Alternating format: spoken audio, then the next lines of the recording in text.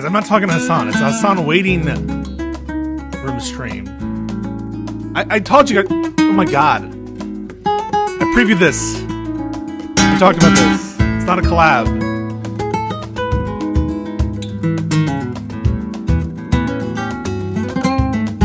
We literally talked about this with Hutch. You guys don't remember. You don't pay attention. No one listens to me.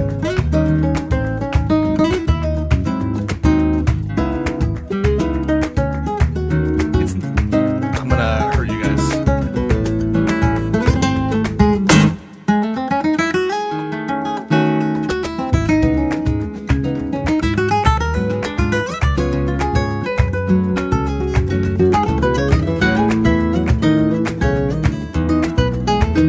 I'm not interrupting. Oh my god, alright.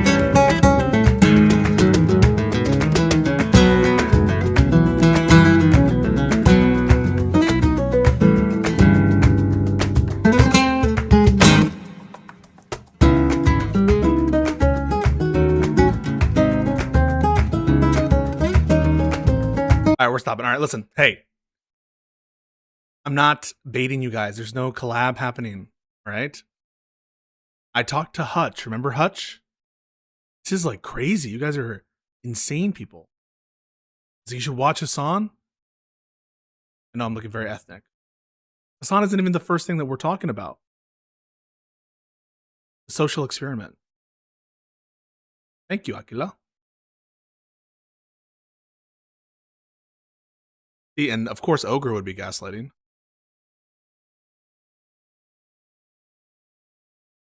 Let's start with our boy. Lean into it a little bit. And then we're going to talk, we got to do some vegetables, and then we'll get into the social experiment. We're doing this, then we're doing some vegetables, and then we'll get into the social experiment. You don't get the social experiment until you do your vegetables. But first, we'll start with our boy.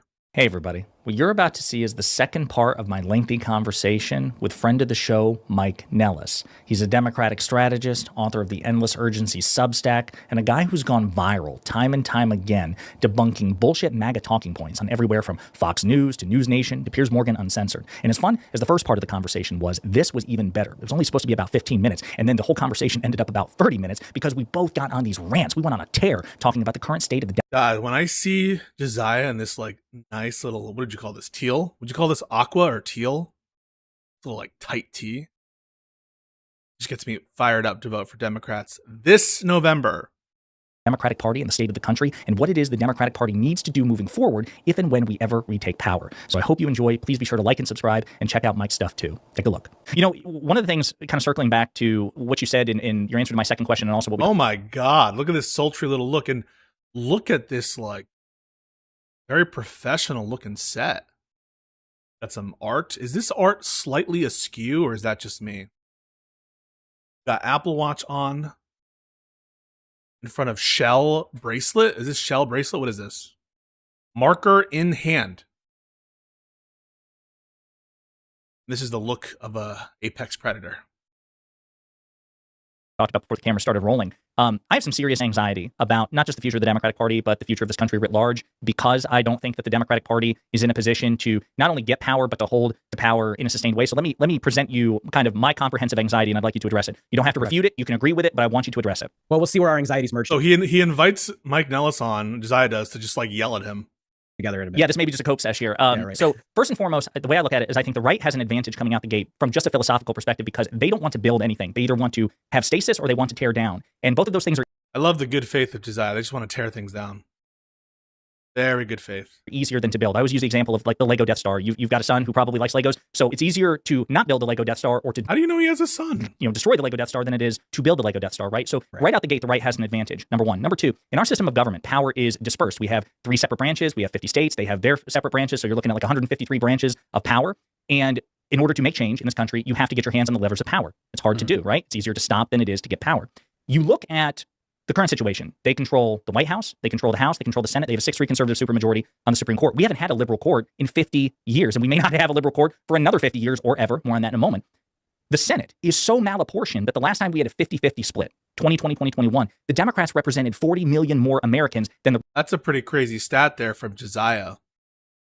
You should always have these stats whenever you're talking to people. Just throw numbers at them. That's a pretty crazy one. 40 million more. Republicans, but we could barely squeak a tie. Now, What conservatives did will you tell say there? Squeak a tie? Democrats Squawk? represented 40 million more Americans than the Republicans, but we could barely squeak a tie. Wake. Now, conservatives will tell you, yep, that's our advantage, but hey, don't worry, you guys have an advantage in the House, except not really because red states gerrymander far more ruthlessly. I live in North Carolina. When people talk about New York gerrymandering or California gerrymandering, I'm like, I live in a purple state, and Republicans took a 7-7 congressional split and made it a 10-4 congressional split. Look at what Republicans did in Wisconsin, another purple state. So Republicans play ruthlessly and go for broke in ways that make it easier for them to take control of the House. In other words, it's easier for Republicans to take control of the House than it is Democrats to take control of the Senate. So they have an advantage there. I already told you about the Supreme Court, and they can strike down federal laws all the time. So I tell people when they're like, look, Josiah, listen, all we have to do is get a Democratic trifecta and pass laws that make people's lives better. I'm like, that sounds beautiful, except when that law is challenged by some sort of Republican attorney general in a red state, it makes its way to this conservative Supreme Court, and they go, no, a Democratic unitary executive theory is something only for Republican presidents. A Democratic president This is a Wendy's. This is a Wendy's, Mr. Josiah, sir. can't do this. We strike it down.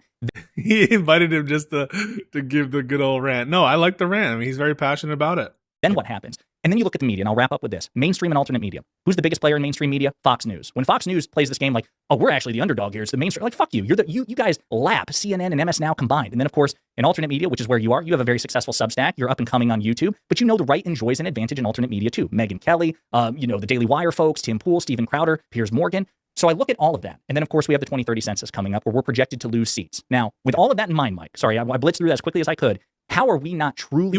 He was truly efficient, and we were at 1.5 speed. 4-minute rant, but very efficient. He hit everything. It's unfair. The media is unfair. And the courts are unfair, and they're going to strike us down. Got all the great hits in there.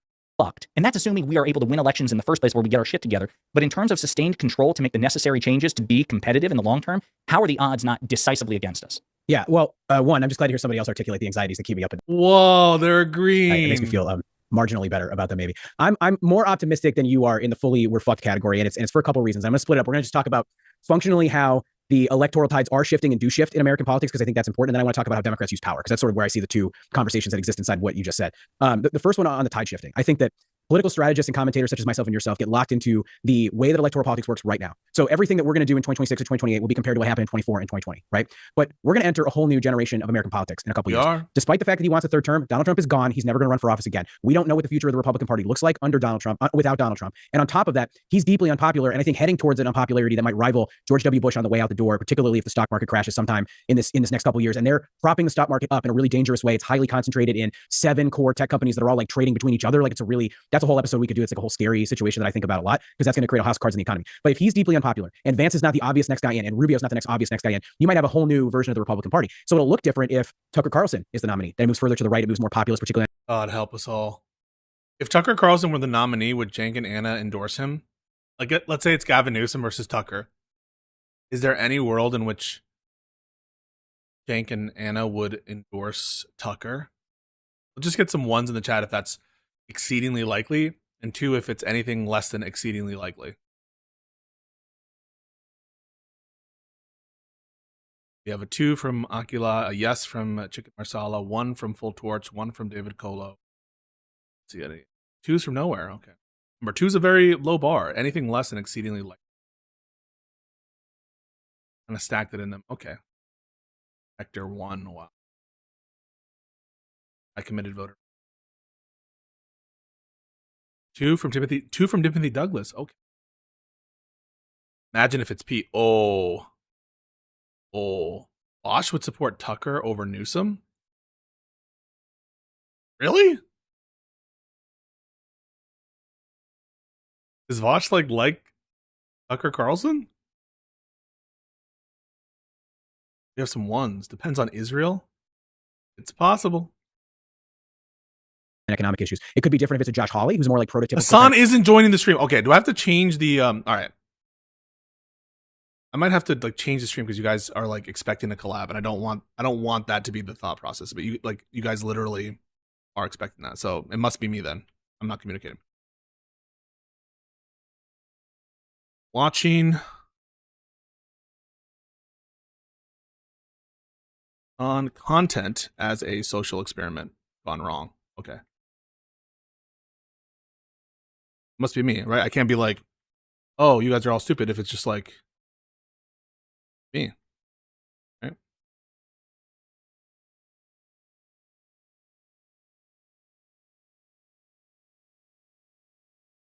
All right. I changed the title so that no one can claim that I'm baiting.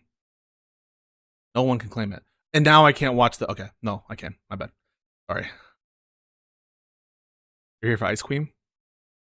When the fuck did we get ice cream? Corporate Democrat, but anti-monopoly. It could look different if the moderate wing of the party kind of grabs one hand back on the wheel here, which I think is possible because presidential elections are won by about 35% of the electorate. So if you can keep like a concentration there, let everybody else fight amongst themselves, maybe the governor of Utah, Governor Cox, becomes the next nominee. I don't know. He seems like he's running now because he's had his moment post-Kirk shooting. So there's a very big difference in what an electorate would look like with that. And it's going to happen in the Democratic Party too. We don't know who the nominee is going to be for the Dems. Is it somebody from the Bernie wing? Is it AOC? Is it Gavin Newsom? Is it a moderate, governor? Like, what do the American people want and what does that look like? And so how people will react and where things shift can look different. I like to, and it's old now, but I like to with my junior staff, I like to pull out an electoral map and show them the states that Bill Clinton won to get elected 30 some odd years ago. And I go, look at him winning Louisiana there. Like, try to imagine Louisiana going blue right now. Barack Obama won Iowa, Florida, and Indiana in 2008. So North Carolina and North Carolina. Oh, he beat me. He beat me. You think Josiah was plugged into politics in 2008? Can you just imagine like a young little Josiah? Who's Barack Obama? Well, I guess he would have been older than I was. too. North Carolina too. So it's like, look, and we're in a deeply frustrating moment, and we're going to get to the Democrats in a second and like what they need to do the next time we take power. But this could be a very different electorate. And what I also like to remind people too is there are a lot of states, about half of the United States right now is in a recession, like a pure unadulterated recession. Iowa is getting killed right now. Rural farmers are getting killed. Ranchers are getting killed right now. Most Americans, 60% are living paycheck to paycheck. Under the right conditions, Iowa could turn blue. Texas could turn blue. Florida is already, I think, kind of moving our way back. Now, I'm not super optimistic about Florida, but like the numbers with the Cuban population and what happened in that Miami special election should scare the shit out of Republicans. So things can come back, and that might mean something else goes away from us, right? Like we might start losing somewhere where you wouldn't expect, and the coalition looks different. So I just encourage everybody to like be freaked out about reapportionment and the census and all of that, but like it might look a little bit different, and the pendulum does seem to like swing a little bit back and forth. Now, on the politics side of it, I know that was a long answer, so sorry, but no, I appreciate that. That was a long prompt I gave you, and I want a comprehensive response. Perfect. So then, what's endemic in your answer is power. These guys are like feeding off of each other's energy here. This is like a singularity event of libness, of lib objectively correctness. Both these guys want to shoot for the stars. The Republicans use and understand power with this urgency that I find admirable. Right? One might even say endless urgency. Endless urgency. Wow. Why my Substack is called Endless Urgency is because I was watching all of the shit they were doing in that first 90 days of the presidency, and I was like, God damn it, I hate this so much. But what if we did this? Except it wasn't to like hurt people. It was to like make sure people don't go broke when they get sick. And I think we can do that and recreate it, but it requires a Democratic Party that isn't worried about what the Wall Street Journal editorial op-ed section is going to say or what the DC cocktail party world is going to say, but it's about getting actual shit done. And that's why cocktail party.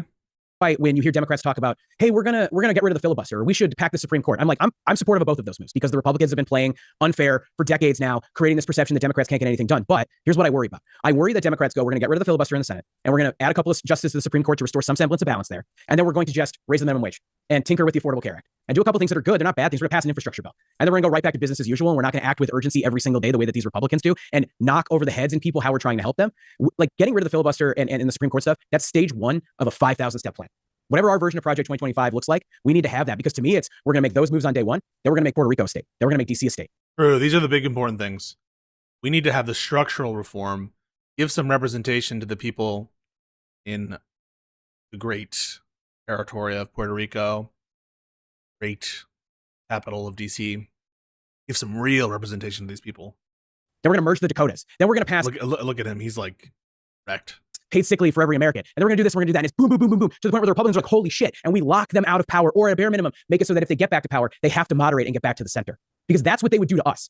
Pam Bondi is holding hostage all the chaos and death and violence in Minneapolis right now, telling Tim Walz that she'll leave, they'll pull out if he gives them the voter rolls. And we'll take Greenland too. We'll actually take Greenland. That's a use of power that's disturbing, but there's a reverse side of using that power where we can do it to help people. And I don't want any of this, like, that's why we can't elect a technocrat in 2028. Like, we can't. I don't want, and God love Joe Biden. God love him to death. I'm mad at him for the way that he left office and the age stuff and the way that his inner circle handled it. But God love him, he was a technocrat. We put him back in power to rebuild what Trump had broken in his first term. And he did that. He got us out of the pandemic and he rebuilt a lot of departments. But if the next president of the United States is talking about how we have to rebuild USAID, I'm going to be pissed. Not because that's not important. They can do that. But I want to know what the future looks like. And I want a usage and understanding of power that rivals Mitch McConnell and freaks them out. And I had an influencer on Olivia Giuliani, right? Giuliana. She's big on Twitter and she's really great. And she said something to me that. Who is that? I feel like I've heard that name before.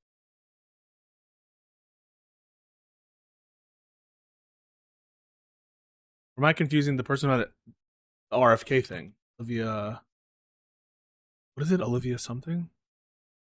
Was like, an influencer on Olivia Giuliani, right? Juliana. She's big on Twitter. And she's really great. And she said something to me that was like, I want a president that's like staying up late at night twirling brandy. And this was her argument for Gavin Newsom, that's twirling brandy, trying to think of how to piss the Republicans off. And I was like, no, I don't want that. I want a president that's up at night drinking brandy, thinking about ways to help people and being creative and interesting and like pushing the boundaries of what's possible. And if it also pisses off the Republicans, that's fine with me. That's what I want. And I think we can get there because we have good ideas. Are you like shitting on her for no reason? Why are you doing this? We have good ideas in the progressive wing of the party. We have good ideas in the moderate wing of the party and everything. Why are you guys talking shit about Olivia Juliana? Do we need to have a Olivia Juliana stream? In between, we just got to fucking get them done. And so we have to elect a new Congress, a new House, a new Senate, and a new president that's going to do that. And they've given us the perfect opportunity to do that because Trump is underwater on every major issue. So we can get there.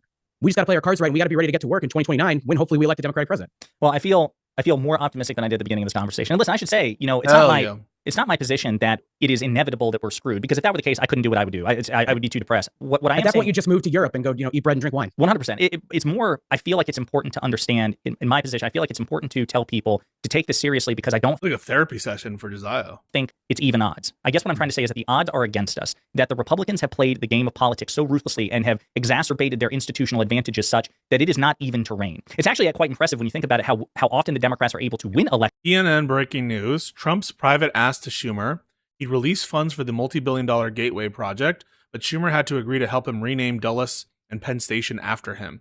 Schumer rejected it per sources. By the way, if we brought on that guy who we had that discussion with, the German guy, I'd be like, why didn't you do this?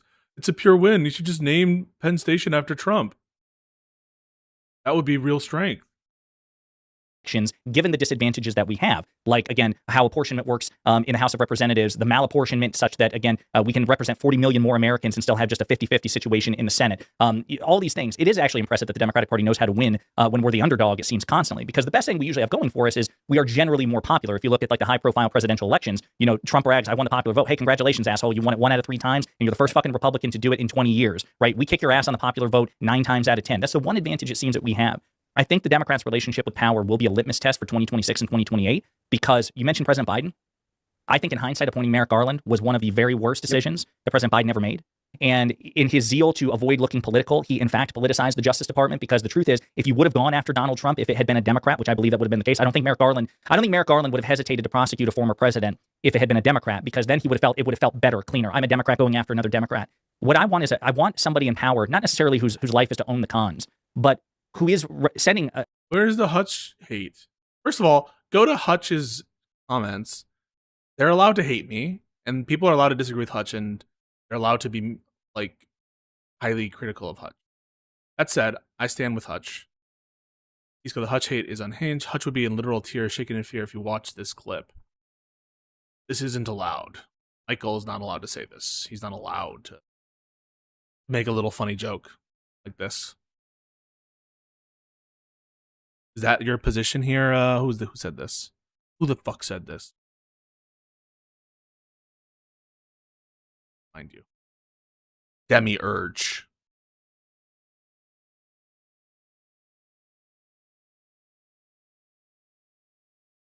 Listen, Hutch is my boy, but that conversation triggered me. Yeah, it triggered me too, a little bit. A shot across the bow at the Republicans, like, hey, we're not going to play politics exactly the way you do, but you struggle with us when we don't play politics the way you do at all. So I don't think you're ready for a Democratic Party that takes it from 0 to 20%.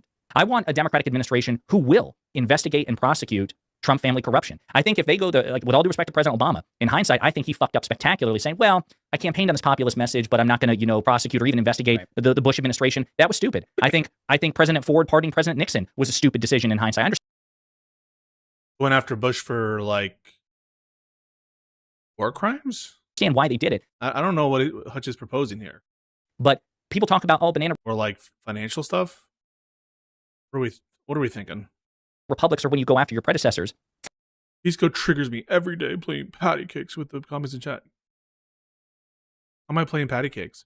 I just criticized Ochre Boy about Olivia Johanna. How was that patty cakes? Do you want me to like ban people who are communists and socialists from the chat? What would make you not triggered? Demi-urge. Let's ask Demi-urge. What would make you not triggered? I know I don't have my equipment from New York. I'm going to be back in New York this weekend. Can you just tell me what I should do to make it so that you're not triggered with respect to patty cakes? Never agree with them. Ever don't allow them in the chat. What would you do, Demi-Urge? What do you think I should do?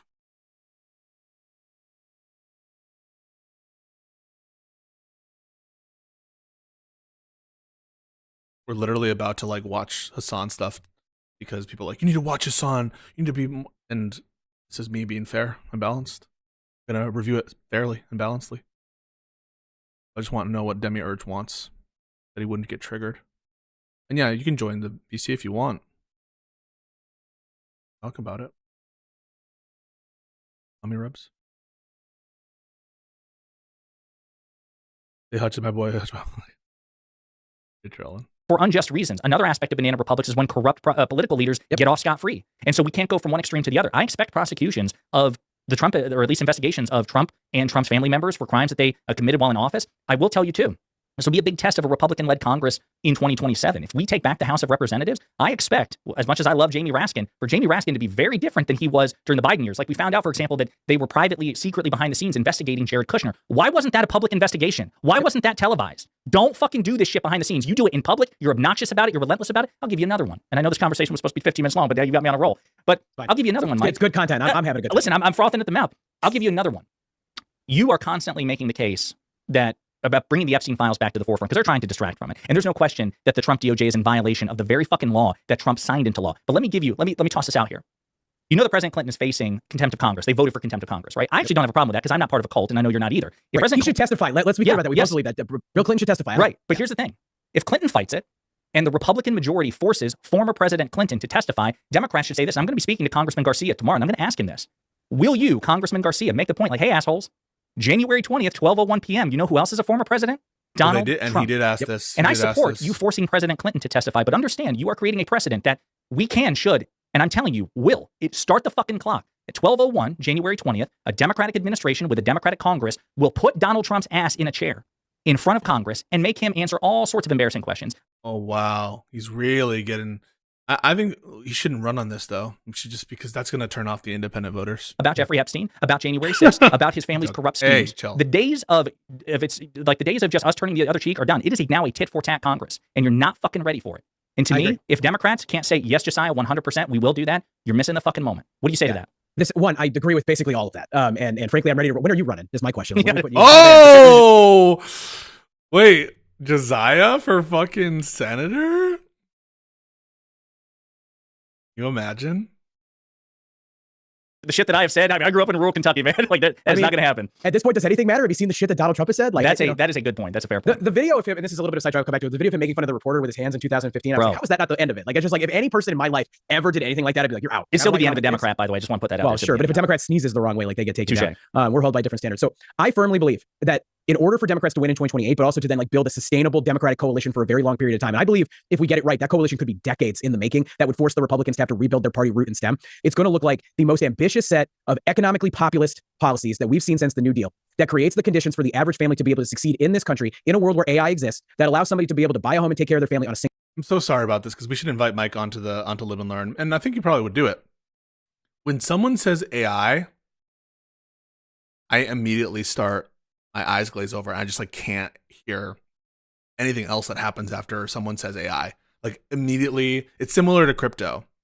I hear the word AI and I hear the word crypto, and I can't even comprehend the next words that happen. I don't know if you guys have this issue. Like I see AI and my mind turns off. No? Single income. Because what would you think about a Thomas Massey Rokon ticket? Fuck, I would be so against it. People have whitewashed Thomas Massey too. I'm gonna be honest about that. You don't want to hear it too because like he's talking shit about Trump, Epstein files, a lot of stuff. But Thomas Massey is an insane person. that's what's been destroyed. That's what the American dream is. It doesn't mean that we go back to Leave It to Beaver world where like the woman has to stay home or anything like that. Like women should go out and continue to crush in the economy. By the way, women under 30 are making more money, buying more houses, getting more college degrees than young men. We shouldn't do anything to get in the way of that. But it's not a quality that both people have to work in order to barely afford to buy a house and pay their bills and retire with dignity. Like that, to me, is just fundamentally not right. So if we get back to that, we win number one. The number two thing is we have to have the most ambitious, hardest, frankly, cruelest on some level, anti-corruption policies that you have ever seen in the history of the United States, because we are living through a country that is adrift in every single way, from presidential pardons to insider trading in Congress to these crypto scams that are happening every every single day to these gambling companies that are preying on young men and just taking their money away, poly market, all of this stuff. It's on and on and on. We have to reform every single bit of that. We got to get money out of politics. We've got to make sure that people just can't have a revolving door and go into lobbying. And we've got to be serious about that. It's part of the reason, like, John Ossoff is a very attractive presidential candidate to me because that's what he spent his more entire ways than life one. doing. Dude is a fucking stud. I gotta say, he's a fox. He's a fox. Zaya will he is not afraid. He is comfortable in his sexuality. He will say some pause stuff, but he is so comfortable with that, and I appreciate that. Fox. Yeah. I mean, you know, can I say this on the show? He could get it. Yeah, he could get it. But He yeah, could he get could it. get it. Wow. But again, I want to know what the future looks like, and none of that happens if we go back to this technocratic democratic, you know, style of like, well, we got to play by the rules, and like, oh my god, Fox News is mad about this. I don't give a shit. Okay, anything that we do, the entire right-wing media ecosystem is going to freak out, and what we need is a president that can go out and sell it, that can go on Fox News and go, you're saying this, here's what's actually happening. That when Joe Rogan is like, I'm worried that the Democrats are going after Donald Trump, that President John Ossoff or whoever it is goes on Joe Rogan and argues with him about it for 3 hours and goes, here's what we're doing and here's why. And that when we're processing who we're making the attorney general and the other cabinet members, we're thinking about that stuff too. What I don't want to happen is we appoint a bunch of unqualified show horses like Kash Patel, because Kash Patel doesn't care about anything other than his social media engagement. Yeah, and this is another thing that I want to be clear, where I think Josiah goes a little crazy with it. Like, I think that there's a good reasons why prosecutors shouldn't like do everything out in the open all the time, and that relates to the strength of the case, but also the seriousness of it. I want them focused. I want politicians to be focused on the optics, right, and on signaling and all that stuff. 'Cause I think that's part of the job. But I do want some like professional people who get shit done, and not just like our versions of Kash Patel. Like, I wouldn't want, and I don't think they would want. I wouldn't want to like put Harry Sisson or Adam Mockler, appoint them as the specific special counsel, right? Not, I know they're young guys, right? Maybe I'll make them the spokesperson for certain things, those kinds of people. But I do want some like down and dirty, professional, gritty, ruthless, competent people in these positions. He doesn't care about arresting criminals and keeping you safe. So if we can do that, we're going to win. And then the third bucket of that, because there's a third aspect of this. Everything for me, and I run my clients through this model too, is, but like it's the economy, it's safety, and it's corruption. And if we can make people feel like they can succeed in the American dream, that they're going to live safely in this country, and that this country is going to be given a fair shake, we're going to win. So if we appoint people who at every level of government understand that, who are going to be able to sell that, who are going to be able to execute that, they're going to not be a 75-year-old career politician that we put in at you know, whatever DHS and some general that can't do TV hits, like that's going to be a problem. If we do this the right way, we could take what's happened was the pendulum swung so far to the right over here that Trump is destroying so much, but for better or for worse, every crisis is an opportunity. And we can go sailing in this direction towards the future, but it's only with a Democratic Party that has endless urgency. Like that's the tagline for the show. It's like, we have to have that. And ganas. Thank you so much for the sub. Ooh. And I love this little profile picture. Look at that little monkey. Every time I have a Democratic member of Congress on the show, I press them on it because I want to know that they understand it. And I want to know that Donald Trump is going to be investigated for his crimes, that his kids are going to be investigated for their crimes, that Kushner, who's making unbelievable Look at him. They're just vibing off of each other. money in the Middle East right now, selling out the United States to frankly, some of the perpetrators of 9/11. Like, I would not support Garland back as Attorney General because I want him to, I don't want him to have to suffer through all the slings and arrows of unfortunate. What's the Hamlet quote? Wait. To be or not to be, whether 'tis nobler in the mind to suffer the slings and arrows of outrageous fortune, or to take arms against the sea of troubles and by opposing end them. Die. Sleep, no. And by his sleep shall we shame. Yeah, so like I don't want him to be attacked so heavily. I think that he's been unfairly maligned and attacked, Merrick Garland. I do think that. And that position hasn't really changed. I respect Merrick Garland. I respect Joe Biden's appointment of Merrick Garland, but I don't think that it's right now too. that's a real thing that's happening right now with Saudi Arabia. Who books guests for Live and Learn? I submit for your approval YouTube and TT streamer. Whoa. Huh. Am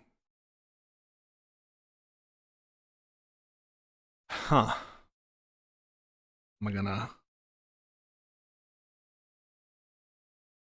All right, we can edit. Can't edit. No one say anything. All right. TT streamer Adam Ray. He's been on the ground documenting. Whoa! Constitutional violations for a potential case. He's a true warrior. Adam Cray. Let me just put him in the old Google. Huh. Adam Cray.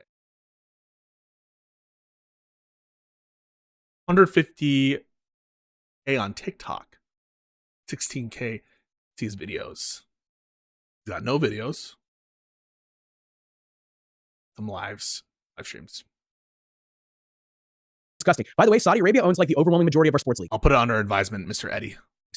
Seems like a problem. And like we should do stuff about that, but we have to have a government that can deliver on that, that's going to take this shit forward and is going to help people. And I don't want anybody ever, and I'll end on this thought, nobody ever in the next Democratic administration should be wondering what the Democratic Party has accomplished for them lately. We should get shit done, and we should be belligerent and annoying and reminding people what we've done.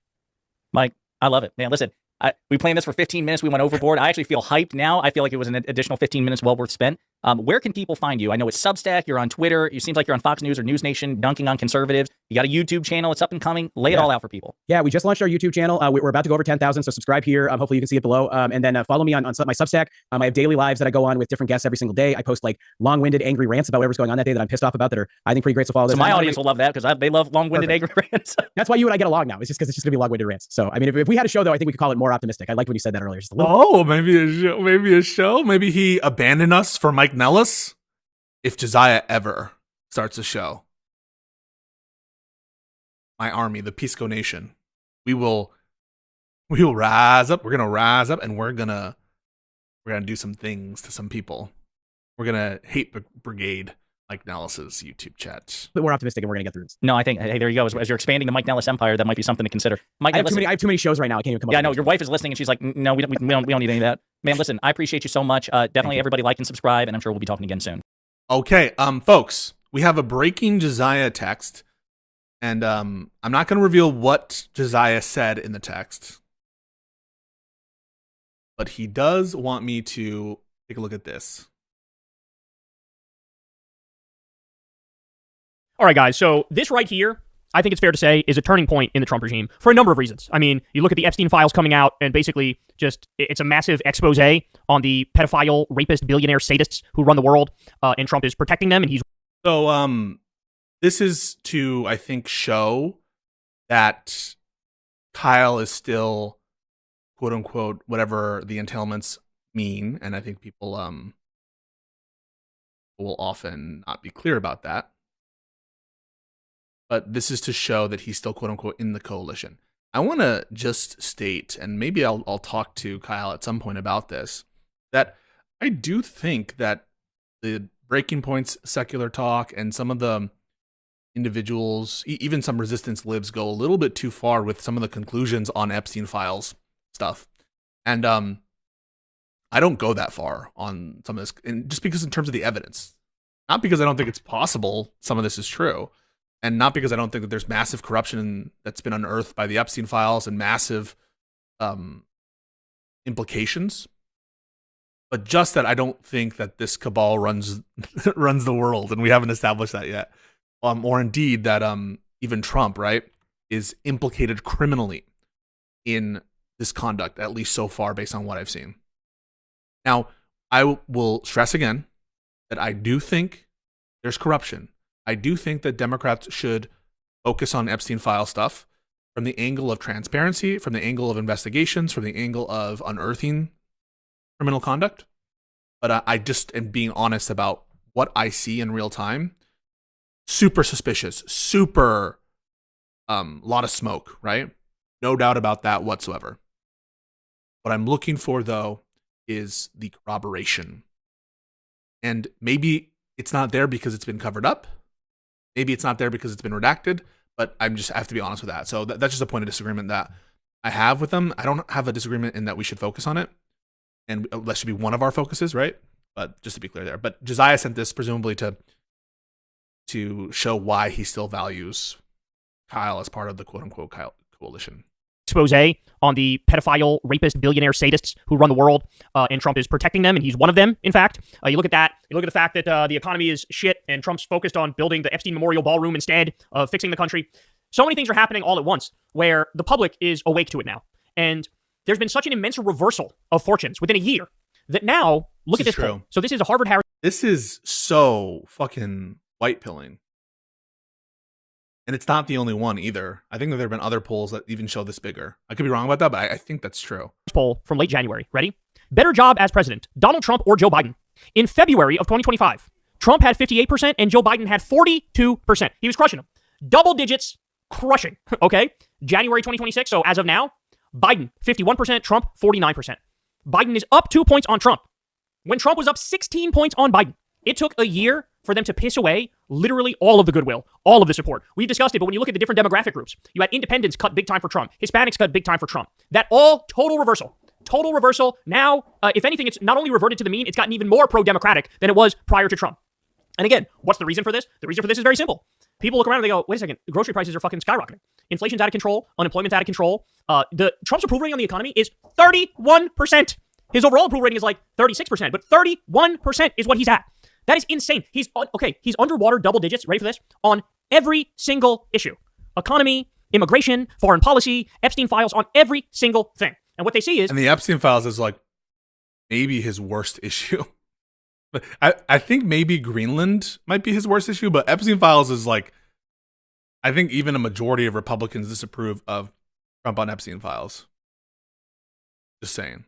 A guy who simply doesn't give a fuck. He doesn't care about helping you. He just kicked 18 million people off Medicaid. He's doubling, tripling, and quadrupling health insurance premiums, right? Prices are skyrocketing. 30% of the entry-level jobs are now gone because ChatGPT is replacing them. He doesn't care. He's still cheerleading AI and it taking over, right? So what people are realizing, and I'm actually not surprised by this, the Biden portion of this, what people are realizing is Biden got to the point where his brain just wasn't functioning. Like he was just sort of too old to communicate in any serious way. But in terms of his economic record, I think people are now realizing it's actually a lot better than they thought at the time. Right? So, for example, this is a guy who did a $15 minimum wage for federal contractors and employees. That's hundreds of thousands of people that he raised the minimum wage. He increased Social Security payments. He raised overtime pay. He did project labor agreements for construction workers, which raised their pay. He created 775,000 manufacturing jobs, okay? Which is a huge deal. Trump is hemorrhaging them on a monthly basis. We're losing manufacturing jobs. And he did that with the CHIPS Act and the infrastructure bill Biden did. He had a pro-labor NLRB, which cared about workers. His CFPB was cracking down on corporate criminals. He cracked down on wealthy tax cheats. So on the economic stuff in particular, he actually was, I would argue, even better than Barack Obama on the economic 100%. stuff, right? Whereas Trump, it's the exact opposite. Trump killed an increase in overtime pay for millions of workers that Biden gave us. Trump killed the $15 minimum wage for federal contractors. Trump opposed the PRO Act and a minimum wage increase more broadly. He destroyed the NLRB with anti-union picks. He destroyed the CFPB. He outsourced 200,000 manufacturing jobs on his watch in the first term. And in the second term, he's killed all the jobs that Biden brought back. Like 800,000 manufacturing jobs that Biden brought back. So think about it, man. His tax bill also raises taxes on the bottom 90% of Americans and cuts it for the billionaires. Okay? This is class warfare committed on a regular basis by the Trump regime. He also cut Social Security and Medicare and Medicaid, and over 2 million people lost health insurance under him, and now it's going to be even more with the Medicaid cuts and with all that other stuff. 742 hospitals can close because of the cuts to Medicaid, and rural hospitals are now going to go out of business as a result of that. So I think what people are waking up to and they're realizing is Biden had huge issues. His age was a huge issue. There's no doubt about that. True. I mean, so we're going to stop at all the issues. We're going to stop at all the issues and see if we agree. And so this is just true. Age was a big issue. Foreign policy was a huge issue because he armed and funded. I think that a lot of Biden's foreign policy I agreed with. I agreed with his stance on Ukraine. I agree with his stance with respect to our allies. I think I agreed with his positioning vis-a-vis China, which was a kind of like oppositional competitive approach, but not this weird, almost, like I say, schizophrenic opposition, but also trying to appeal them in certain ways. Like, I think Biden was much more consistent on China, which is almost like a thing that he and the rest of the Democratic Party and the Republican Party kind of agree on. There's almost like a consensus on China. So I think that for foreign policy reasons, I think a big error in at least part of Biden's foreign policy from the perspective of Kyle, I mean, it's obviously Israel, right? Israel, Gaza, that kind of stuff. But in the Middle East, I don't think that we should take that, though, to be the whole of Biden's foreign policy, which in general, I think was more positive than it was negative in the amount of issues. But obviously, massive disagreements on a genocide committed by Israel. There's no excuse for that. There's no excuse for that whatsoever. And, he's a war criminal, right? Like, I think it's fair to say that. I don't think it's fair to say that Joe Biden is a war criminal. What people are realizing is when it came to the domestic front, when it came to the economic front, what you have in Trump is a guy who's all the warmongering except way worse, and also basically waging war on working people in this country on a regular basis and destroying their lives, which is why it only took a fucking year.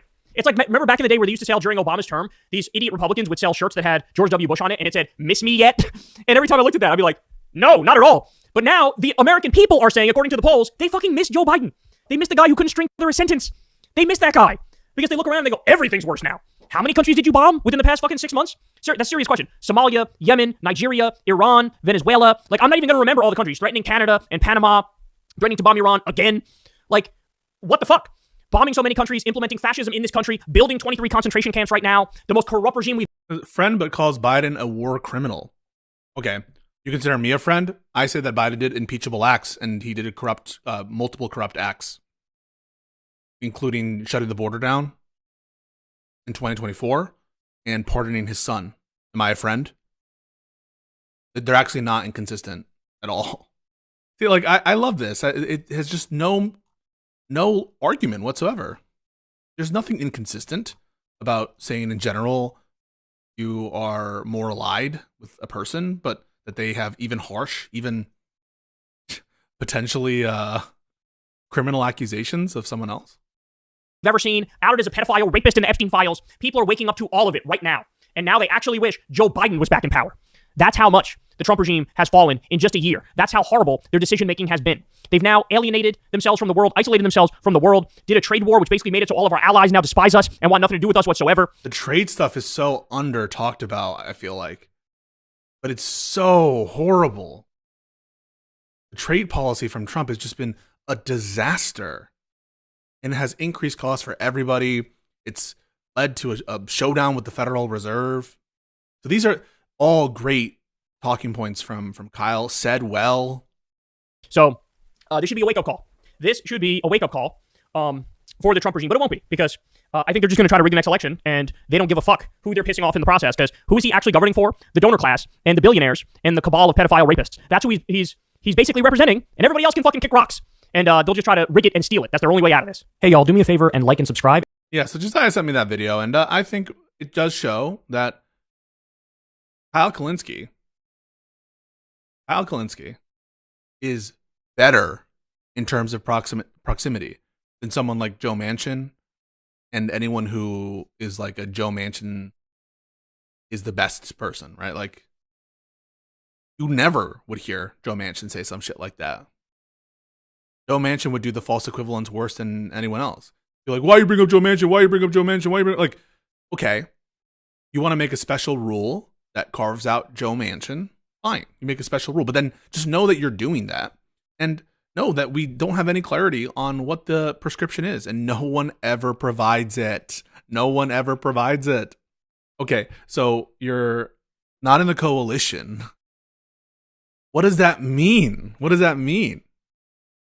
And even now, right? Like, this has been a conversation that's been ongoing for multiple months, and there's no clarity. There's no clarity. I have put it out like multiple times. What is the prescription? What do we do with people who are, quote, not in the coalition? And the answer, based on the conversation we had with Hutch the other day, seems to be, well, it depends. It really, really depends. And someone who's not in the coalition, we might actually need more of them, and we might actually want to vote for them in certain contexts, even if they're not in the coalition. Huh? And then people will construct a new rule, right? No, the rule is not for pundits, not for politicians. Politicians is a new rule. It's a different rule. Okay, why don't you put out all of your rules before we get into this? Just lay out all the rules and lay out all the prescriptions first, so I know when I bring up an example, you're not just going to change the rule or add a new rule, append it to the end of the rule. This doesn't really, like, it's just a way to make the conversation impossible. It's like playing Calvin ball. You guys ever listen to Calvin and Hobbes?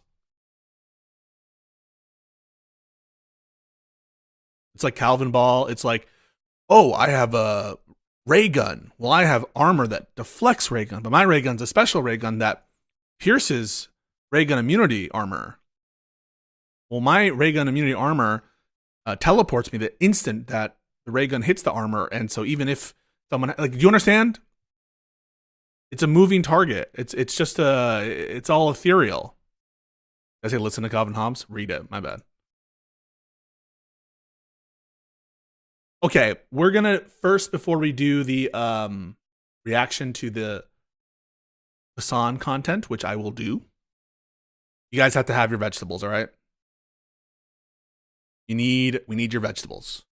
And that is going to be on some of this administrative warrant stuff. It won't take forever, but you need to enjoy some of your vegetables before we get into the Hassan stuff.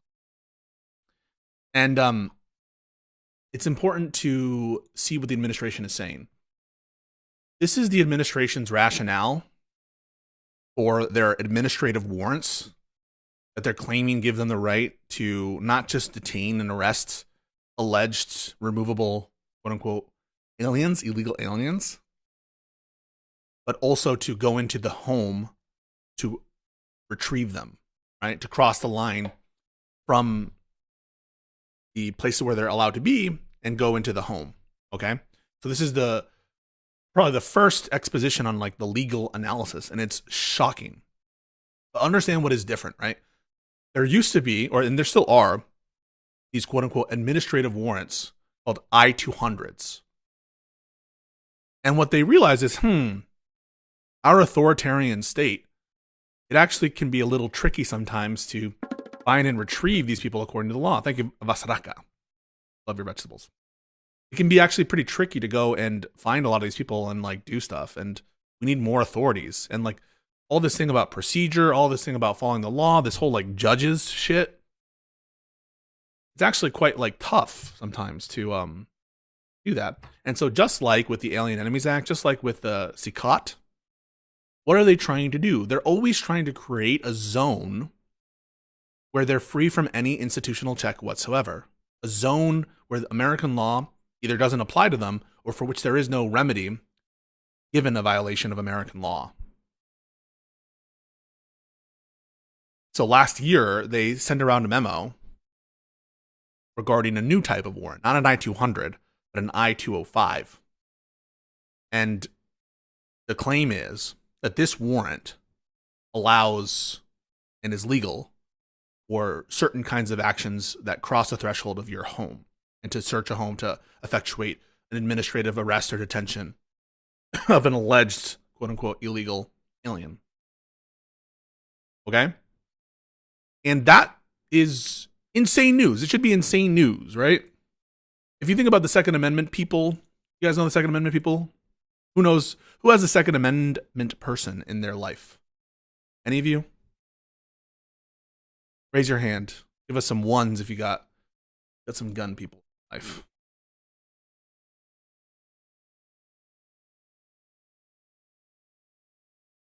Don't be shy. Got some twos, got some ones, my brother. Yeah. And what is like the first thing that Second Amenders say when they start talking about why gun rights are so important?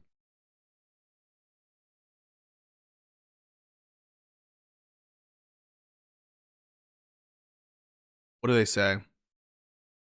Because Mexicans, no, that's not the first thing. That's a tyrannical government. Yeah, that's right. Yeah, tyrannical government. And it's not just them, right? It's this militia attitude, this kind of like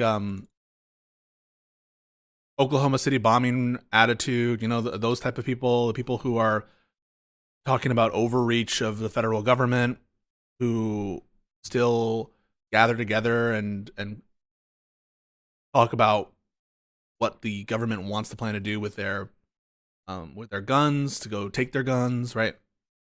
It's these kinds of people who have for years talked about the potential for overreach of tyrannical government. It's my position that they never really cared about that shit. Or at least a lot of them. And they worship power, in my opinion. Just like a pretense. It's a pretext. Because this administration, what right haven't they tried to violate? Soon, maybe the Third Amendment right? Third Amendment quartering of troops in homes. But maybe that's coming soon, right? Maybe that's coming soon. Maybe he's going to invoke the Insurrection Act and they'll start quartering troops. Yeah, Ruby Ridge, et cetera, et cetera. Yeah. So we have the First Amendment stuff, Mahmoud Khalil, we have Jimmy Kimmel, we have Rameza Ozturk. That's the First Amendment stuff. Much more of that, right? Much more. That's just like one thing of it. They're also violating the First Amendment with retaliation with ICE. That's been found in federal court. They're violating the First Amendment when it comes to universities, right? They're pressuring universities for those reasons, law firms, etc. They're doing all that stuff. But First Amendment, easy, right? Second Amendment, what's been the discourse about guns recently with Alex Preddy? Did you hear the acting U.S. attorney for the District of Columbia? What's her name? Janine Piero? She sounded like a straight up gun taker awayer. What is it? What is the term? Gun control enthusiast on Fox News. Even MAGA was like, oh my God. They're talking about don't take guns to protests. Fourth Amendment, we'll get back to that. Fifth Amendment, due process, right? Among other rights in the Fifth Amendment. We can go on and on and on. But the Fourth Amendment shit, this is some of the most troublesome and worrisome shit. A man's home is his castle, right? That's the idea for a lot of these frontiersmen, a lot of these libertarians, alleged civil libertarians, who are oddly quiet or supportive of the administration. And they don't realize, just as in the due process situation, right? If you make a gaping hole in due process, then the government is just going to be trivially able to fit you through that hole. You can't have a situation in which there is no remedy, there is no judicial review, there is no ability to check the use of arbitrary power, where even if it starts with targeting people who we don't like, terrorists, right? Antifa, illegal immigrants. Even if it starts that's not where it ends. That's why it's important to protect the right, even when it's unpopular people, even when it's people we disagree with. Even if you're pro-Israel and you're talking about Mahmoud Khalil, it's important to protect his rights because who knows what happens tomorrow? And all of a sudden, people have changed their mind. The Republican Party, let's say, changes its mind on Israel, as many right-wingers are not just going against Israel, but they're becoming like anti-Semitic. If they weren't ever anti-Semitic. Slight digression, but I think that's one of the reasons why, by and large, Jewish Americans haven't abandoned the Democratic Party. This is just a vibe. I don't know that it's true. But liberal values protect historically oppressed minorities, like Jewish people. And it doesn't take long for that social contagion of the anti-Semitism to start spreading, even in places where you didn't think that this was a big problem. You guys know it was in France, right? The Dreyfus affair? Yeah. So think about it. Everyone knows about big anti-Semitism in Russia, in Tsarist Russia in the 19th and 20th century, right? Why did it happen in like Germany and in France with the Dreyfus affair and shit? It's because it's actually like, it can happen in places that are considered more cosmopolitan, in places that are considered more like advanced and progressive. There wasn't a huge even population of Jewish people in Germany. But they didn't stop the social contagion of the anti-Semitism from taking hold there and in France, right? And it can happen here too. And like we have some of the thought leaders on the right who are like supported by Republicans saying things like, I'm not going to talk shit about Nick Fuentes, or like actively citing him. Myron Gaines goes to CPAC or something, or America First or whatever. What is it called? The Turning Point, wearing like a Holocaust joke shirt, right? So it actually can happen in places where you think they're more advanced, they're more socially liberal, they're more protective. And that's why it's important to like stand up for liberty and freedom. So yeah, that's just a little digression on the issue as relates growing rise of anti-Semitism in the Republican Party, which I think is a humongous issue. But even beyond that, right? Like this could affect regular Americans, and I'll tell you why, right? This is the DHS memo That's every illegal alien who DHS serves administrative warrants, known as I-205, these are the new warrants, has had full due process and a final order of removal from an immigration judge. And notice the sleight of hand here, right? Has had full due process. Well, with respect to what, right? And this is the kind of thing that they said, propagandists like Tim Pool, etc., said about Kilmar Bergo Garcia, right? He already had his due process. And with respect to the withholding order and the removal proceedings, yes. Kilmar received due process in the Executive Office for Immigration Review before an immigration judge. He had due process and he won, right? Kilmar won and got a withholding order. But he had full due process. What did he not have due process for? For his deportation, his rendition from the country. So due process is a concept. It doesn't mean just because you had due process with one thing that you had due process with another thing, right? That's obvious. Okay, I had due process on this like parking ticket and then the government shoots me. Like, oh, well, you had due process, right? You had full due process. Well, that's with respect to something, with respect to a proposed deprivation. And in the case of removal stuff, for reasons related to policy, we have deigned to give these. Sorry, let me back up. The Supreme Court has decided that even people who are here, quote unquote, illegally, are entitled to due process. And we have decided to give them hearings, sometimes, but not always, in front of immigration judges. But of course, immigration judges are not Article 3 judges. They're administration officials under the executive branch, under the Executive Office for Immigration Review, under Pam Bondi, currently, right?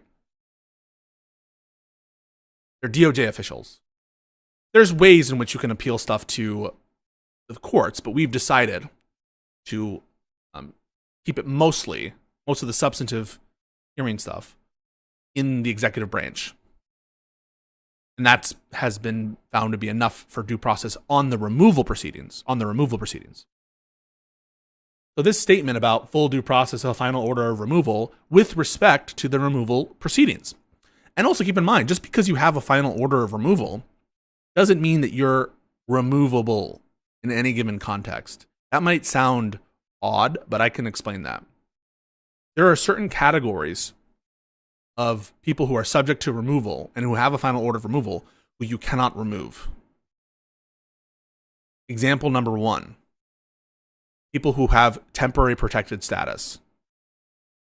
Right? Final order of removal, but you can't remove them anywhere. They have temporary protected status, or you can't remove them back to the place that from which they have temporary protected status. Other people, right? Final order of removal, but they have a withholding order.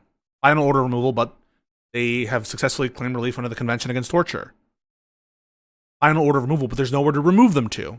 Doesn't necessarily mean that you can detain them indefinitely. And there's Supreme Court case law on that as well.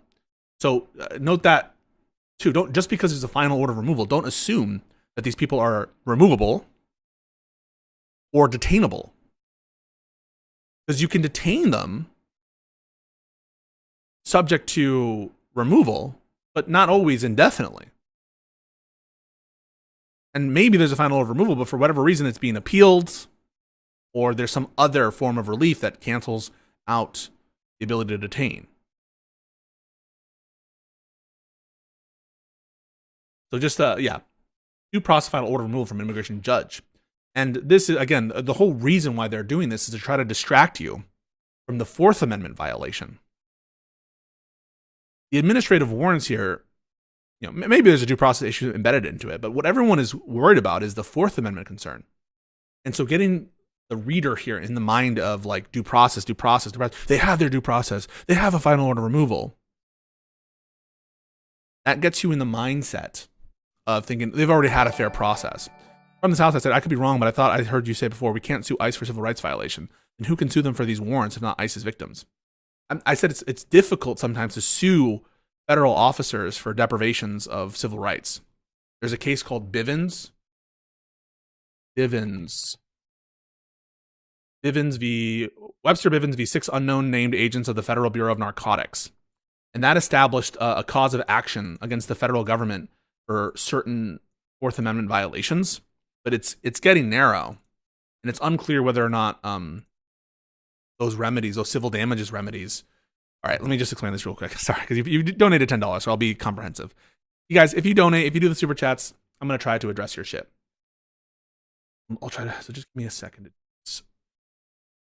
Okay.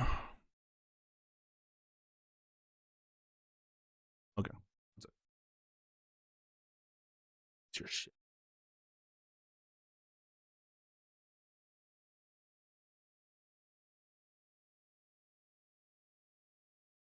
Address your shit.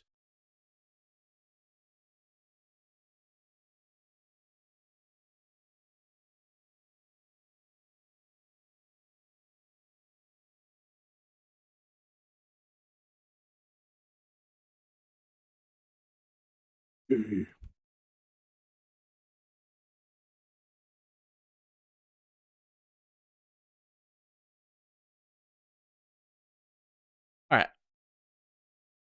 So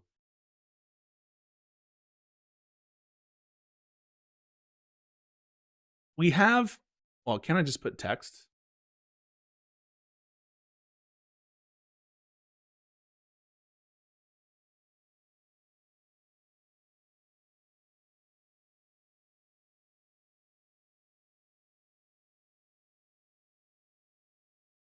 Actually.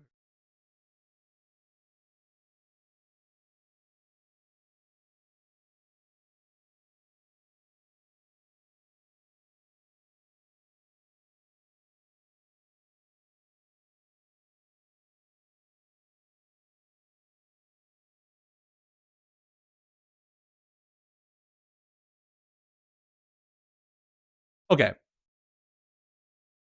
Just because you have a constitutional violation, what does this mean, right? A constitutional violation. There could be a violation of the Constitution, which essentially means, right, it's not in accordance with the Constitution. And because the Constitution is the supreme law of the land, it's illegal, right? You're not allowed to violate the Constitution. Not.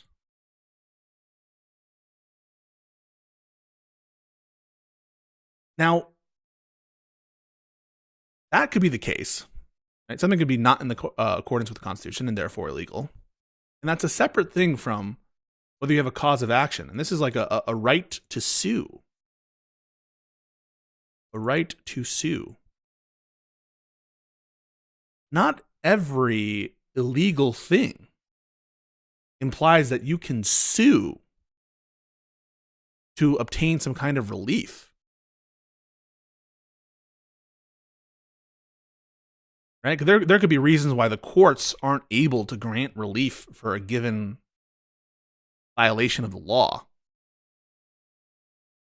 You can't assume just because something is illegal that someone can sue in order to address some underlying illegality. And then finally, just to be a little comprehensive, and just because something is illegal doesn't mean that it's a crime. A crime just means like this has been established with criminal penalties, right? It's almost like self-referential. It's been said that it's criminal by whatever entity is creating it as a crime, usually the legislature. These are all different concepts, okay? And so it's not clear when the Fourth Amendment says, what does the Fourth Amendment say? It says that unreasonable searches and seizures are not allowed, right? The right of people to be free from unreasonable searches and seizures. No unreasonable searches or reasonable searches or seizures. S or SNS. But what if someone does it anyway, right? What if someone does this anyway? Well, you can start by saying, that's illegal, man. That's illegal. You can't do that. But does that mean that you can like remove them from office? Oh, not necessarily, right? Maybe you could start an impeachment proceeding and say you did an illegal thing. Maybe you can go tell your friends that something illegal happened. But it's not immediately obvious that just because someone does an unreasonable search and seizure, that therefore there's anything you can do about it. Okay? However, over time, there have been different remedies that have been offered by the courts of law and then by statute. The first is this kind of this notion of the exclusionary rule.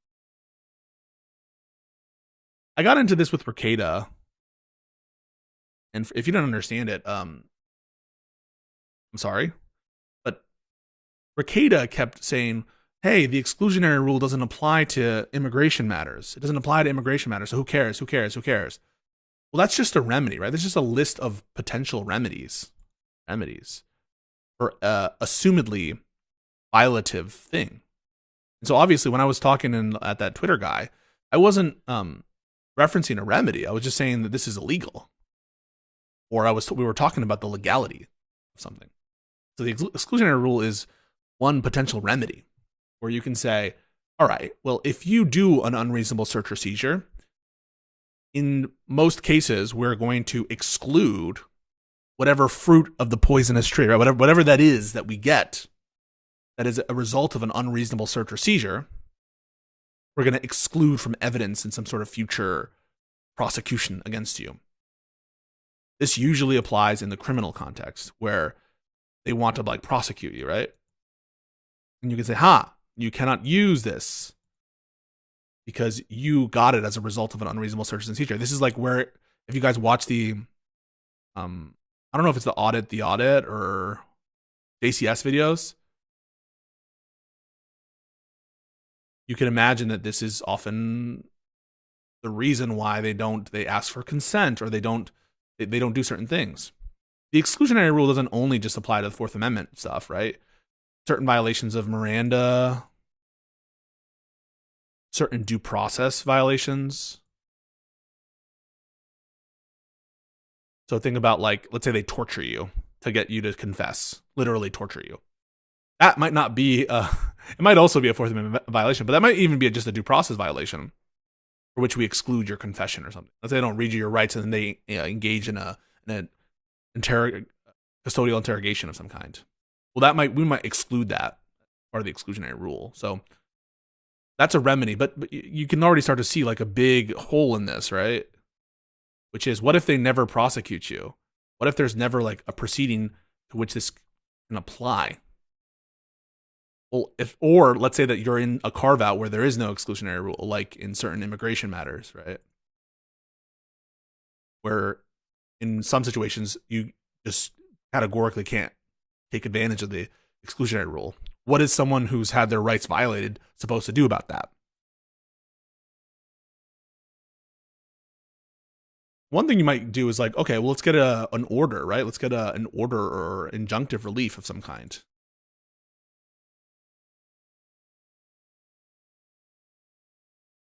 And you might think like, well, we might not be able to exclude it, but the court can order them to stop doing whatever it is they're doing. But this is usually for like a forward going thing, right? Like maybe they do an illegal search and they've just stopped doing illegal searches of you.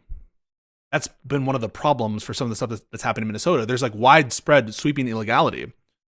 But what can the court do? It's kind of like a complicated issue. Do we just order you to follow the law? Oh, well, that's like that's highly discouraged to just have a follow the law order on a forward going basis. Then there are additional like class action requirements or universal injunction doctrine that you need to contend with about whether the courts even have the power to issue certain kinds of orders or injunctive or equitable relief. Right? So question mark about whether this can apply. You can imagine if there's like an ongoing seizure of some kind or search, maybe there is an order you can do. Think about the Comey situation where they were like continuing to search it and possess it in violation of the Fourth Amendment. Maybe the court can order you to delete everything you have there. Maybe there is some kind of relief there. Another thing you might be like, well, why can't I just sue you for damages? Sue you for damages. Who do you sue? Do I sue the officer who is doing the illegal search? Do I sue the United States government? Do I sue Trump? And we have a bunch of other considerations like sovereign immunity. Usually the default rule is that the sovereigns you can't sue them. Law emanates from the sovereign. And so it would be a contradiction to be able to sue the lawbringer, except when in certain cases where, for example, the sovereign consents to suit. This comes from like the king, right? Like the king can't be sued. The king is where the law derives. It would be like suing God almost, you know? So that's an issue. And then even if it's the case, even if it were to be the case that they waived their sovereign immunity, that they waived their ability to claim not to be able to be sued, whether or not there is like a statutory cause of action, some sort of vehicle in the law by which to pierce sovereign immunity, right? Maybe they've waived their sovereign immunity, but there just isn't a cause of action. There's no right to sue over a thing. So these are all different, like, complicated questions regarding, like, what can we do about violations of the law in general. And one thing that they did after the Civil War is they did this little nifty thing. They passed this law. This is actually part of the KKK Act. 42 U.S.C. Section 1983. Very well-known statute. But notice what's missing. Every person who, under color of any statute, ordinance, regulation, custom, or usage of any state or territory, or the District of Columbia, subjects or causes to be subjected any citizen of the United States or other person within the jurisdiction thereof to any deprivation of rights, right, et cetera, et cetera, et cetera, you can sue them for damages or injunctive relief. So you're allowed to sue, but this just says states and DC. Doesn't say the federal government. And the states actually also have sovereign immunity. States also have sovereign immunity. The First Amendment after the Bill of Rights, you guys might not know. Hang on, let me learn you guys something. And there's a bunch of cases that I'm going to skip for purposes of just getting through this at some point. But the First Amendment after the Bill of Rights actually related to this issue. Look. The judicial power of the United States shall not be construed to extend to any suit in law or equity commenced or prosecuted against one of the United States by citizens of another state or by citizens or subject of any foreign state. Like, what the hell does that mean, right? Well, this was about sovereign immunity. There was some case law that occurred near the start of the country where people went to these new federal courts that were established to try to sue states, and the states were outraged. They're like, you can't sue us. We're immune. And so they passed this amendment to say you can't use these new federal courts for citizens of other states to sue one of the United States, so one of the states. Anyway, I'm wrapping up here, but yeah, we were able to pierce this using certain legislative authority that Congress had after the Civil War, and basically say we have a cause of action to sue in federal court a state officer or parts of the state for violations, for constitutional violations, is cause of action. But, right, there's no federal one right here, right? So there's no general ability to sue the federal government for violations, for civil damages, for violations of law. And that gets us into this whole thing about Bivens. Bivens is this case that has an implied cause of action, implied. But this is like a highly discouraged bit of case law under SCOTUS precedent that they've been like chipping away at, and said that like we're not going to extend this because the logic of it is like, well, there ought to be some remedy for a violation of the law. And but this has been like sort of chipped away. It's an implied cause of action directly under the Constitution. And so when I say it's less ability to go after ICE, it's because there's not this like very explicit cause of action to go against them. And I'm sure there would be a lot of other sort of legal issues. Bivens does apply to the Fourth Amendment, though. So maybe there's some case law that would grant them the ability to sue for damages. And also keep in mind, none of this is all for like damages context. The Bivens stuff in the 1983, you can sue the federal government for an injunction if you sue an officer in their official capacity.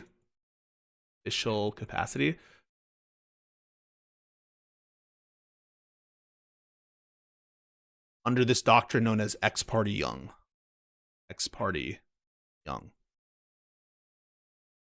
You'll learn about this in federal courts, but in general, yeah, there's the ability to sue the government isn't like assumed. It's something that needs to be developed and needs to have sources of law. And so in the context of the state, there's statutes like 1983, and the federal government, sometimes the federal government does open itself up to sovereign immunity. It waives its sovereign immunity. There's the Federal Tort Claims Act, There's there's one about contracts too. I forget what it's called. So the federal government does waive its sovereign immunity sometimes. There's the Administrative Procedures Act, which gives the right to sue. But also there's this sort of ex parte Young doctrine. If you were to Google this, you would find this is other case law that has been elaborated at length. Anyway, all a way to say is don't assume just because there's a violation that there's a right to sue.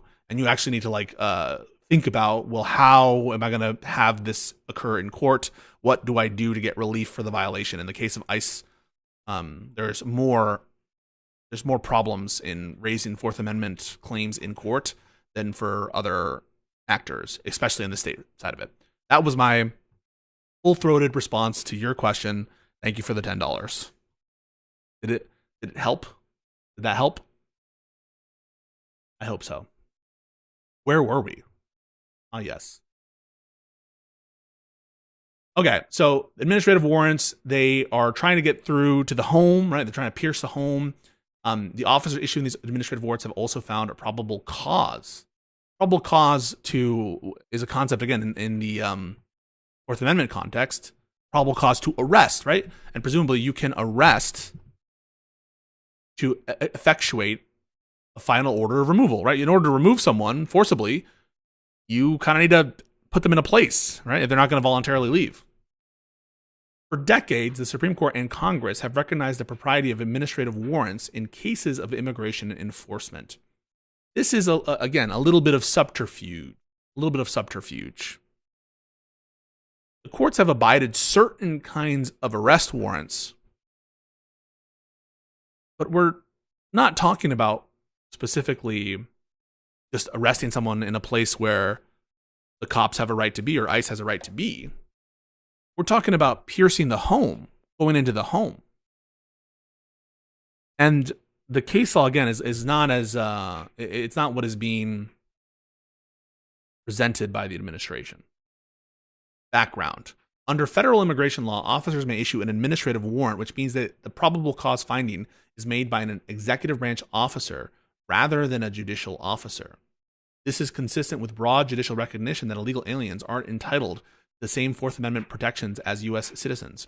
Notice where they don't put in any citation to that proposition. There has never been any SCOTUS decision that, like, if they had it, right? This is the kind of situation where, you know, there are certain accounts that make certain claims, and it's like, if you had this citation, you would present it, right? It would be there. It would be the first thing you present. And so there is no case law suggesting that illegal aliens or people who are here with respect to immigration have less Fourth Amendment protections than U.S. citizens. And think about what would be entailed by that view. What would be entailed by that view would be that other Fourth Amendment principles are up for grabs, right? Presumably, like, you know, the deadly force case law is also Fourth Amendment. Do they also have less protection under the Fourth Amendment for deadly force? It was the same kind of argument on the First Amendment ground for Mahmoud Khalil. People will say, you think people who are here as non-citizens have the same rights as citizens? Well, not necessarily, but it's your burden to show for any particular type of context how the right is different and why the right is different. And one of the reasons why we should be skeptical that the Fourth Amendment wouldn't protect illegal immigrants or non-citizens in the same way is because if it were otherwise, right? Imagine that it were otherwise. The cop doesn't know necessarily when they conduct a search if the person here has like a legal right to be here or whether they're citizens or not. They don't necessarily know that, dude. So you would just be encouraging officers to apply that lower standard to other for like citizens and shit. Hey, oh, I thought he was an illegal alien, so I gave him. So I was reasonable. I just did the search under the lower standard, and so you can't blame me for that. And I thought he was an illegal alien because he had an accent. And then all of a sudden, it's very quick. People think I'm lying. People think I'm just making this into like sensationalism or overstating it. But it's very, very easy to go from like one gaping hole in a constitutional principle and have it affect the class of people who people don't think should be undermined. So if you make a huge exception for illegal aliens, quote unquote illegal aliens, it would be so trivial to just in bad faith claim that whoever you're searching or seizing was an illegal alien. You were wrong about that. Oops. But lo and behold, I have done this search and I found this bad shit. You get me? It's an invitation for bad faith. And notably, no citation, right? No citation.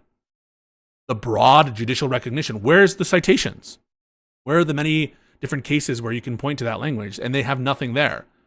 Nothing. It's just conclusory.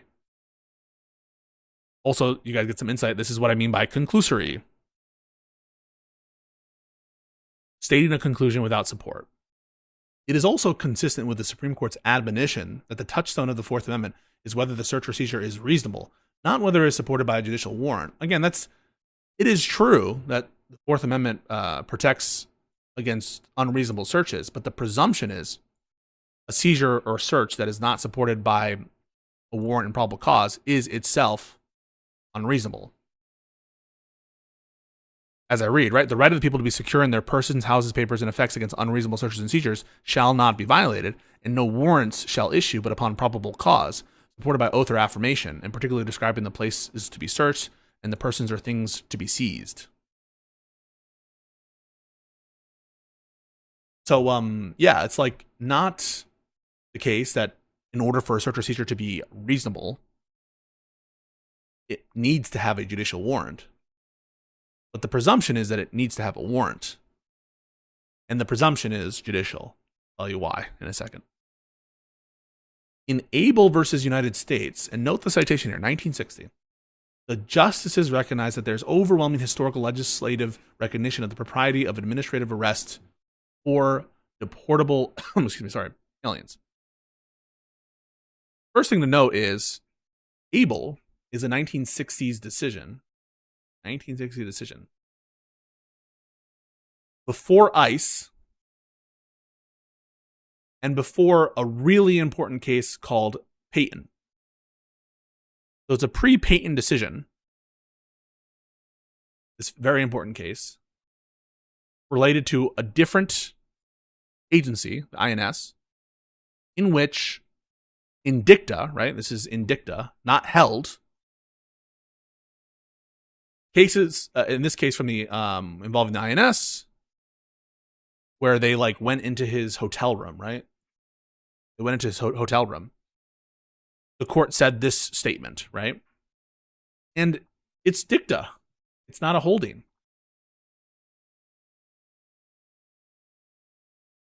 And it wasn't actually challenged by the petitioner in this case. And so it's not, yes, there was no Fourth Amendment violation in this context, but the whole sort of the basis of the administrative warrants statement in that case wasn't necessary for the outcome here. And it was pre-Payton. And in this case, right, we get the exposition on why a warrant is necessary to take like a suspect at their home. If there is sufficient evidence of a citizen's participation in a felony persuade a judicial officer that his arrest is justified, it is constitutionally reasonable to require him to open his doors to the officers of the law, right? And this is in a context in which you have to get an arrest warrant for the person from a judge, right? You've shown enough to get an arrest warrant for a person, and that carries with it an implication for the limited authority to enter a dwelling in which the suspect lives when there is reason to believe the suspect is within. But you need to have a warrant. You're not allowed to just go in there willy-nilly. You need to have a warrant. And what does the court in Dayton require? To go into the home, right, for purposes of obtaining a suspect who has committed a crime therein. They require a judicial officer, persuade a judicial officer to sign off on a warrant before you go to the home. So yes, you can use an arrest warrant under Payton to enter a dwelling that they live in just to do the arrests of the person who lives there. But it's signed off by a judicial officer, and you do, in fact, need a warrant. And the reason for this makes sense. This is a case called Stiegel. Writing for the majority is Justice Marshall. The purpose of a warrant is to allow a neutral judicial officer to assess whether the police have probable cause to make an arrest or conduct a search. What would be the point? What would be the point of a quote-unquote warrant process which is done by ICE and DHS? Because this isn't going to the Executive Office of Immigration Review. This is like, you might think that they're going to the immigration justice to sign off on probable cause determinations. No. ICE itself is asserting its own probable cause determinations. Well, what the fuck, right? Unlike in the case of Payton, unlike in this case, where there's a neutral judicial officer weighing the probable cause determination for purposes of entering into the home, here you just have the very same agency, in a non-judicial sense, assessing for itself probable cause. Well, then what's the point of the Fourth Amendment at all? When would it ever be wrong? Right? Like, if it's the case that ICE is allowed to determine for itself the probable cause in that instance, you got an issue. And this is why the Tim Pools of the world and these like frontiersmen, like I call them, these fake libertarians, these fake, what they are government bootlicking shills. Why they're the worst. They're the worst because this is precisely what they claim to care about. They claim to care about government overreach and government going into your home. But when you do this, when you allow them to determine for themselves, this is the own reasonability of their seizures, we got a big problem, folks. And so you notice, right, in dicta, they cite this dicta from Abel, and they don't cite Payton, and they don't cite Stiegel, and they don't cite all the recent case law.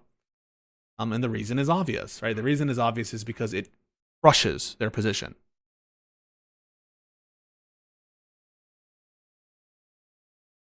While administrative warrants may satisfy the Fourth Amendment for any arrest of an illegal alien, ICE currently uses these warrants to enter an illegal alien's residence only when they have obtained a final order of removal from an immigration judge, right? And that's just a matter of grace, right? That's done specifically to trick you. Because that's just a matter of policy, and they could get rid of that policy tomorrow. If they were to get a ruling that said, okay, for these cases involving when you have a final order of removal, then you're allowed to not seek a warrant. There's just nothing necessary about the final order of removal aspect of the Fourth Amendment analysis here. That means the alien has already seen a judge, presented his case, received due process, and has been ordered removed from the country. But of course, that's not the interest that the Fourth Amendment is seeking to protect. This would be true if someone had been judged guilty already to cross into the threshold into a home as well. The Fourth Amendment is not there to provide due process for a given proceeding like an immigration proceeding. It's there to put a limitation and to protect privacy interests. And that, of course, exists whether or not there's been a final determination as to an underlying substantive thing. Aliens in this context are fugitives from justice. The more you try to claim that they're fugitives, the more you try to claim that it's like criminals, the more this is like Peyton, right? When you try to say this about criminality, that's Peyton.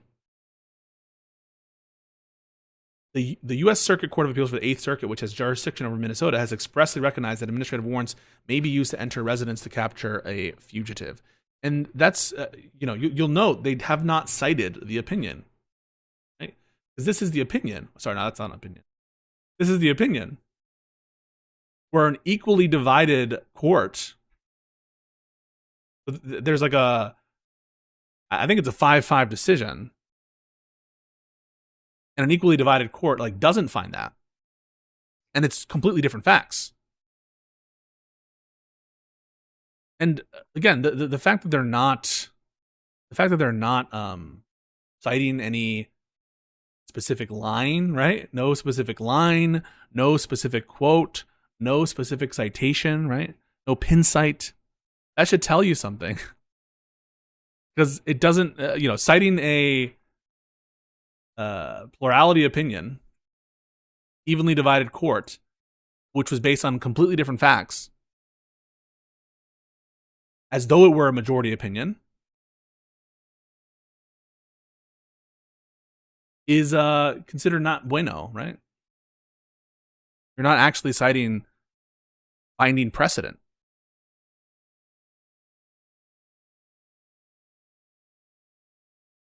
In the context of the case is called Lucas, and there was like the Lucas guy, he like escaped from prison.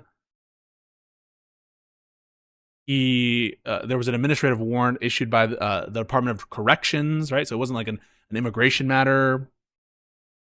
The fact that he was a prison escapee was really important to the.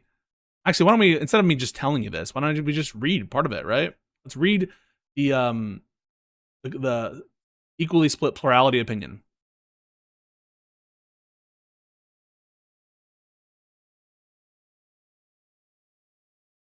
Part of it that's relevant.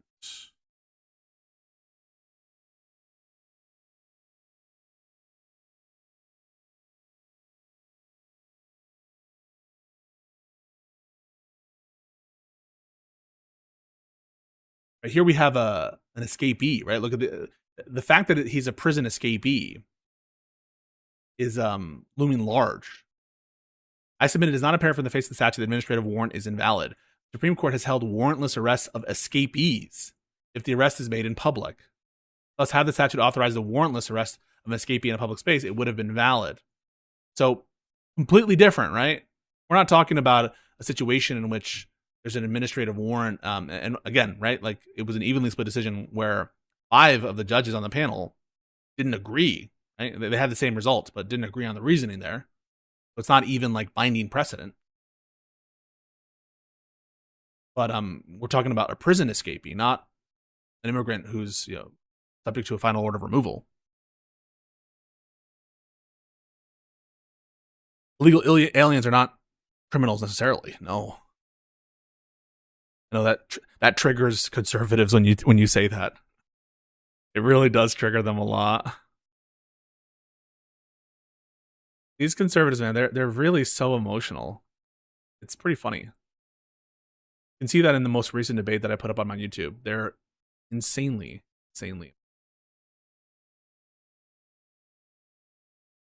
And you start to say something that's like true. It's like, putting your body in between an officer and the arresting person, the person who wants to arrest, is not necessarily obstruction. They're like, what do you mean? And they like honestly just turn into like babies. Crazy. But again, remember, even if it were the case that the comparison were apt, this is not binding in the Eighth Circuit, because it's a plurality opinion. It's 5-5.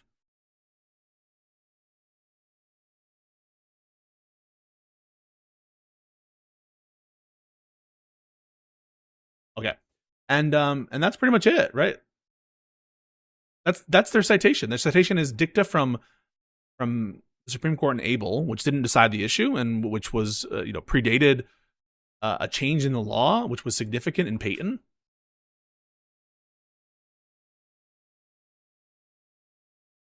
And an Eighth Circuit opinion that doesn't say what they wanted to say, and which was not even an opinion that held a majority. That's it. And on the basis of that, they want to claim that this is allowed. How is that not obstruction?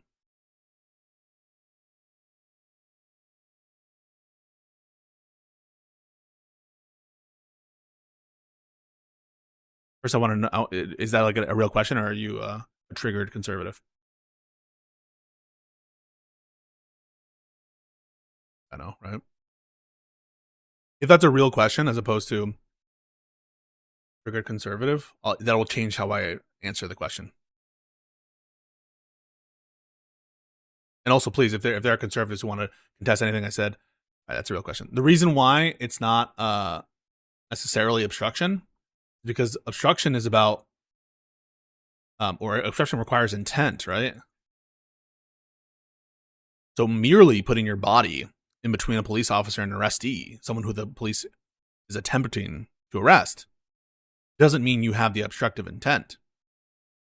One situation in which you might not have the obstructive intent to, if you're in between someone who's trying to arrest a person, is if it's not obvious that the officer is trying to arrest them, right?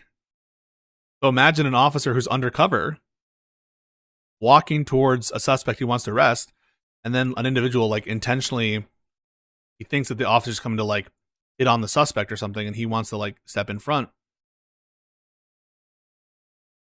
The officer undercover, he doesn't know that the officer is intending to arrest this person. Is that obstruction? No. Right?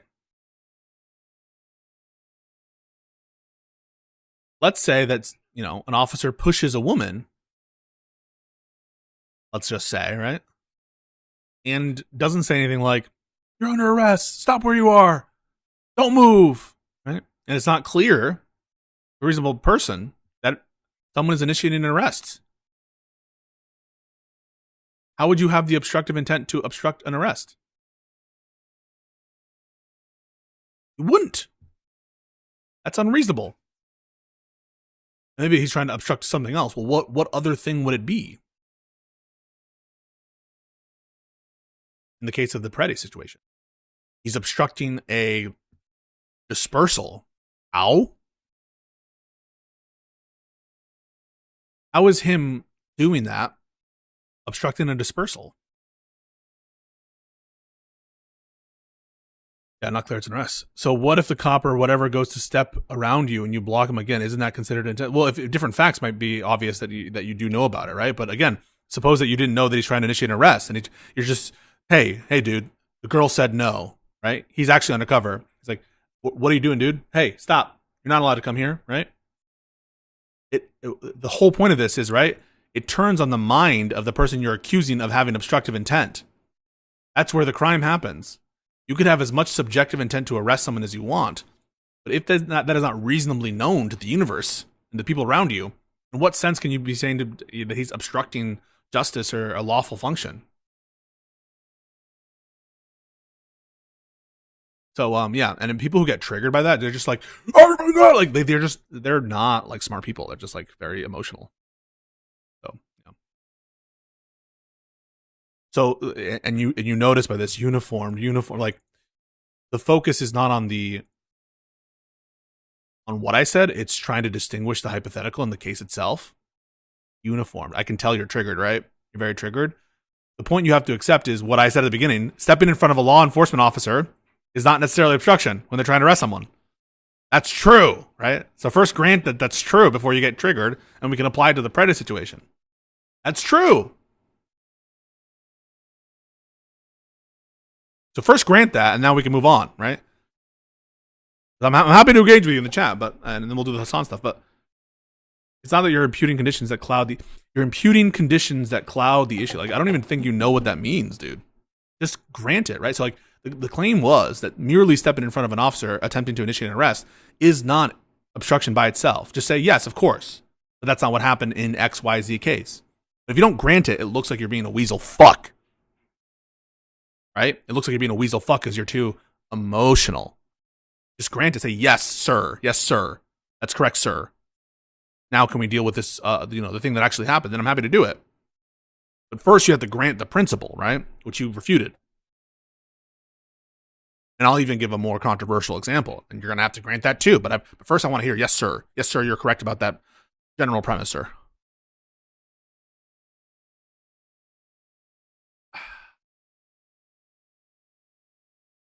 I understand if you happen to be in the way. Yeah, happen to be in the way. No, happen to be in the way is one example of lacking the intent. That's the important part, right?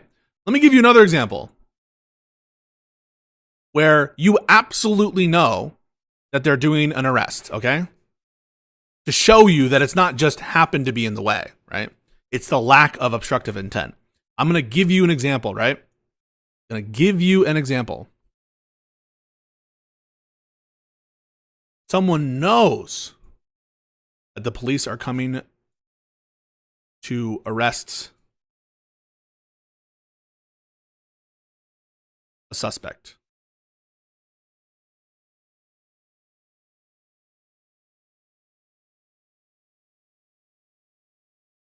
This is a bad dude.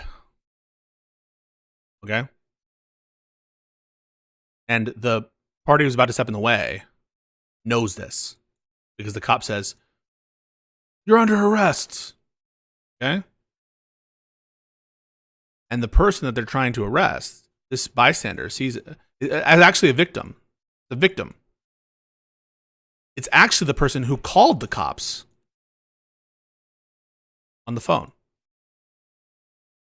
And then the person goes in front of the cops and says, "Wait! It's a trap!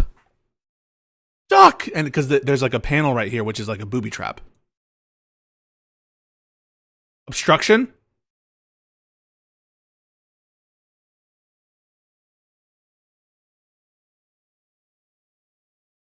Yes or no?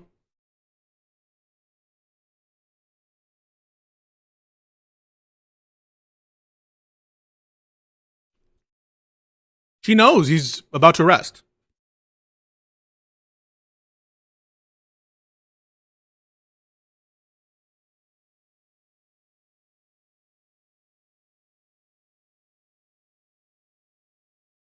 Where's our guy? Where's our guy? Rip Haven.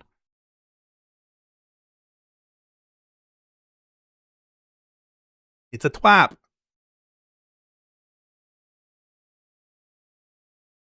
It's a fake. You guys ever play Madden? You always run a fake. You're here. Twak swing or not? It's a twap.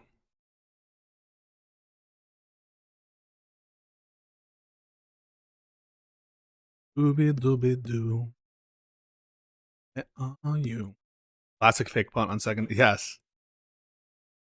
Always.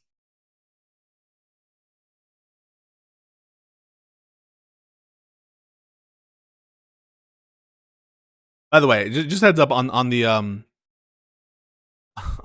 the Preddy situation. This is all irrelevant. Like it's minimally relevant for the factual circumstances, but none of it is important for the use of force there. Like even if you were to grant that they were obstructing or whatever, it doesn't matter. It's still obviously like an illegal shoot. But this is just me addressing the thin tissue of an argument that's left by people like counterpoints. Is he around, by the way? And that guy just triggers me. All right. I think he's gone. But the whole point of this is fun. You need to have obstructive intent. And if this woman actually wants him to arrest the officer and is pushing him so that he doesn't die to make it easier or so that he arrests him, right? If a police officer or agent voices intent to arrest someone and you step in front of them, that legal shows intent because it's been, okay, you're not listening. You're not listening. You're not listening, Rip Haven. Stop fighting it. Just accept the framing, all right? I didn't ask you to just say random shit in the chat. Very simple. Would this woman who is trying to make the officer arrest more effectively, right? She is subjectively trying to help him. because he's about to step on a trap and steps in front of him and say, whoa, if you want to arrest him, you have to move to the side. You have to go around the trap that he set for you.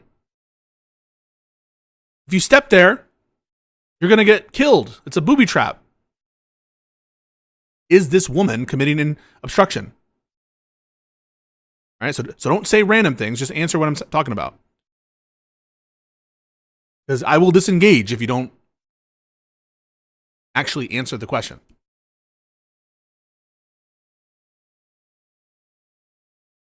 It's not her place, even though, right, no, she's not obstructing, right? No, of course not. Right. Of course she's not obstructing. She's trying to help. She's trying to help. She's trying to effectuate the arrest easier in this case by stepping in front of it. Of the booby trap. Yes, she's stepping in front of his path. But she's doing so for the exact opposite purpose. To get him to arrest the person. What do these examples show, right? What do these examples show? That yes, we often read in to someone stepping in front of an officer as obstructive intent. The act itself often, usually, right, speaks to the intent, right? But just recognize what's happening there. It's not like a strict liability thing where just because 1 + 1 = 2, you do step in front, therefore obstruct. No, we're not speaking about obstruction in the physical sense in that way with respect to like their intent. There's something else happening. That stepping in front of an officer when they're trying to effectuate an arrest, usually, but not always, is sufficient for us to conclude that there's been an intent to obstruct. But what are the cases in which that's not the case? Well, the cases in which that's not the case are cases where the person who's stepping in front doesn't think that they're obstructing a lawful process. Even though they are, right? Let's assume they are. Doesn't think that they are. Doesn't, in fact, obstruct the lawful process by stepping in front, right? You can imagine I've sometimes stepped in front of officers. Just because I want to talk to them, right? So if a reasonable reasonable person wouldn't think that they're stepping in front of a lawful process or something, or if the person actually isn't engaged in that wouldn't be a case of obstruction. Or if the reason why they're stepping in is some other innocent explanation that has nothing to do with stopping the officer to do what they're doing, their lawful process. So in the case of Preddy, what do we have? We don't have an attempted arrest of the woman at the time he steps and puts his hand across. We don't have that. Pushing someone is not arresting them.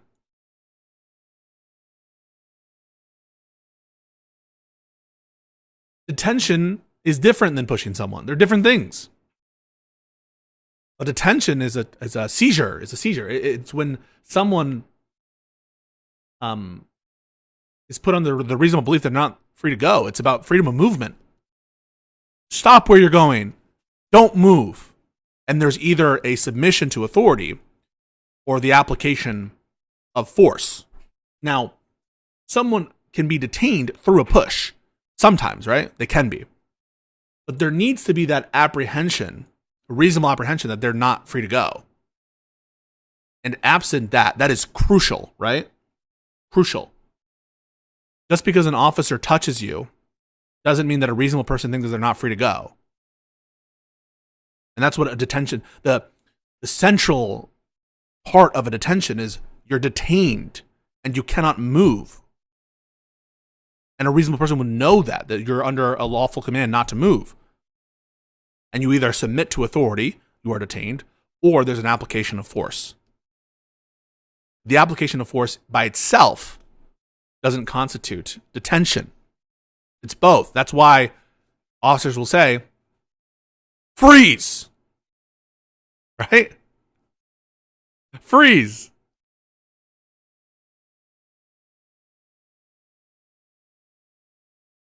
We're about to do Hassan content.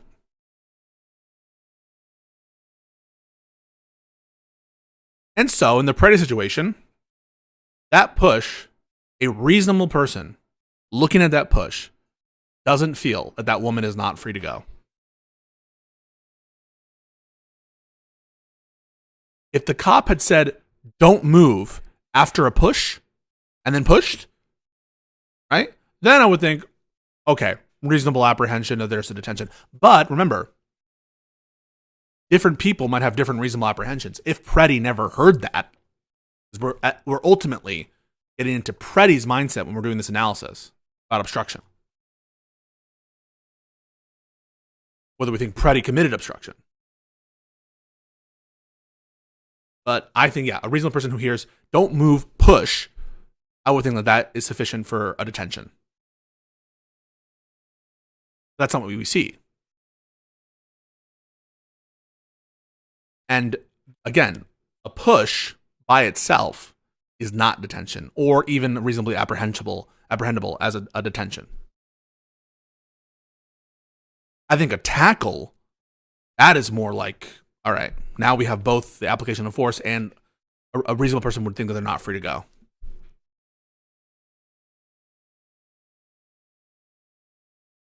But yeah, hope that that helps. And that's why Preddy, I don't think, was committing obstruction as relates to detention. And if there's like I don't understand the theory that he's obstructing a dispersal, right? Doesn't seem like he's obstructing. He has the intent to obstruct a dispersal. If anything, it seems like he's trying to usher that other woman across the street. I know that might trigger you. And it doesn't appear that he has any kind of intent to obstruct a dispersal. And the reason why people get too triggered to even have a conversation is once they get there, they start sounding like idiots. Like, oh yeah, he was obstructing the dispersal. He wanted her to stay there. And based on what? It's a complete reach, yeah. There's just not a basis to believe that he would be obstructing a dispersal. If anything, I actually agree with when Riley said this. If your theory is that he was obstructing a dispersal, I think it's equally likely that he was attempting to help the dispersal.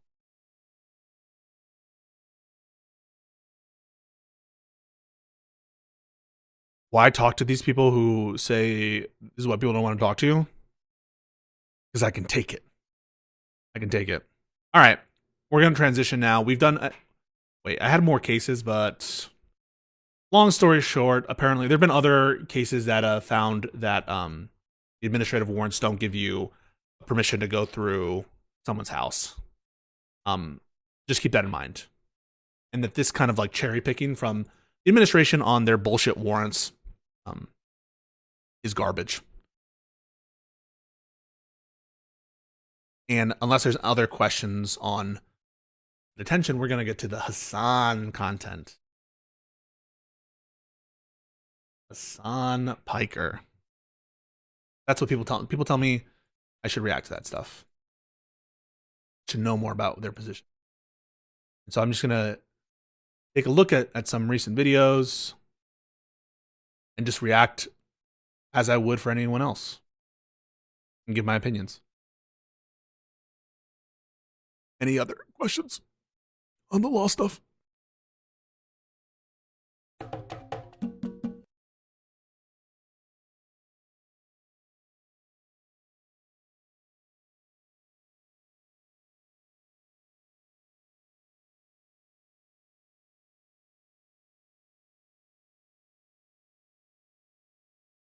You guys want to see the whole thing, or do you want to like what do you want? You want this? What do you want? Want to have access to the faces?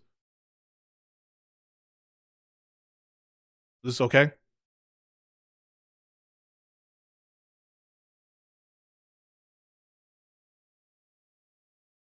Does his intent matter or the officer's reasonable apprehension of his intent? Yeah, no, this is actually the correct way to think about it, right?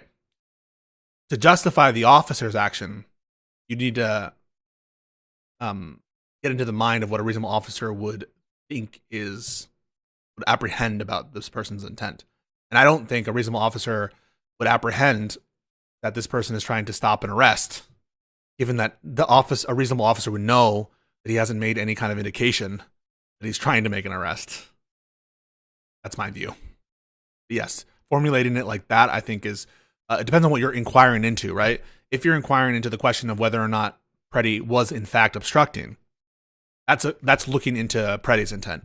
If you're trying to justify the use of force against Preddy, then you would be inquiring into the reasonable apprehension of Preddy's intent, which itself is premised on circumstances that are apparent to the officer regarding what Preddy has seen or what's going on, right? So a very important distinction to make. Yes. Okay. Okay, let's keep the old people then. So this is the first content that we're going to watch. It's a debate, which is always in my wheelhouse. And so that's one of the reasons I wanted to do it. It's with MAGA people, apparently. And so this is the first piece of content we'll watch.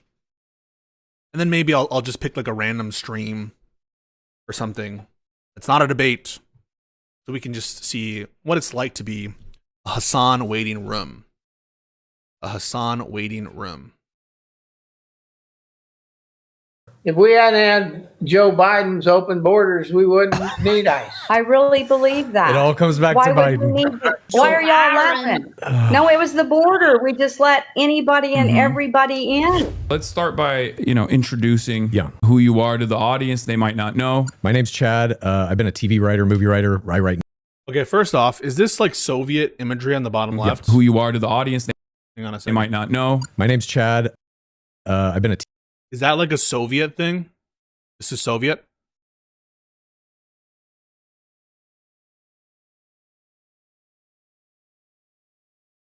What do you think, guys? Okay, so we got Soviet here.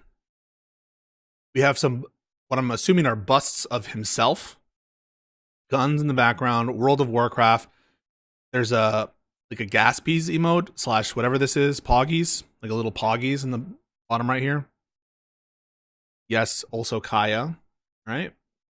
And Pokemon. Or is that like anime to the left here? Anime. You have a picture of dog. I don't know what this is from. Dog picture. But we have at least one Soviet imagery here. Correct? This is a Soviet imagery. Derivative of the sickle and hammer, it looks like. Something like a red star. Like a red star with the Russian style hat, right? More Chinese? What do you guys think? More Chinese or Russia? Soviet Union?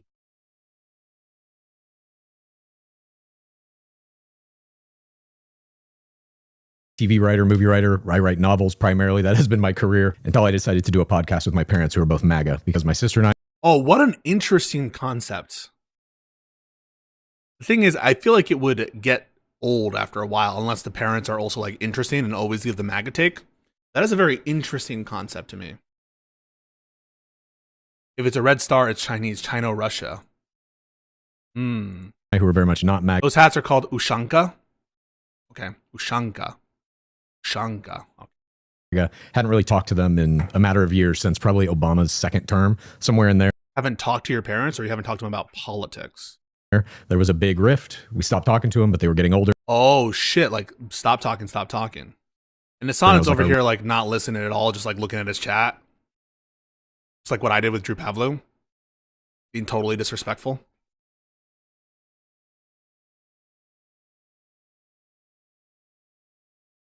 We're really not going to ever talk to them again. And during Biden's term, about halfway through it, I called my mom up and I was like, would you be down to do a podcast where we talk? Yikes. That seems like awkward. Like, hey, mom. Oh, wait, I think I see another Soviet here. You see this New York Post? Soviet? What is this? Like a picture. About politics? She said yes. And now we've been doing it for like about 3.5 years. Every Okay, Sunday. so you guys have been doing this for 3.5 years. Yeah. And this Okay, so he's listening. He's listening. Who's this woman? is one of the conversations that went viral Jesus. this past week. So let's take a look at it. Let's look at the chat, all right? Because I'm told the chat is And I obviously have some questions for you before we Please. talk to your before we talk to your parents. What if Donald Trump says, I want you to carpet bomb amazing praxis comrade. Oklahoma City, everyone? You think the Air Force should carry that out? Yes. There might be a reason. We don't know. This is insane. You cannot be this stupid. Jesus Christ. Oh no. And they got the Take America Back hats. These are like updated. Actually, this looks like an unofficial Trump hat. This looks like some shit you buy at the rally, outside the rally, when they're all like grifting. My. This podcast was going well until that. You just said Boomers hate when you swear. They just like, I don't know why they like Trump then, but like, if you even say anything like that's fucking crazy, like they will immediately get so sensitive. They're allowed to say it, of course, but the boomers, they're so proud, and the fact that this tatted. Wait, is that Frogan in the bottom left? Frogan emote? Is that Frogan? at school, we levels Oklahoma. You're like, yeah, it. There must be a reason. Like, you literally can't be that dumb. You know what the problem You know what the problem is? Mom and I don't believe he'll ever blow up Oklahoma because they fight the hypo. Oh, they're bad faith. Bad faith. We're on his side and so's the whole state. No, it's because you're in a cult. You guys are worried and afraid because you live in a state where it might happen. Okay. Look. It might happen that he bombs New York. Or he bombs California. And you're like, oh, well, I guess so. Let's theoretically say that does happen. Let's say Trump sends in the Marines to Los Angeles, California, and let's say I'm out going to see a movie on a weekend, and he says, go into that shopping mall. Under a truck. Quiet piggy. You better get under a truck. He says, quiet piggy to his dad. He says, go into that shopping mall and kill everyone you see. And let's say dad is just Asmongold, W. Chud dad. I get gunned down by the Marines for just being at a mall. Okay, number one, All for let's just take Okay, it Dad, one step wait a minute, further. Mom, wait 1 second. Wait 1 second. Dad, wait. hang on, Mom. Dad, you just said you are for Donald Trump murdering me for no reason. And you would support that. Wow. Incredible. What an incredible concept. Yes. Kill my son for no reason. Maybe it's because you didn't talk to him for like 2 years. If he walks into a mall to people with military, There has to be a reason. there's a reason. And I'm all for it. And the people in Los Angeles, California are as deserving of execution as the assholes in New York City. You're all Jesus. communists. So, Yeah. the first question that is on everyone's minds is like, I mean, is this real? Like, this Yeah. is how your parents are. Look at the comments. Like, This is how they are. This is how they operate. 100%. And it's gotten worse since really Trump's first term, I guess. They've gotten more and more. Yeah, they're getting crazier. I mean, like everyone, we're all like waiting for the other shoe to drop and be like, all right, this was. If you think that they're not getting crazier, they're as crazy as they've ever been. They've been crazier. That's why I don't understand like the TYT stuff. Like they're coming around, they're realizing no, they're getting crazier. Indoctrinated into the cult. Now, anything he says is their talking point. They only watch Newsmax now. They don't even watch Fox. That is too left for them. Because of the Dominion stuff. Like, Fox actually betrayed the truth. The MAGA I don't even think loyalists. it goes that deep. I just think they're every once in a while on Fox News now, you'll see somebody push back against Trump or issue some kind of factual Keep an eye on the chat. If you see some horrible stuff in the chat, just let me know. statement. That's too much for them. They need the Newsmax kind of continual 24/7 pipeline of just cult talk, basically. But yeah, it's totally real. I get that DM from time to time too. Are you scripting this? Is this acting? No, this is our real family. That's my first. All right, first question for all the haters. What do we think about this guy sort of spreading his podcast through Hassan? Is this a morally righteous action? I mean, he's spreading the demonstrative of the cult through Hassan. Discuss that. That's my first assessment, but like there are a lot of people in this community, not dissimilar to yourself, that have these sorts of conversations with their parents, and they're like, no, this is actually quite similar to real conversations that I've had with my MAGA parents. I don't know if they're like playing it up for the camera or not. But, Oh shit, we did okay.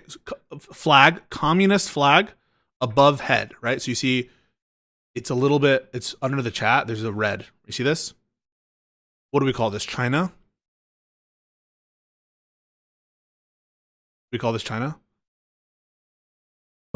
My mom seems to think that my dad might be, but he's kind of been like that for my entire life, my sister's entire life. And like I said, it's gotten a little more exacerbated, I think, in the current kind of political climate. But that is who the guy is. So should we call him now? Sure. Should we? All right, we're gonna start the video call. I'm gonna do the pop out. Is that your? That's There's my dad's gut. okay. I'm sorry. Sorry. That's a great. I'm so That's a sorry. great image. Oh my God. All right, so we have access to more potential communist paraphernalia.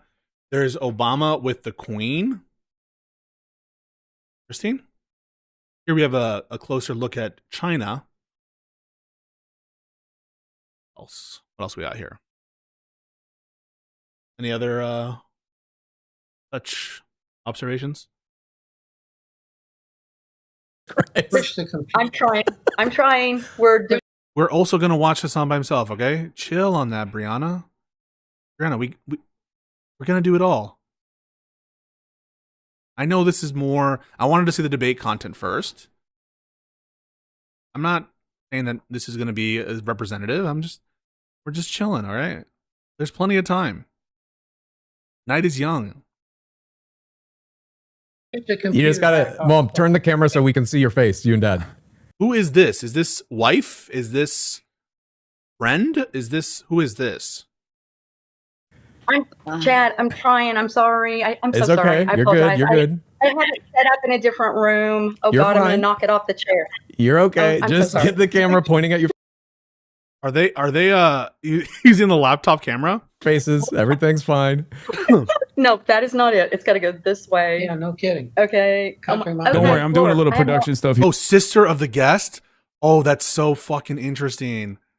That's so interesting. And they look similar too. Holy shit. I actually want to watch this podcast now. I want to watch like all the episodes. Here too on my end. We're doing a little bit of live production as well. It happens. So you just need to now Okay. push the camera. Why does he talk like that? Like, do we have a reason for that? He kind of talks like the Vosh voice. Like, should I do that?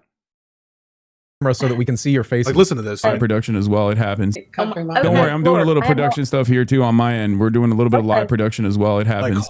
is that an affectation? So you just need to now Okay. push the camera so that we can see your faces. Yeah. That's just how he talks? Okay. That's just I showbiz. can't push. Jesus Christ. Okay. Chad, I'm sorry. God damn it. Just a minute. Okay, you're almost there. Now you just got to tilt the camera up a little bit. Can I? Why do boomers do like? Okay, let's be nice. They grew up in a different time, but like,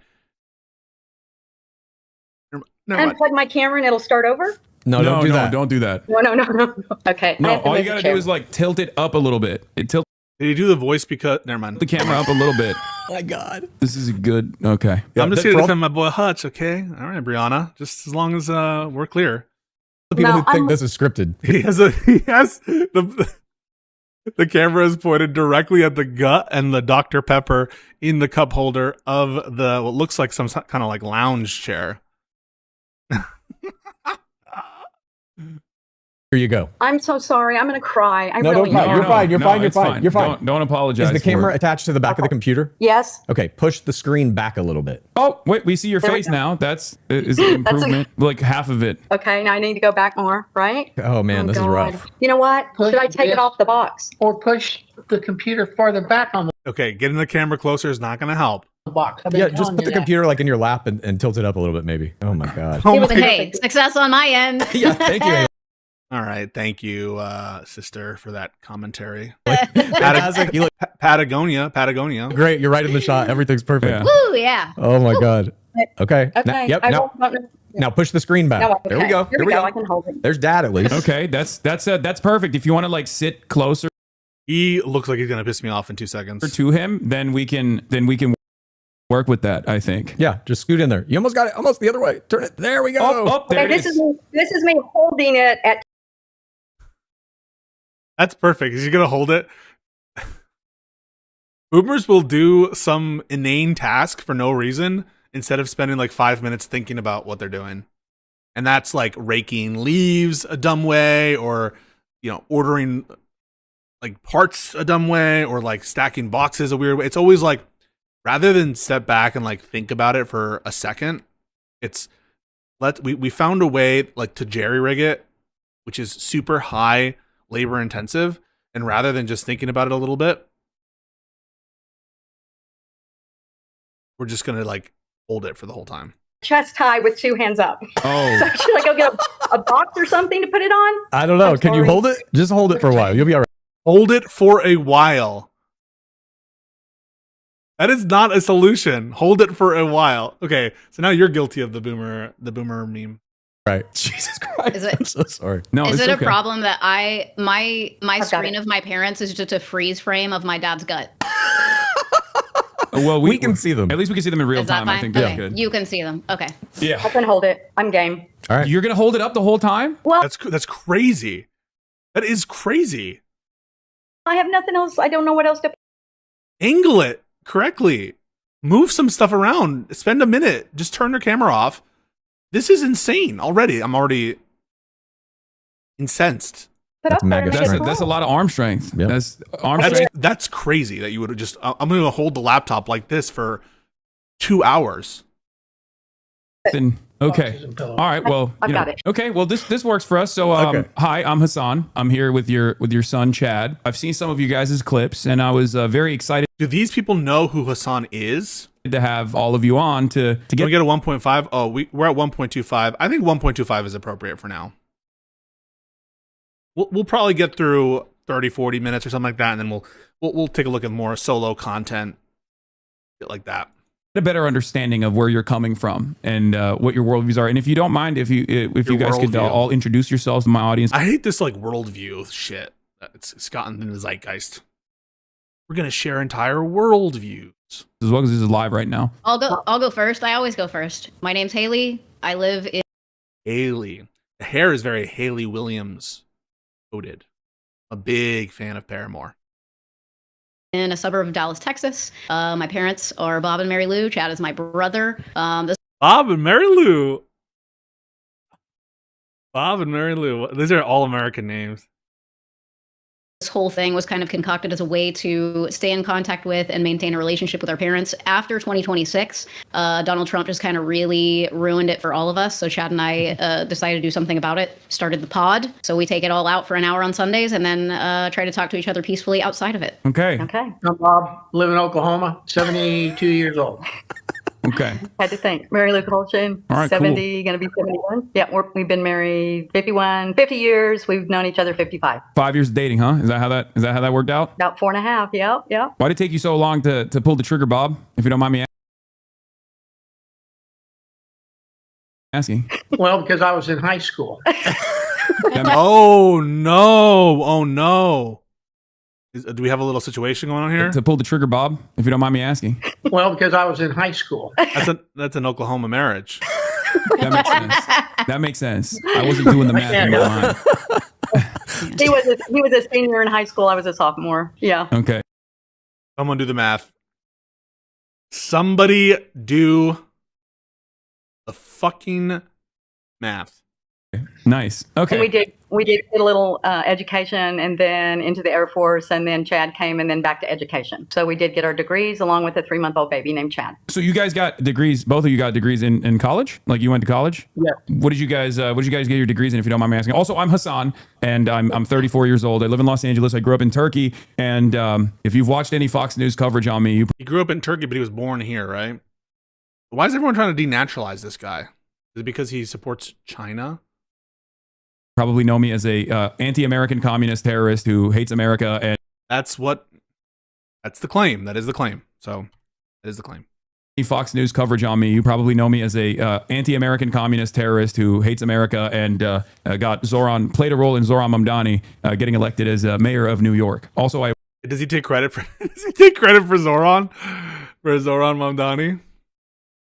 You got him elected? once famously said America deserved 9/11 when talking about Yeah, you did say that.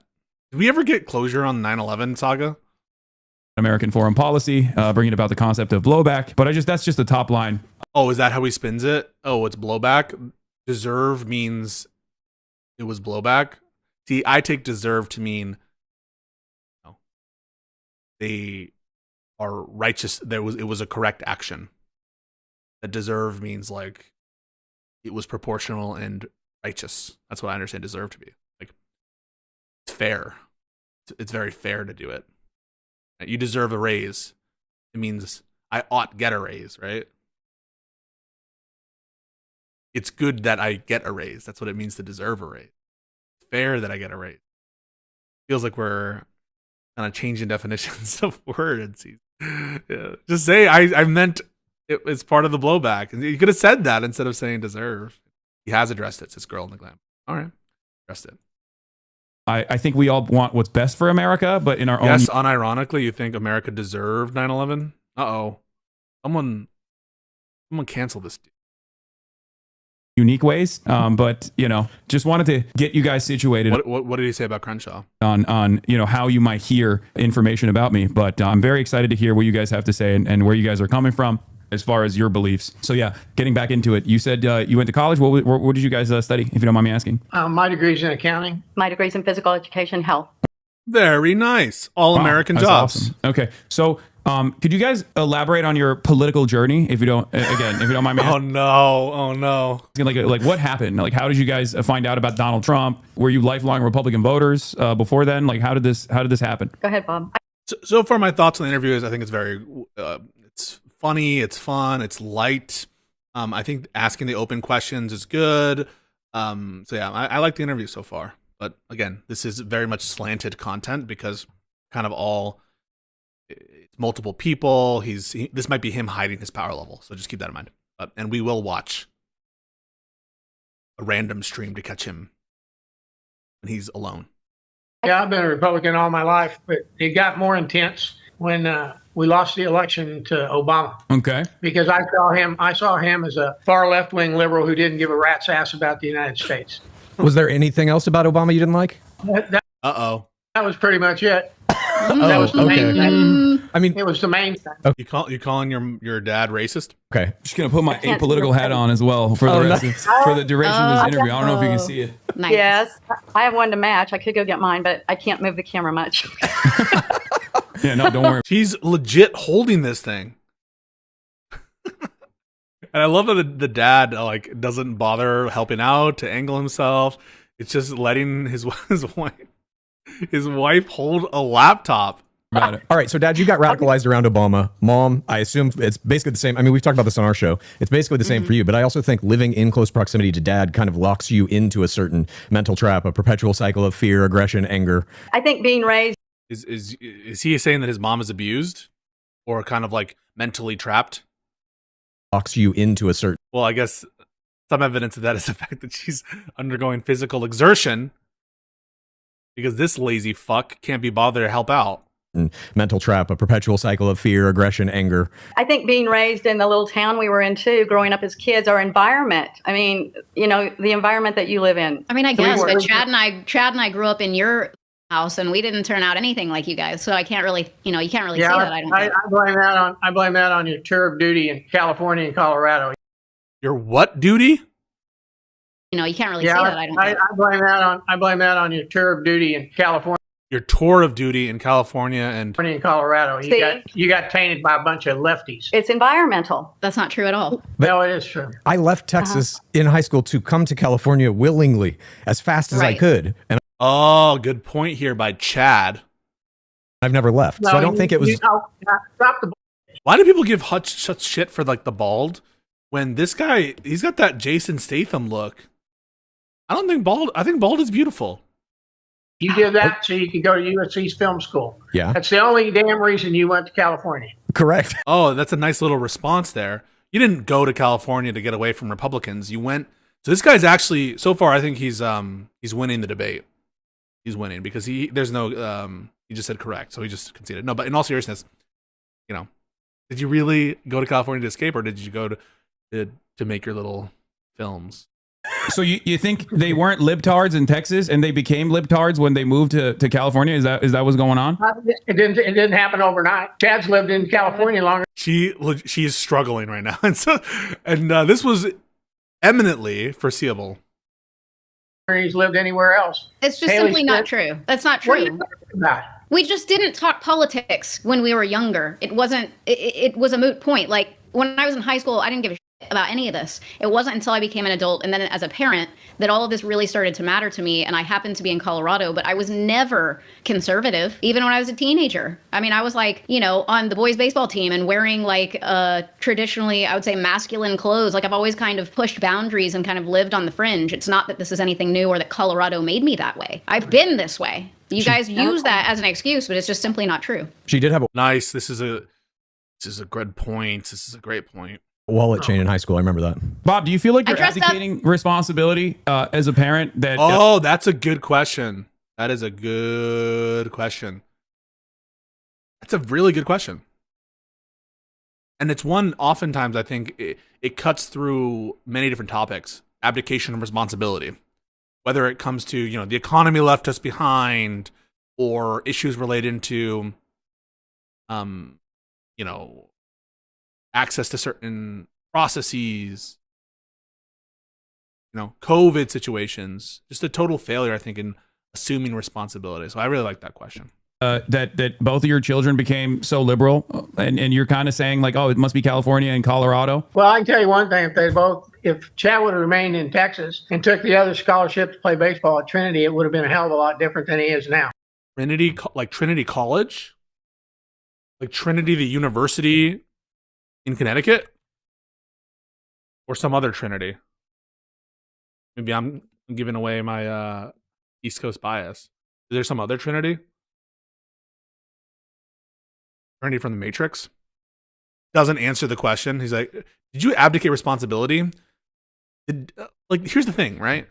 I don't even see him try to like reflect a little bit about his own. I'm just like, do these people ever have this like self-reflective moments? I don't know if that's There's true. that. I don't As know if far that's as true. Haley's concerned, she got nested with a bunch of liberals that were so far left.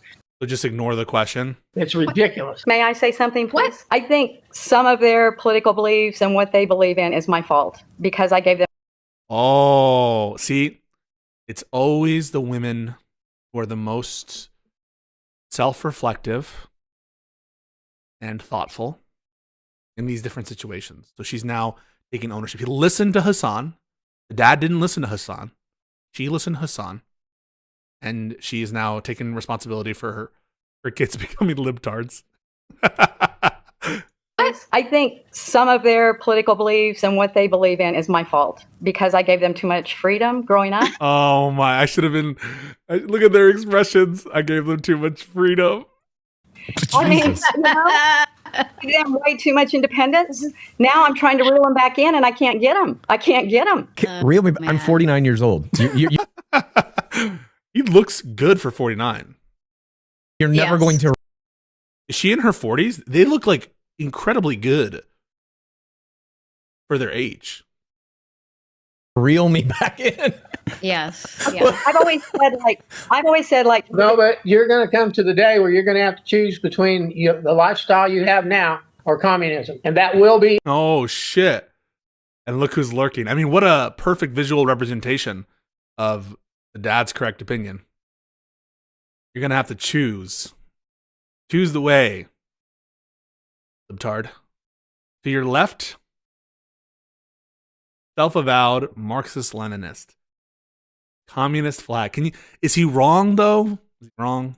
A distinct choice you will have to make. Okay. Okay, I'd like to say one more thing. Thank you. I've always said until the day I'm 6 foot under and I die, if I feel like you're making like a big, weird thing that you shouldn't be doing, a decision, I would try to help you. I would try to talk with you, try to communicate and figure this out. Well, I mean, you could tell me they're both like mid-30s, and I would believe it. it's getting way too hard. I can't do it anymore. Can we walk through some of these terms? If you And so much, I think, people underestimate the importance, I think, of skincare and stuff like that. Skincare, also genetics. don't mind me asking, I would love to, Bob. I would love to understand what you mean when you say communism. Like, what do you think? See, this is actually useful because does Hassan describe himself as a communist? Well, we're gonna get clarity here. I hope. I think Chad believes as far as like I think, communist beliefs? well, I believe communism is Russia and China, and all you have to do is take a look at their True. countries, and that tells you Well, Russia. Would you say Russia's communist these days? what you believe if you're a communist. You want to be under total control of the government. You don't want to work for anything. You want freebies handed out left and right. That's not my way of life, and that's not the way of life I think my kids really want. Based. We don't want to live like China. This is based. I agree with Dad here. We don't want China here. We don't want to live like China. We don't want to live like Russia. What is wrong with you?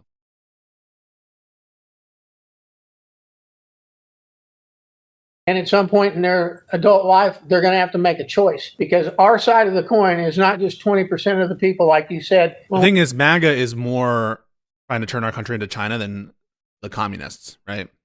I think that MAGA is like supporting shit that makes us like China. We talked to you earlier. You have no idea how many MAGAs are out there that are, it's more like 90%. You think 90% of America is MAGA? No, I think 90% of MAGA is on our side of the trip. What? So What? On our side of the what? America is MAGA. no, I think 90% of MAGA is on our side of the trip. What? So like there What? are what, 80 million Republicans out there? Mhm. I'm guessing at least more than half of them are like we are. Okay. Because they're not all MAGA. They're not all MAGA. Oh, so you're saying like out of all of the registered Republicans in the country, if there's 80 million of them, Oh, you're okay. saying Yeah, 50% of them, 50% of them are like your level of pro-Trump. Okay. I mean, that's fine. But that level is like wild. We are not looking at your shrine, but you guys had a Trump shrine where you What? A Trump shrine. A Trump shrine. bought the Trumpy bear. You have all the hats. You have the shoes. Me You too. have the cologne. You have the Bible. The cologne and the Trump Bible? You think most Republicans have all of that stuff and are buying his NFTs and allowing him? Oh my God. So this is like the full cult. This is full cult, right? To grift them out of all their money? Yeah, I think all MAGAs are. Okay. I think if you support him, you support him. If Bob, you what don't, level then of- you don't. I think Nice little circular thing. If you do, you do. If you don't, you don't. If you know, you know. you're way missing the boat on how many people are on our side of the fence. What level of MAGA do I you don't think I'm think you at? have a If clue. I could show you some I don't stuff. I don't think any of you have a clue. Okay. Everything's about Hassan, huh? Is this always like just reflecting to make it about himself? I noticed a couple times already. He's just like, what about me? What do you think about me?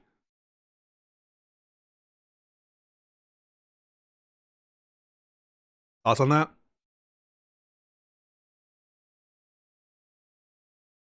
If you don't know, now you know.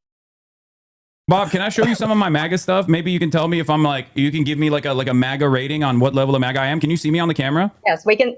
Can you see us now? I Yeah, didn't oh, yeah, fix we our can see you. camera. Yeah, I yours think. is perfect, by the way. You're really killing it. So you see the hat, right? Like I got that.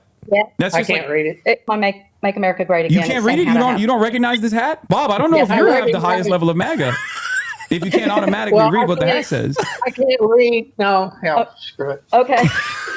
Hold on, Be nice. hold on, I got more. Look, I got another thing here. I'll put it up close to the camera. You can see. This is my Zin. Do you know what Zins are? It's a Zin The Zin with the photo, right?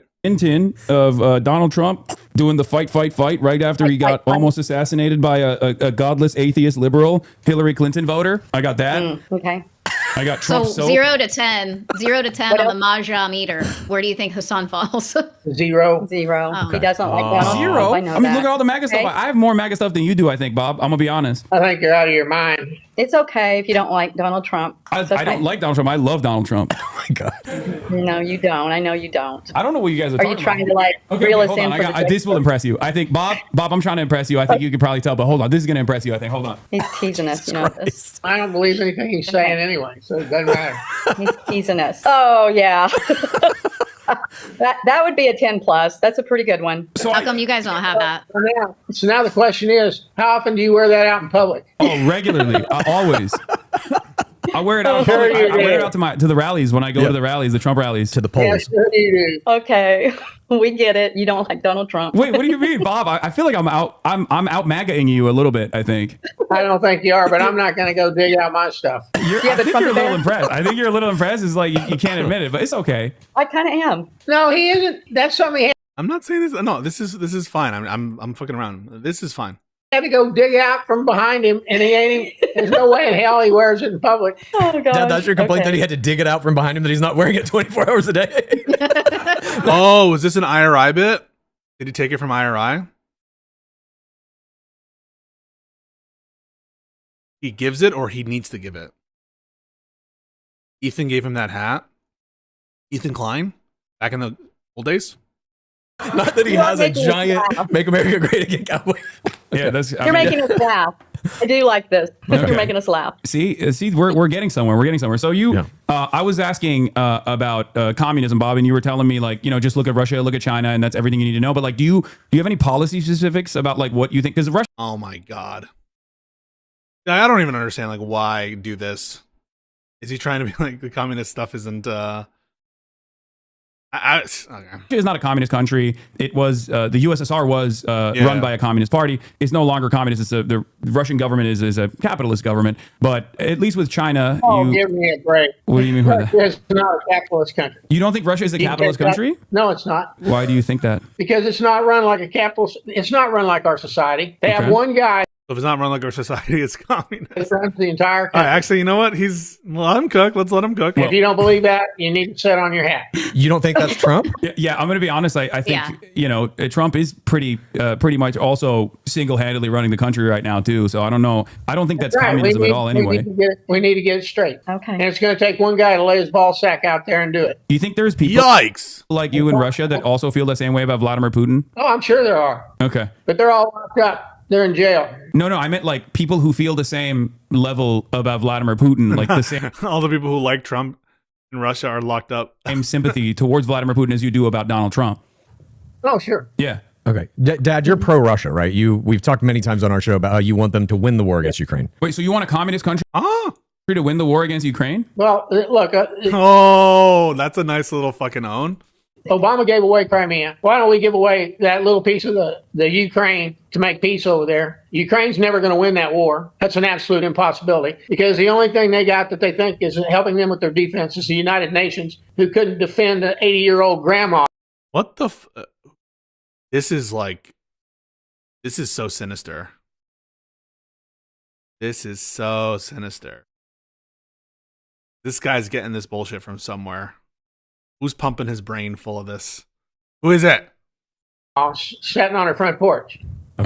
Okay. So my opinion is let's give away the piece of the Ukraine that they've already taken, call it a day, and go back to the farm. Because the only thing Zelensky's doing is building himself a big old fancy hotel and resort in Poland. Okay, so you don't like Zelensky. I call him Zel Disney, Yeah. by the way. He's a Mickey Mouse. He's Mickey Mouse president. Yes. But the question What does that mean? Is Hassan anti-Ukraine? I have for you is you criticized Obama for giving away Crimea, but now you're saying Trump should do the same about even more pieces of Ukrainian land. So is it Consistent. good when Trump is doing it, but bad when Obama's doing it? Like, I'm just trying to understand where you're coming from.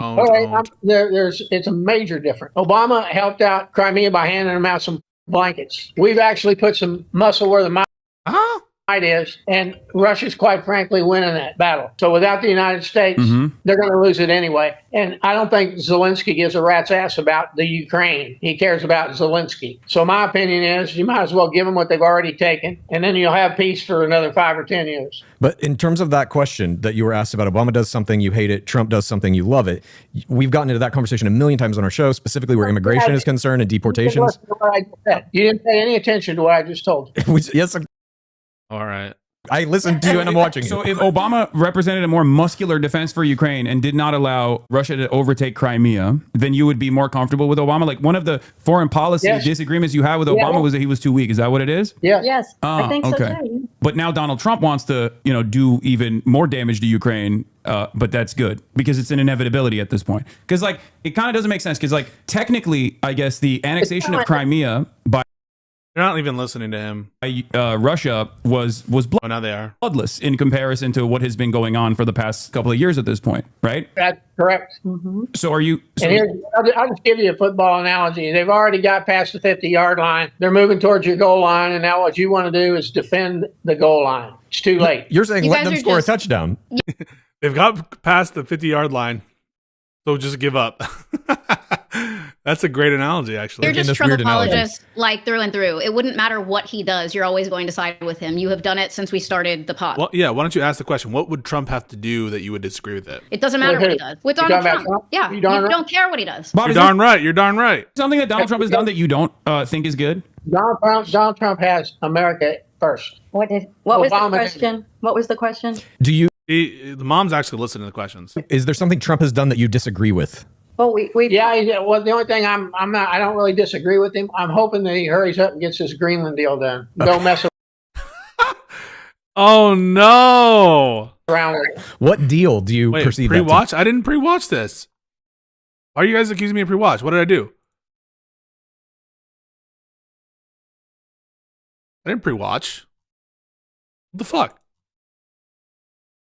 How do you think that deal's going to work? We're going to become the 51st state of the United States. And that is a I thought fact Canada check. was going to be. By doing what? How does that transpire? What do you mean? How They does go to that Denmark. work? They go to Denmark. They go to Denmark and say, "Here's a few $100 million.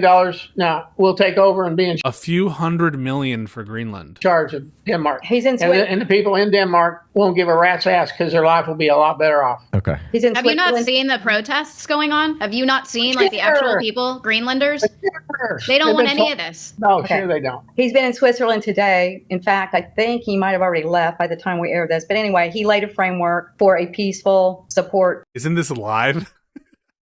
Isn't this live? for everyone. He's got like a bunch of countries signed on to it now. He said he will not go in there and just take them over. He won't do it, he said. Yeah, he So- was just threatening to do that, I think. Yeah, he was threatening. There's He was. another deal out on the table right now that I'm 100% for.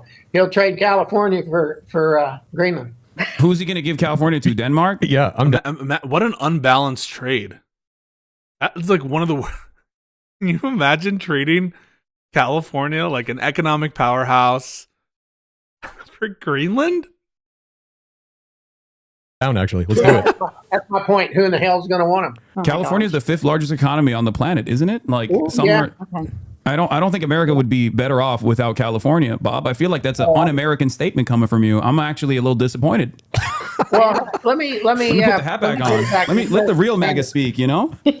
Yeah, let me ask you, Dad. I've lived in California now for. You grow our fruits and vegetables. Let me tell you, we can take it over. Wait, take what We don't over? need California. Okay. In fact, half your state wants out of California. Who The wants- northern half of Californians want to get out of California So why don't they do it? and create their own state. Where are you Oh, yeah, well, that's just because they want to be Republicans. Why is reading that? this? Is this Newsmax? But this is they actually had a petition up less than 5 years ago where the Okay. Northern Oh, Californians no. wanted to vote to become their own state. I don't think Chad signed that one. I don't think you saw that, did you, big boy? I didn't. Big I didn't, boy. big boy. Imagine being this fucking arrogant as though these petitions or whatever have any chance. Be It's- nice. I like that you're calling me big boy. And Big the boy. first 10 minutes of this was just a shot of your giant gut.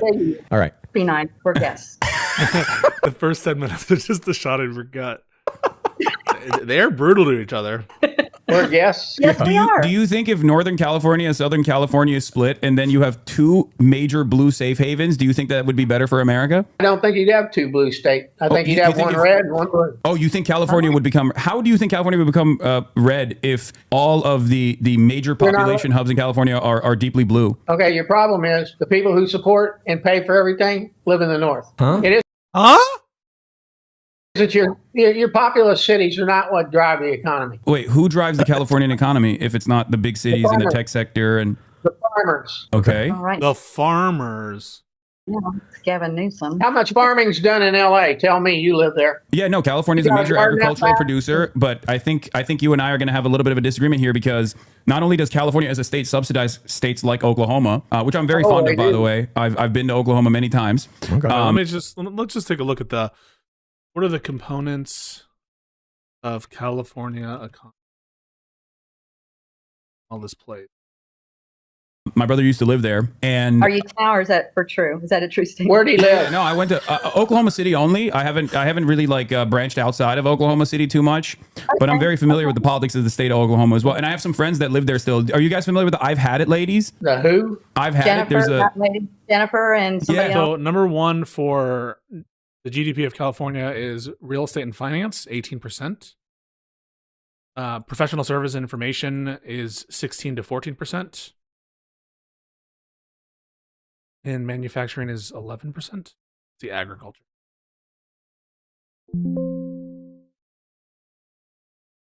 Really percentage, sorry. oh wow, Yeah, you, no you're thanks. tapped in. Yeah, my mom is with it. She's No on the thanks. internet. My dad doesn't even use a cell phone. Hey, you know what? Ask Chad who started our social media platforms. Go Oh ahead and my ask him. God. When we first started the ahead. podcast, I didn't have time, so I said, "Mom, you can." Well, AI says it's 2.5 to 3%.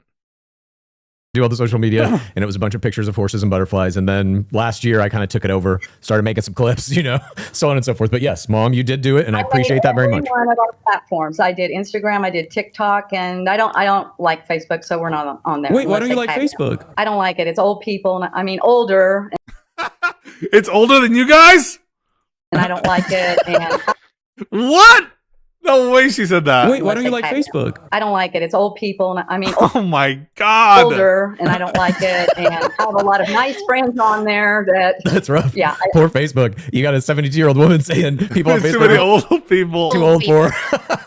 Okay. I like TikTok, Snapchat. All right. Okay. Okay, yeah, You talking Snapchat?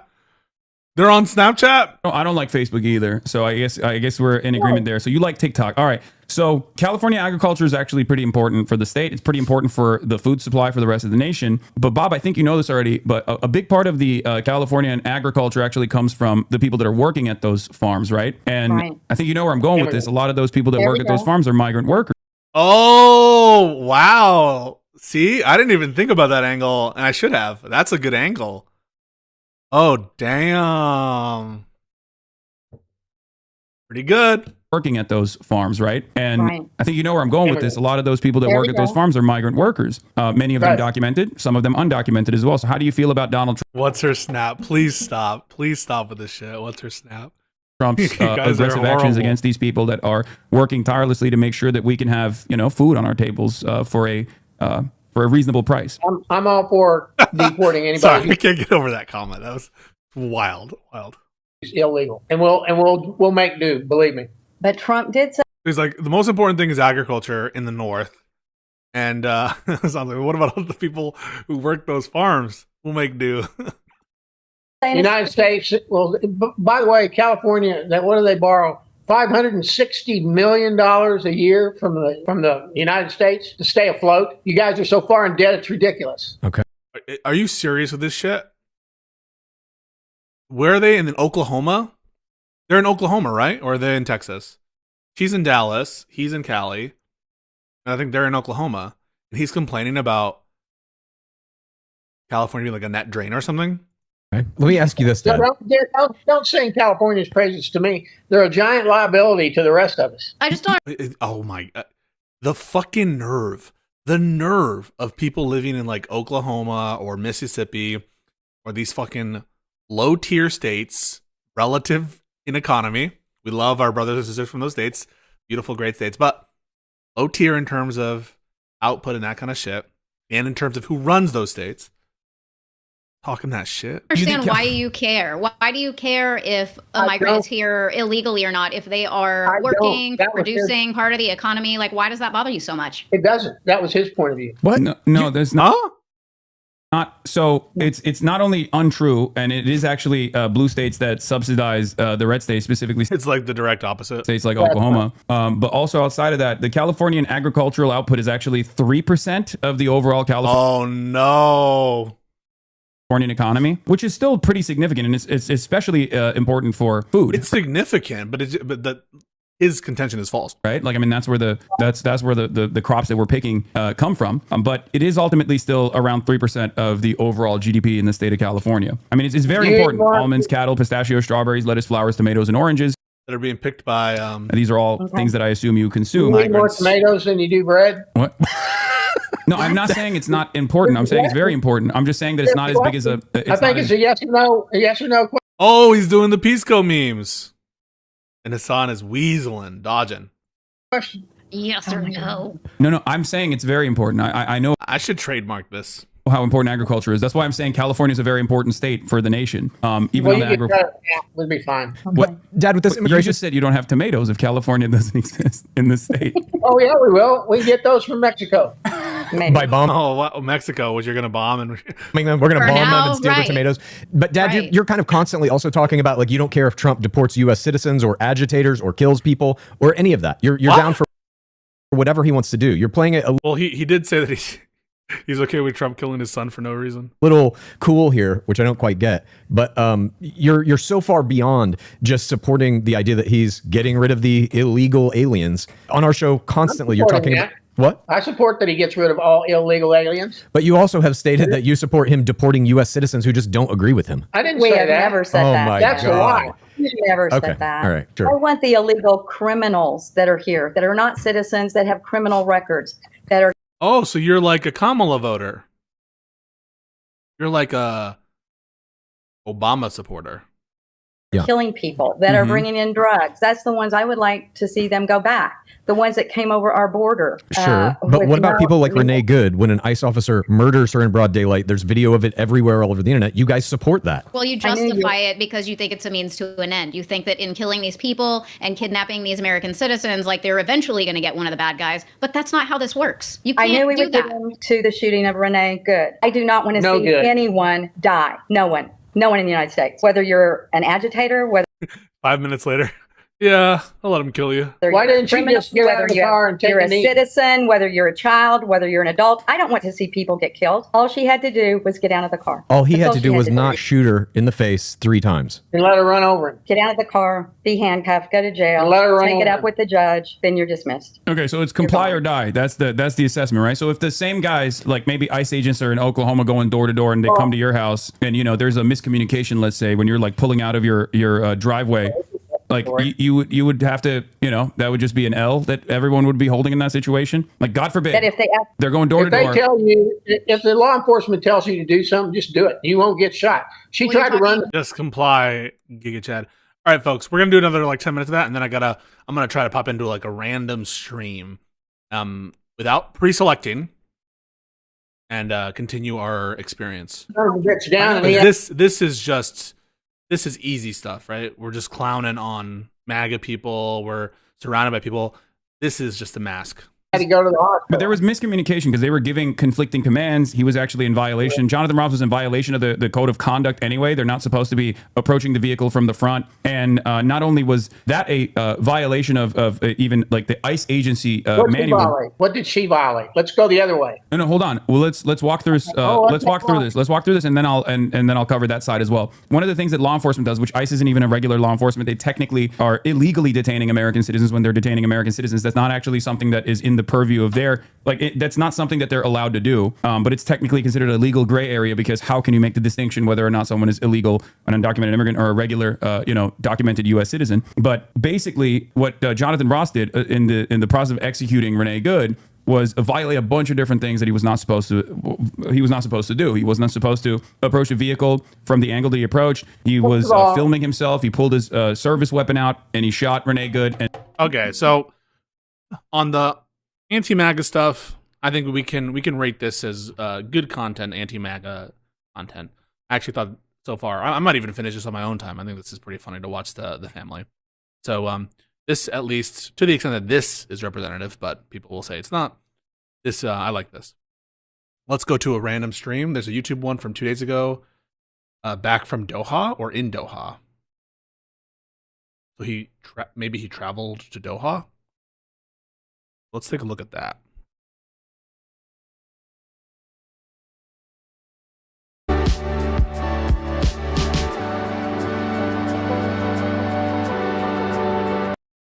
Interesting.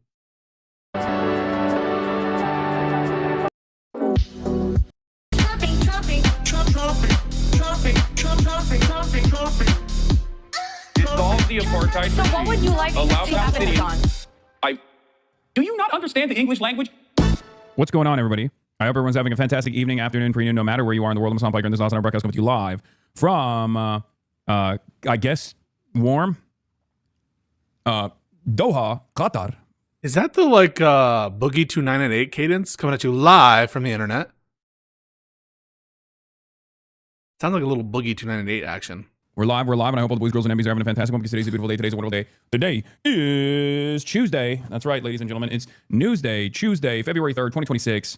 10:33 a.m. in Pacific time, but where I'm at in Doha, it's 9:33 p.m. as a matter All of right, fact. so he's in Doha. We're live, and I hope all the boys, girls, and MBs are having a fantastic one. Bro went from Minnesota to Doha, coldest to hottest. Yeah, it's actually pretty nice here, climate-wise. But there's... Was he like a Qatar spy as well? Of course, a lot going on in the world of Hassan Piker. in the time period where I press the stop streaming button and press the start streaming button. So help me God, that's what I'm gonna do. And as of this very moment, we got 9,000 viewers on the Twitch chat and only 6,000 viewers on the YouTube chat. YouTube chat needs to pick up the slack. You will see why A lot of viewers bringing this up in a little bit, because this was something that I actually talked about today. First 30 minutes are filler usually. Well, I want to get a sense of the filler, and we can skip around, but I want to get a sense of the filler. Ogre Boy would know. You met Bilal, my faves. Yeah, I met Bilal yesterday, as a matter of fact. I forgot to mention that. And he is coming here today. Bilal Khalid is a very famous photojournalist from Gaza. And he will be here gracing your presence in a little bit.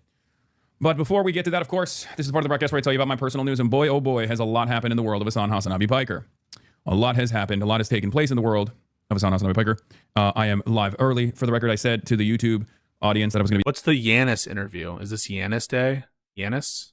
Live at 11 a.m., but I'm actually live at 10:35 a.m. instead. You and Qatari Cat seeing each other at the Web Summit. One of my Qatari Oilers actually pulled up. One of my Qatari Oilers actually pulled up and gave me a bunch of stuff dates when I was doing a press conference before my announcement or before my stream. So is he leaning into the Kaya thing, the shot caller?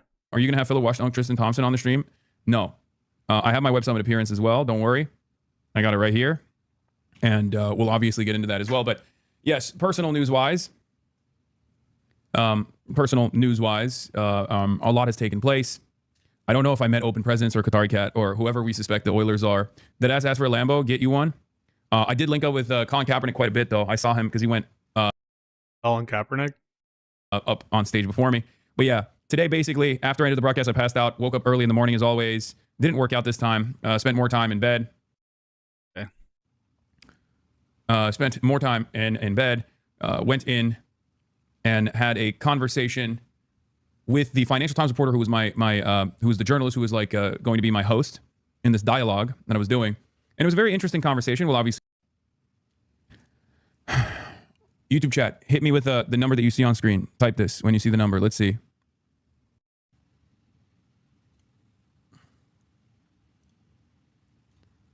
Clinton's wanted public. Damn, they said let your nuts hang. Clinton said, let your nuts hang, King. We got this.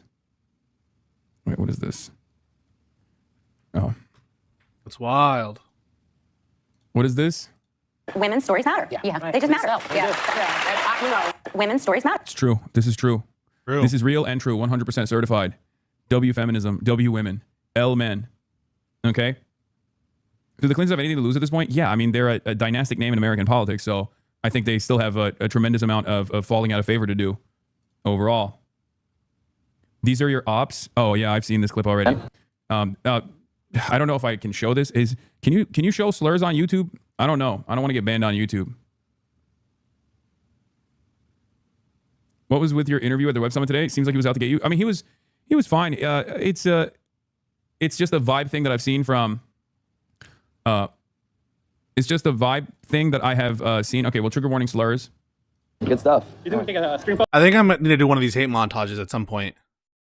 Because this might be too boring, at least so far. So I'm gonna do this for another like 5-6 minutes, and then we might need to find like a hate montage, and then go into like the context of the hate montage to see if they're accurate. That might be like the play. Yeah, let's do it, man. I bet. All right, the count of 3. Nigga, Hail Hitler. 3, 2. Oh my God! I have a bunch of friends and family that have been watching, and I'm like known in Orlando as like the Asian monger. I would have the honor if you could verify me as the Orlando Asian monger. Bro. Honor's mine. He's like, bro, oh no. My entire fandom are a bunch of whole ass losers. Oh my God. Wow, that's so crazy. You got hit with the white mogger and the Asian mogger. It's a mog world out there, Clavicular. Look at the behemoth that you have cultivated. Look at the beast that you've created. Gaze upon its glory. Lay your eyes upon the cringe atom separation here, okay? The nuclear bomb of cringe. Oh, not great. Oh. Bro has a lot to think about. He does not have the capacity to think, so he has nothing to think Billie about. Eilish. Wait. Because that's... Okay, Billie Eilish. Because his brain is fried. Pop off on. What is this? Kira won't miss how to take as well. We as a society have to stop taking celebrities seriously. They're so performative and out of touch. This bitch post Billie Eilish picks to get interactions from porn addicts for a living, and now he wants to talk about politics and pretend to have morals. Please fuck off. Thank you. Yeah, this is just like right-wing reactionary outrage farming. You see it all the time with anyone and everyone that tries to speak on the ongoing atrocities. These are not issues at odds with one another. Okay, it's perfectly normal to want to live in your own home and have privacy in your own home, and also recognize that the government could be doing a lot better by all these people that have come here. Okay, a lot of right. Okay, but you deal with the stolen land bit. Wingers don't understand this concept because they're stupid, and there's not really there's not really anything else you can say about this. Okay, sorry, they're too stupid to understand. Because I think that the play for the stolen land bit is like just establish the truth or falsity of the claim. Did the people who established the United States or any one of these other countries, did they in fact steal land? And I think the answer to that would be yes, right? The land was stolen, or at least some parts of the land were in fact stolen. There are responses that were like, well, they didn't have the same kind of property entitlement, but of course that's just kind of begging the question, like, is there a more universal sense of steal? And if you just mean steal according to the laws of the white people, then I guess by definition it's not stolen. But yeah, I think you just grant that it's stolen land. I would just say, okay, so a lot of land has been stolen. Does that mean we should do something? Yeah, so I don't understand why people get so bent out of shape about the stolen land bit, except to the extent that it like implies that we should give it all back. Indigenous professor and historian here. Land back to us is the resurgence of indigenous sovereignty in life and is the protection of our inherent human rights as defined by UN DRIP, United Declaration of Rights for Indigenous Peoples. Wait a minute, indigenous professor and historian? I thought that meant seizing by force Billie Eilish's home and turning it into. Yeah, that's so stupid too. Like, I hate this. And I had a conversation like this about with someone in my Discord, where they're like, "You and Hutch were talking about political prosecutions, but don't you know all prosecutions are political?" And it's just like, well, you're just using the word political in a sense that we're not using it. You're just using the sense of political to mean related to power, related to the authority of the state, and a part of the process by which political structures are established and exert themselves on society. And that's just a more general sense of political than what we mean when we're talking about refraining from political prosecutions. Same kind of, it's like an equivocation, right? We're not using political in that loose sense. We're using it in some more narrow sense related to ideology and enemies in context of political alliances, as opposed to related to the power of the state, viewpoint discrimination. That's kind of like what we're getting at when it comes to political, in the sense of, the norm against political prosecution. And the same kind of thing here, where there's this like intentional desire from, that was a lefty who did that to me, I think, in my Discord. But the right wing does it too, where they like purposely try to misunderstand or use different definitions. Be like, oh, you say stolen land, therefore you have no problem with me being in your house. And when you say illegal, you mean something else, right? Like, so you're okay with burglary. It's just like a insistent bad faith. I just find it really stupid. Turning it into your home. I don't understand. That's so confusing, because all of these other right-wing reactionary shitheads are telling me that's what it's supposed to be. So I'm a little bit confused. I don't think that's equivalent. It's a equivocation. Did I say equivalent? I meant equivocation. Obstruction. The concept of land back now. I just thought that meant, violently overthrowing Billie Eilish. Only Billie Eilish, really. And no one else.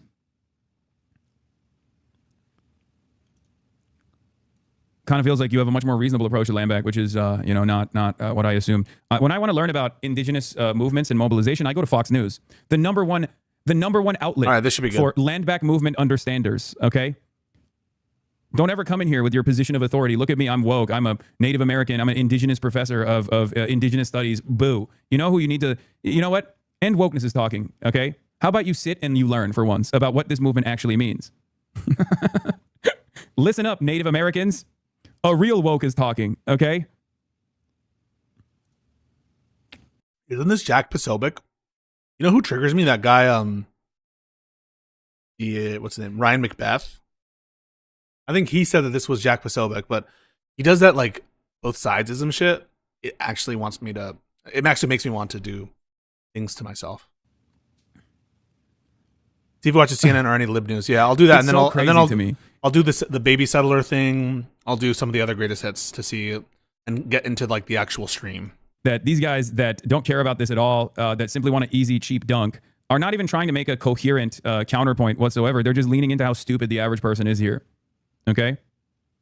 Twitter is going to clip all this so out of context. Yeah, I don't really care. All right, so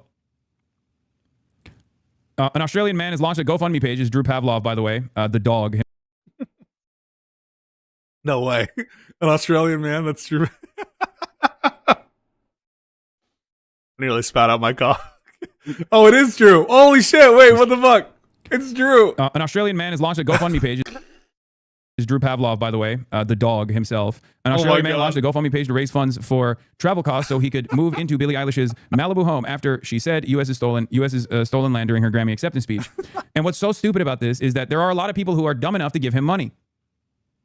Seriously. That broke cunt always doing GoFundMe for overseas holidays and losers fall look at the chat for it every time. I want more than anything else for Drew Pavlov to try and facilitate this and then go to prison. I do want Drew Pavlov, who probably is the only undocumented migrant that I would wish to see in CCOT. I want Drew Pavlov to go to CCOT, okay? I want him to experience the things that he advocates for other people to experience. I want him to have a life-changing experience, okay? So yes, go ahead, Drew Pavlov. Follow through on this promise. See how this works out for you, okay? You have some bass on right now? Okay.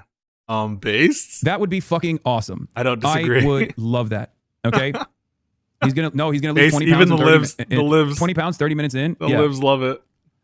I also wait. His GoFundMe got deleted. Oh, I wonder why.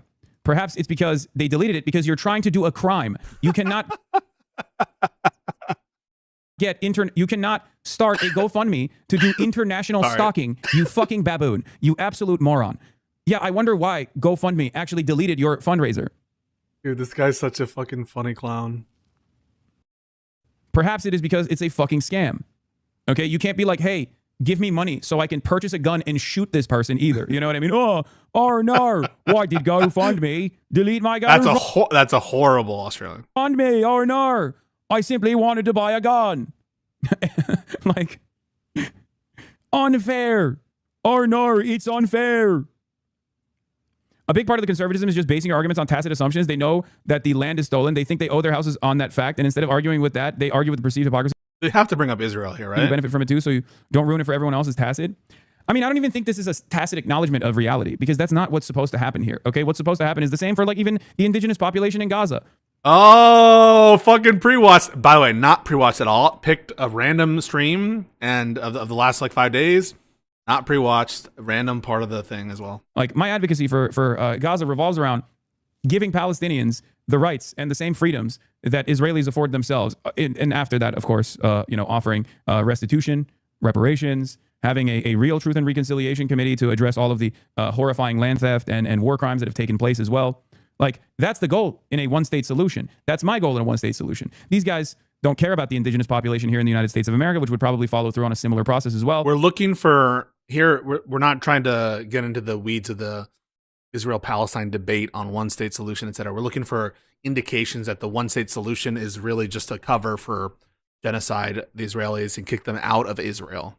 So any kind of indication of that, or from the chat, just like let me know. So anything where it's not about the one-state solution as such, it's about whether or not you can discern a motive of kick all the Israelis out of Israel proper in his ideal solution,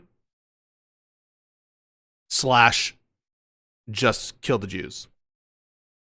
And they certainly don't care about the indigenous population in Gaza and in Palestine in general. That's what's so annoying is that we're not having the same argument. You're having a totally separate argument, and on the basis of something utterly irrelevant. It doesn't correspond to my worldview. It doesn't have anything to do with my advocacy. But unfortunately, because the audience is receptive to this kind of idiotic argumentation, it doesn't really matter. Now you have to address it. Like I said, same principle behind, socialist with a nice house, omega lol, right? Like I've never said socialism means no house, that you must not have a house or having a house is unethical, okay? It's deeply unethical. That would be an idiotic argument to make. Oh, is this about his house, his like lavish house, and whether is there any like response to that? Maybe we can add that to like the list of the greatest hits. If there's like a response to you're a hypocrite, bro, because you live lavishly or something. You assume that that's my argument. It's a You have normal decided house. that that's my argument. The reason why you have decided that that's my argument is because it's a strong I'm just saying what the allegation is. All right. God, you lefties get so triggered. man position. It's actually much easier for you to argue against this idiotic position, right? And that's it. But one must ask the question why Billie Eilish is receiving this unimaginable amount of backlash. Perhaps it has something to do with the fact that her advocacy started far before this last round at the Grammys. And when we all know... Or an equivocation that doesn't mean... Are you using Guys, do not use equivocation to mean false equivalence, all right? Because I will get triggered and I won't read the rest of what you said. So retype what you're saying and don't make that mistake. If someone comes out and says better things are possible, maybe the wealthy should give more, they receive unlimited hatred. Oftentimes not... Socialism doesn't mean you can't have a nice house. 'Tis but a humble hut. Not just from the super wealthy. Well, how am I playing dumb? No other? We're going to stop. The entire content stops until no other says, I'm playing dumb.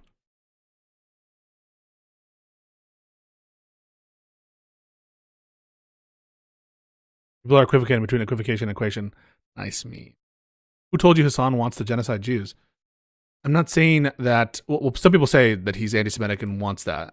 And that's what he wants. He would, as president, he would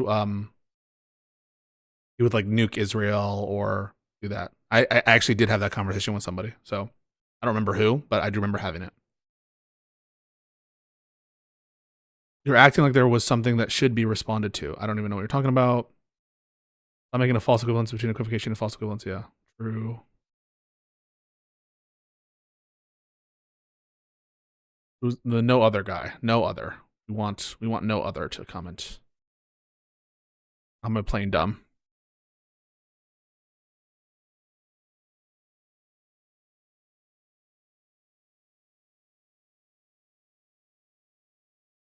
Yeah, it might have been that loner box mod. Yeah, forget which one. The Lion of Zion or something. Maybe.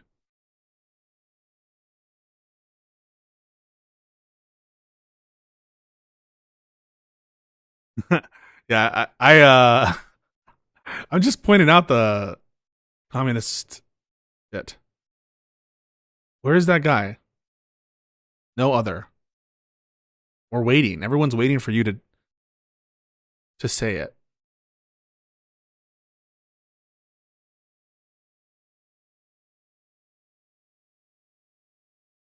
Am I playing dumb? We're about to go to the baby settlers thing. And then we'll go to some other greatest hits.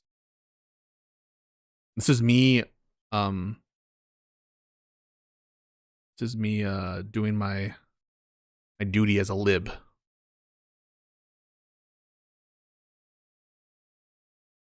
I'd rather like talk about Trump and stuff, but we did the Kyle bit and now we're doing the Hassan bit. I don't see it, so we're just gonna press play. Said from their dogs, the lumpenproles, the small business tyrants themselves who consider themselves to be temporarily embarrassed billionaires. And that's precisely what's happening here. These guys are not in control of the levers of power in modern society, and yet they still act as though Billie Eilish has personally offended them. The real reason why they act as though Billie Eilish has personally offended them is because being a right-winger is about licking the boot. Okay? Watch the deprogram with Hassan. So do I go to YouTube deprogram Hassan? YouTube deep.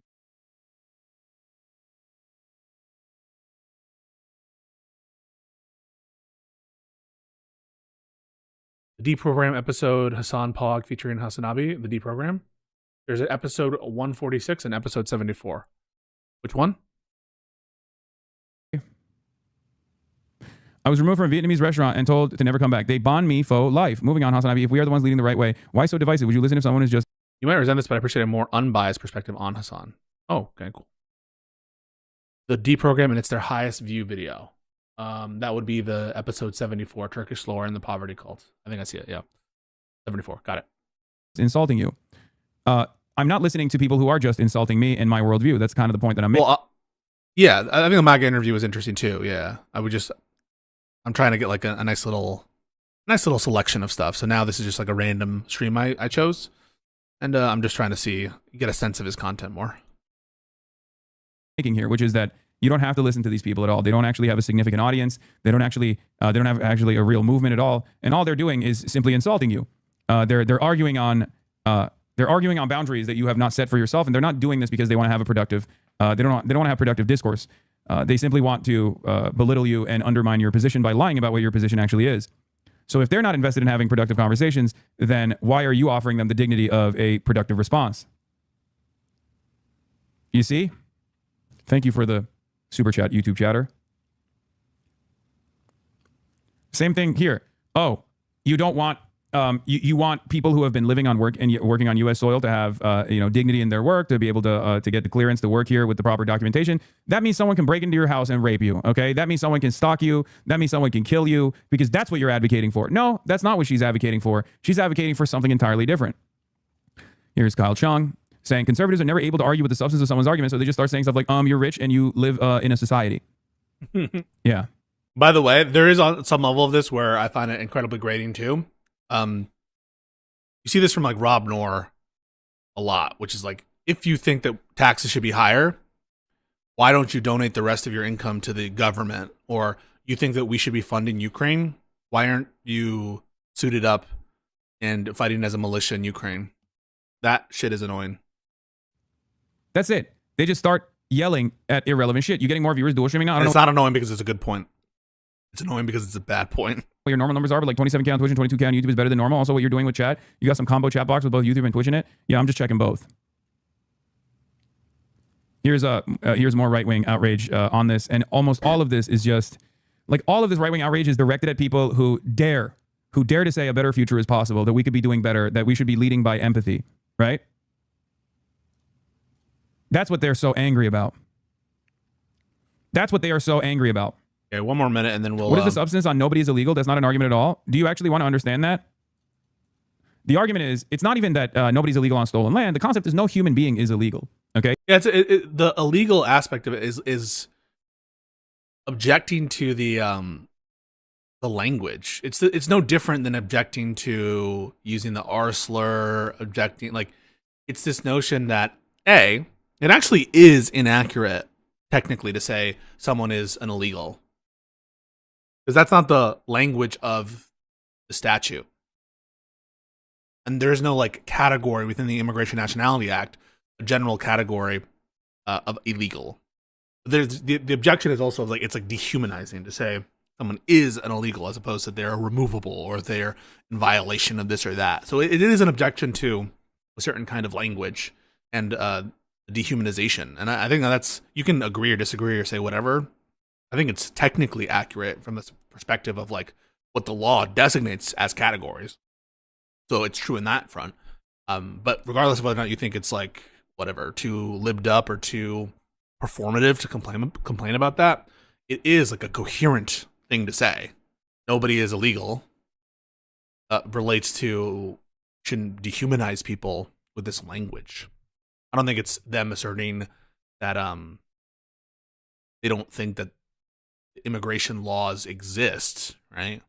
It reminds me a little bit of when people who are trans, right? When they say, I'm a woman. Now, I think that what I'm about to describe is the majority of people. That's my intuition. Conservatives will say, no, you're not. Because you're not a biological female. But you're just intentionally not trying to understand what they're saying. They're not saying, I actually think I produce large gametes. And I was born with organs that would produce large gametes. They're not saying that. And so you saying, well, you're not because in virtue of the fact that you're not a biological female. Well, when they say I'm a woman, they're not claiming to be a biological female most of the time. There are some people who are like, I actually am a biological female now. And I think that those people are like wrong, right? Most of the time, or if not all the time. But usually, right, they're just not responding. It's another one of those situations like when you say, you said he was an obstruction because he's a physical obstruction, like a tree is an obstruction, as opposed to the obstruction. It's an equivocation. It's like when someone says nobody's illegal. You're, what, you mean that there's no such thing as someone who violates the law? No, like they're making a different point. You seem like an idiot when you don't respond to it. That's kind of just my opinion, though. Human beings are human beings. Deciding arbitrarily that one human being is illegal and not worthy of living on the same soil as you is idiotic. That's the reason why people say nobody is illegal. The reason why they add on stolen land. Yeah, or they're making the point, and Hassan just said it right there, that they think that those laws are unjust. Whatever laws would designate one as such to be unjust. And like somehow hypocritical given the history or some shit. I agree with parts of that, but not all of it. And I obviously don't agree with, if you saw the conversation with me and Nate, we don't agree with a lot of the Immigration Nationality Act. We think it's like terrible. But yeah, that's another point that people would make is, in addition to the language, the normative view against the current status of the law. And by just being like, oh, I get to burglarize your home, that isn't really addressing what they're saying, right? You're intentionally trying to not understand them. Is to highlight the hypocrisy that our ancestors came here and actually conducted a genocide on the indigenous population, and now they've decided to enclose the same areas that we actually dominated. Yeah, I actually don't think it's hypocritical. So I don't even agree necessarily that it's hypocritical, just to be clear. But that is the view, right? Through war and destruction, because you like initially take something, therefore it's never justified to exclude others. I don't have that view. I don't think that there's hypocrisy entailed there, but it is a view, right? Use others the same opportunity that our ancestors also took advantage of. And saying something like, "Oh, go into your house," doesn't take that view down a peg. It doesn't address it. Initially, when they came here, even if they did not participate in the ethnic cleansing of the indigenous population, and that's what that argument is. It shouldn't actually require you to sit down and really, really reconsider what this simple message looks like. But the main point here is that nobody's illegal. It's that simple. The concept of illegality, okay, that's not. Oh, there we go. Around a human being over another is completely arbitrary, completely made up. People are just people. Now I think that Hassan isn't. Like all these categories are kind of arbitrary in the sense of humans made them up. But is that what we mean by arbitrary? Just human made it up? Then it seems like now you're doing the reverse. The reverse equivocation. So I don't like this explanation. The first part of the explanation I thought was good. This part I think sucks. Just because it doesn't mean it's arbitrary. I mean, the laws are passed and premised on a set of conditions and a set of processes. And in virtue of that is what makes people want to call these people illegal.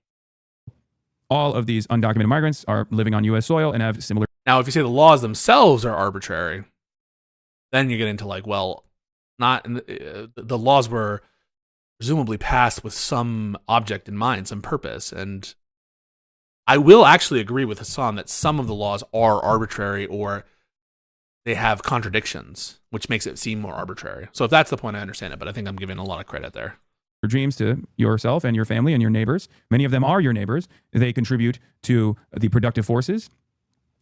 They play an incredibly important role, and they do so with... This is just a pro-immigrant argument now. They do so for horrifyingly low and inhumane wages. But in general, based pro-immigration rhetoric, and I support immigration. And so, I'm nitpicking, I'm picking, but I do think it's based pro-immigration rhetoric.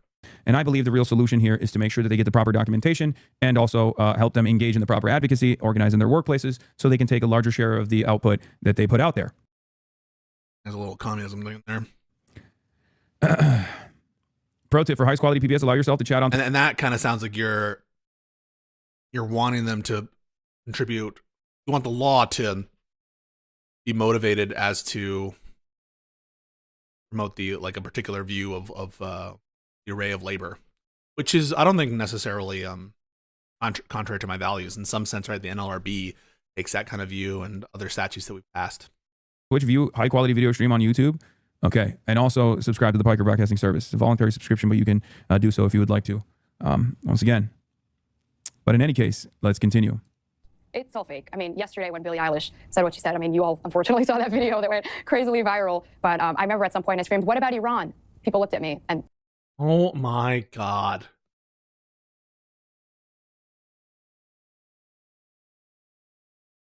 They were like, "Yeah, what about Iran?" Why did they let this weirdo in?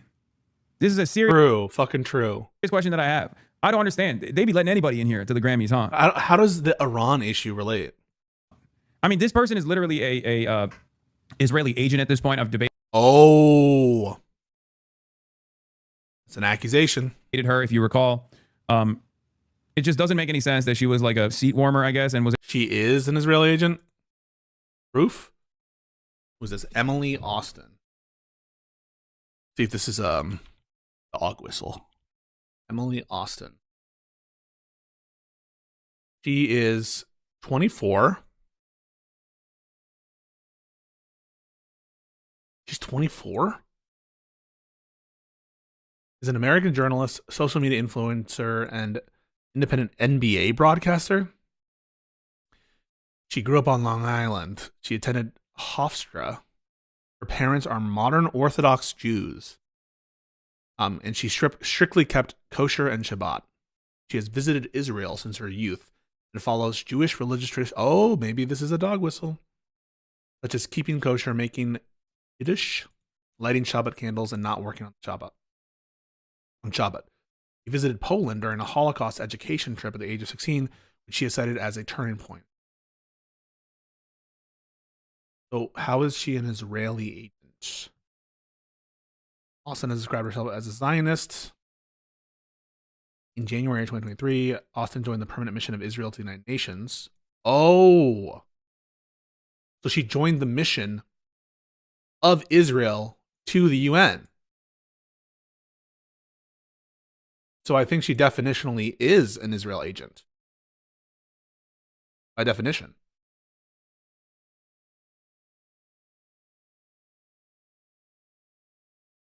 Yeah, the permanent mission of Israel to the United Nations. She literally is an Israel. Debated her, if you recall. I mean, this person is literally a Israeli agent at this point. I've debated her, if you recall. It just doesn't make any sense that she was like a seat warmer, I guess, and was able to film herself doing fuck shit. I guess you can just pay to attend. I don't know. Wonderful to see the pro-Israeli influencers branch back out to their original formation of doing hysterical right-wing cry-bullying, because that's what she started off as, and then pivoted to like pro-Israel content, and now she's back to doing hysterical cry-bullying. Now that the reflex of dog whistle, I said I'm going to look into this. I'm looking into it. Was I honest with my conclusion? I don't think it's a dog whistle. I think she is an agent. now that the pro-Israeli side of things is not as fashionable. Yes, this is the lady that I show speed unfollowed famously. People looking at me. You could tell it's ingenuine. You could tell it's fake. They didn't even have any context to Oh, did they just like zoom in on her forehead? Unfollowed famously. people looking at me. You could tell it's ingenuine. You could tell it's fake. That's so rude. They didn't even have any context to add. It's just F-ICE. Meanwhile, everyone knows that they're living in their mansions. Billy Yeah, okay, good luck. Good job, brilliant. All right, let's hear what this psycho had to say, Megyn Kelly, and I gotta go pee. Literal Who psycho. might be the most Literal depressed psycho. person in America. I mean, like all of her music is like. She shows up. What is wrong with her? And she's ready to talk about ICE with her disgusting outfit. Truly, she was one of the worst dressed. But here she was with a message, just like her fellow artists for ICE in Slot 8. No one is illegal on stolen land. Oh, we love Sabrina.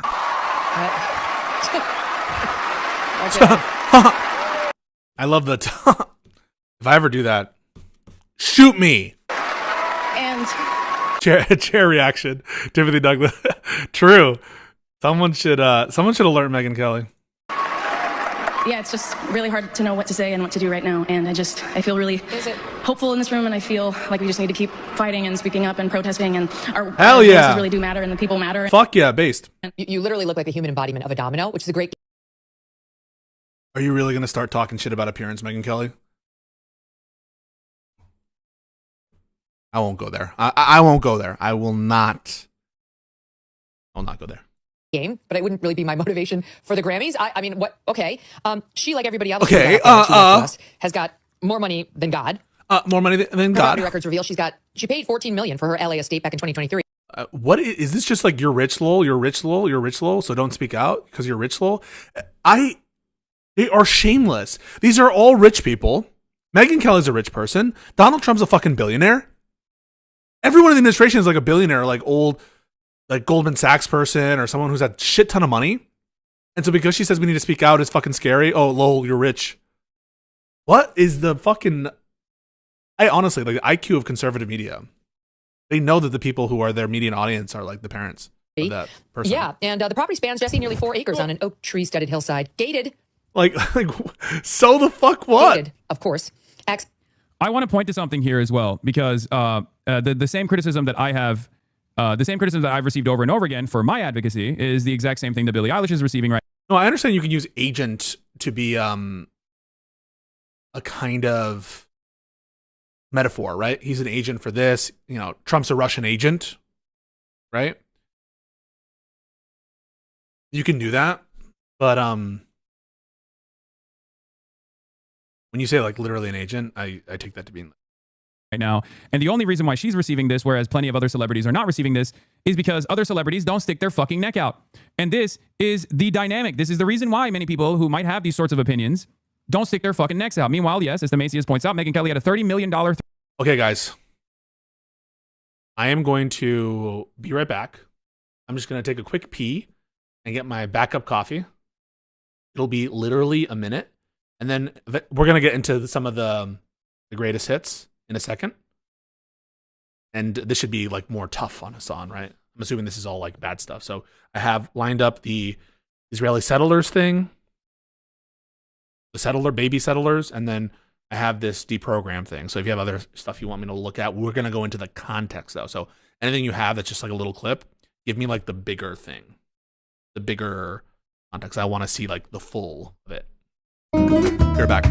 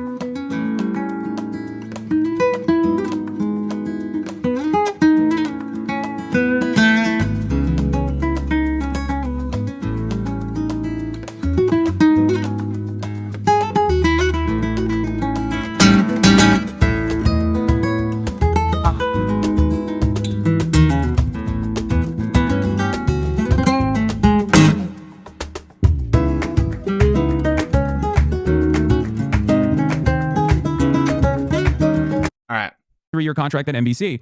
So the audacity of Megyn Kelly, who is maybe not as rich as Billie Eilish, but certainly an incredibly, unimaginably wealthy media executive. Sorry, $69 million contract intact. Megyn Kelly leaves NBC with all of her $69 million contract intact. This person has the audacity to turn around and talk about like, oh, you're rich. Why are you chirping? You're rich. Why are you chirping? It's literally. My anger and resentment doesn't end there because unfortunately, there are a lot of fucking morons, absolute fucking morons that also do this. This person has the triangle emoji on their description. Okay, they're a part of DSA Liberation. I do not want you to go yell at this person. Okay, I don't want you to do that. I hate it when you guys take matters in your own hands or tap the glass or whatever. But the reason why I'm pointing this is because this is a leftist. Take matters in your own hands or tap the glass or whatever. I want you to go yell at this. Low key agree with end wokeness. Oh my god. Person. Okay, I don't want you to do that. I hate it when you guys take matters in your own hands or tap the glass or whatever. But the reason why I'm pointing this is because this is a leftist. What does tap the glass mean? Is a fucking leftist who says, oh, I'm agreeing with end wokeness here. And the reason why they're agreeing with end wokeness here is because they also have gotten the reactionary brainworm.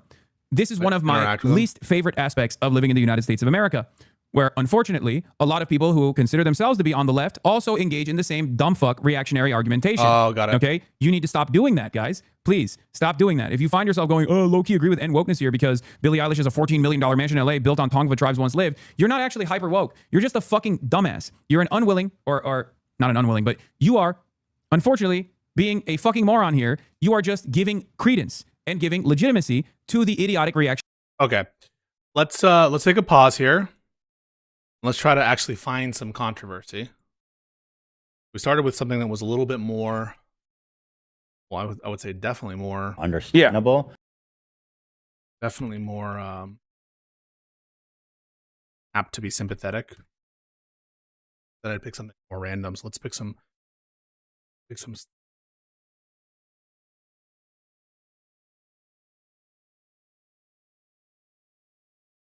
Exactly, having a ton of faith in the dudes that decapitated babies to treating their POWs really well. Well, I think that's kind of at least for the military. The fucking. Oh, okay. So they're listening to the. This is the deprogram. No, of course not. Settlers. Of course, and they're not even living. They're not. Okay, yeah, good. they're babies. So I just want to. Okay. Back up. Back up. This was their old podcast that they did together, right? Turned a blind eye to Israel not following their commitments on. Fully. What's the date of this, too? Let's get the date. The leftovers. Why was it called leftovers? They're left. Self-deprecating thing. This is October 12th, 2023. This is what? Less than a week after? Okay, that's the context. Agree with what you said.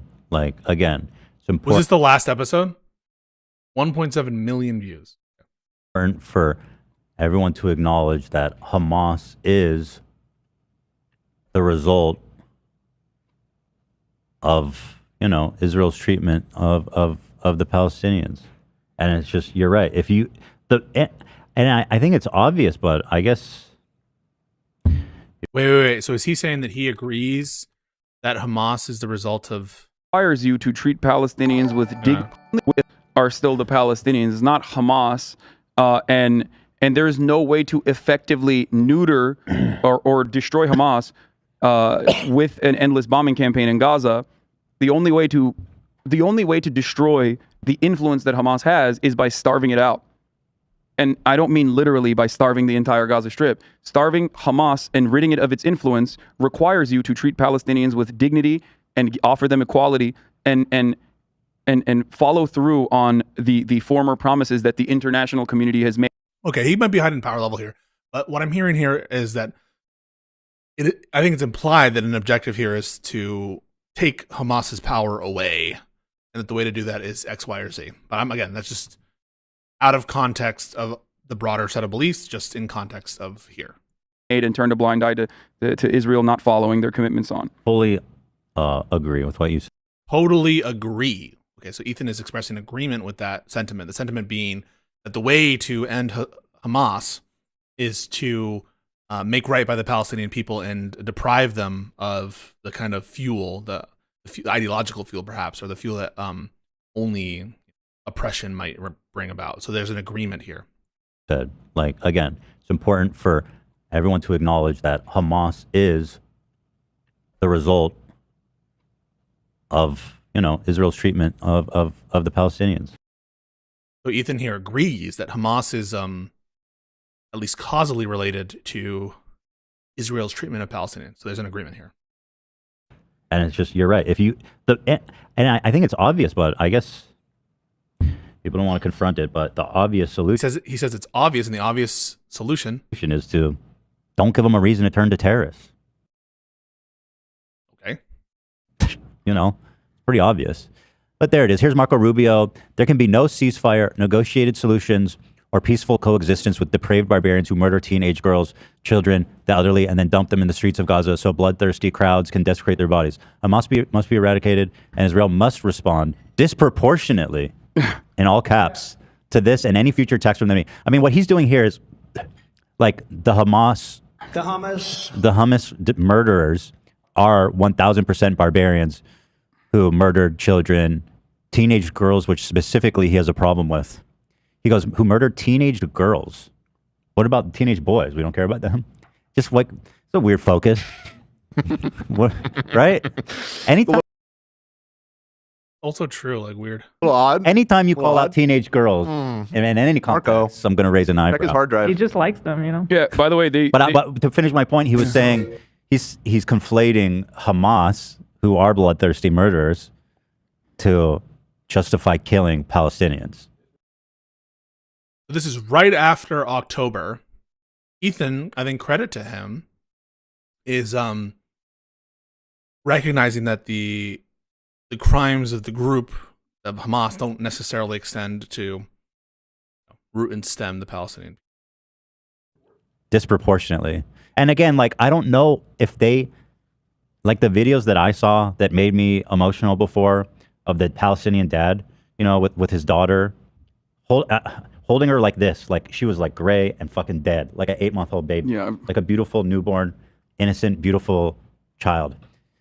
Like, I don't know if, and he's this man, I don't know if Marco Rubio has ever seen anything like that, or if it would change him, but I can't imagine that seeing that would not have an impact on these fucking ghouls to see what they're actually wishing for. It might not be impactful for Marco Rubio, but it certainly would be impactful for many people who are completely oblivious to what's going on, which is precisely the reason why that never gets any coverage. This isn't to say that like Israeli civilian casualties are. He's referencing Palestinian babies being killed, right? This is Palestinian babies. Before of the Palestinian dad, you know, with his daughter. Okay, I missed that. Yeah, so they're criticizing. This is Ethan, right? And maybe there's missing context from before, but this is Ethan criticizing the overly hawkish attitude of Marco Rubio in light of the Palestinian baby. Holding her like this, like she was like gray and fucking dead, like an 8-month-old baby, like a beautiful newborn, innocent, beautiful child.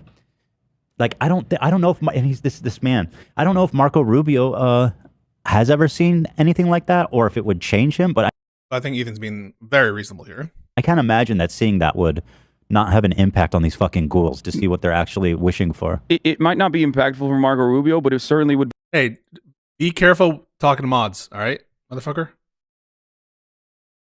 Wait, did I get the wrong person? My bad, wrong person. Be careful, all right? Be impactful for many people who are completely oblivious to what's going on, which is precisely. And here's Hassana Green. The reason why that never gets any coverage. This is the Palestinian suffering doesn't get coverage. To say that like Israeli civilian casualties are acceptable or good. It's just that there is coverage. So this is not to say. Okay, hang on. This is not to say casualties are never gets any coverage. This isn't to say that like Israeli civilian casualties are acceptable or good. It's just that there is coverage on that endlessly. So this is a kind of like unequal coverage thing. It's not to say that they're good. Understandably, and never any coverage on the humanity of Gazans. I've talked about another aspect of this too.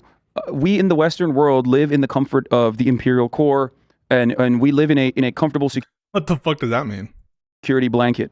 So for us, I know what that means. But if we live in like Connecticut or Iowa or whatever, of course we empathize significantly more with Israelis that were attacked by this horde of scary Muslims. Like, of course we empathize with that on a spiritual level because we can't understand the entire building blocks being removed. It is far too alien for us to comprehend the fear and the reality of that kind of devastation. We look at that and we go, oh, this is just like Baghdad, you know?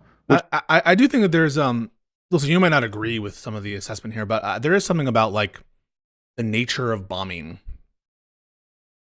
which human beings look at differently. Sam Harris had a really good line on this one time where he was like, we would view differently a person who like went up and just like slit the throat of someone, and we have that visceral kind of example of someone like up close and dirty doing whatever, than the military jobber who dropped like hundreds of payloads over the course of a conflict, which causes death and suffering from like removed almost. And I kind of get that that's what I'm just trying to be good faith here. What he's suggesting is that there's like both because they're scary Muslims, and I think that that's true. Israeli society more Western aligned, more understandable, I think, to the cultural sensibilities of Americans, especially like coastal people who where there's large Jewish communities, where they're very familiar with such populations, although they're big Muslim communities too, in fairness. So, but even putting that aside, just the bombing deaths in both the numbers and the way they're being killed, they just don't strike at the heart the way it's like small arms, up close and personal, shooting precisely the grandmas at the bus station. And so I don't even disagree with this point here. Which is an enemy that deserved it in the minds of Americans. So that is. And then, of course, the lineage of 9/11 and our conflict in the Middle East for the last, 40 years or so. Since, the Gulf War and maybe even before. Also, another reason why I think Americans are immediately and unconditionally in support of, the Israeli occupation. Here's Ben Shapiro. I mean, no surprise here. I don't think that anything incredibly stupid was said there. But okay, here's Ben Shapiro. Obviously, but still. Oh, he's been baying for blood nonstop. I mean, here's a video. The UN. He's been what for blood? Is this baying? Baying is a deep, loud, and prolonged vocalization, a mix of bark and howl, primarily produced by scent hounds to signal they have scented or cornered prey. Baying. Is this what is this? There's some sort of, let me look up. Baying. Would you say discrimination? Is there any history of the term baying with some kind of bigotry?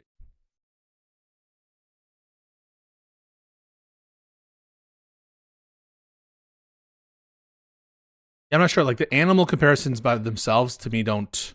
Is there anything like specific on like the Judaism front, anti-Semitism? Because like I called those DHS schools the other day rats, and so I just like the animal compare. There's a lot, unfortunately, and I don't think I'm trying to look for like anti-Semitism. He said baying. Baying for blood is an expression. Okay, so we don't have a problem with baying by itself, right? Baying. Unless someone can produce something other, that there's like a specific connotation of baying. I'm just gonna assume that that's like I don't use it, but if there is, yeah. Special reporter for human rights in Palestine. We are horrified by what's happening, and we are calling for a truce. And here's a video of Gaza being bombed by missiles, and then Ben, and his infinite empathy and human nature. So criticizing Ben for not sufficiently considering the lives of Palestinians. Okay, so Ethan again, reasonable. Told them that they can fuck right off. And like this is such, all these people, but looking at Ben, I mean, is such a lack of human empathy. It's okay. It's like it's just fucking evil, man. But there it is. That's Banny Boy. And okay, so far, this is making me very sympathetic to Ethan. One more, again, no surprises here, but Charlie Kirk. These people betray principles of Judaism and centuries of Jewish history of always siding with those who have been oppressed, always being at the forefront of social justice and fighting for emancipation. So here's Hassan speaking positively about the history of Jewish support for oppressed groups, which in the American context is true, right? I mean, like Jewish lawyers were at the forefront of a lot of civil rights movements. And so, yeah, like this is, I think, Hassan recognizing the historical pedigree of Jewish fights for freedom. And again, you can disagree with it in the context of Israel-Palestine, but no, I think that's again showing a distinction between what he takes to be the oppressive regime of Zionism and his notion of Jewish values or whatever. For all people, it's really, really, really disgusting to see that. 100%. I didn't want to read this one. So, basically, showing all these goals, feeling very comfortable. It's not positively. It's being used to put down the threats Israelis face. It's not a good faith analysis of Jewish history. in that you think it's inaccurate. It's an inaccurate description that Jewish people have not been sort of on the forefront of protecting minorities and the oppressed peoples? That's what I want an answer to first, and then we can get into the Israeli part. But like, do you think anything he said there was inaccurate? First off, Zachary Cohen, 89. Can you identify an inaccurate statement there from what we just heard?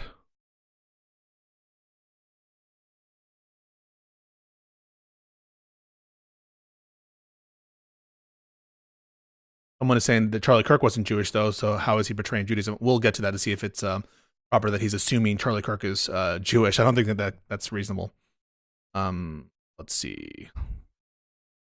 No, it's accurate, but it's being used to juxtapose the history of Israeli Jews. I think it's being just juxtaposed with respect to he has a view on what Israel's doing here, but I don't want to conflate the substantive issue of what the Israeli conflict is and to double count it, right? So here's the problem, right?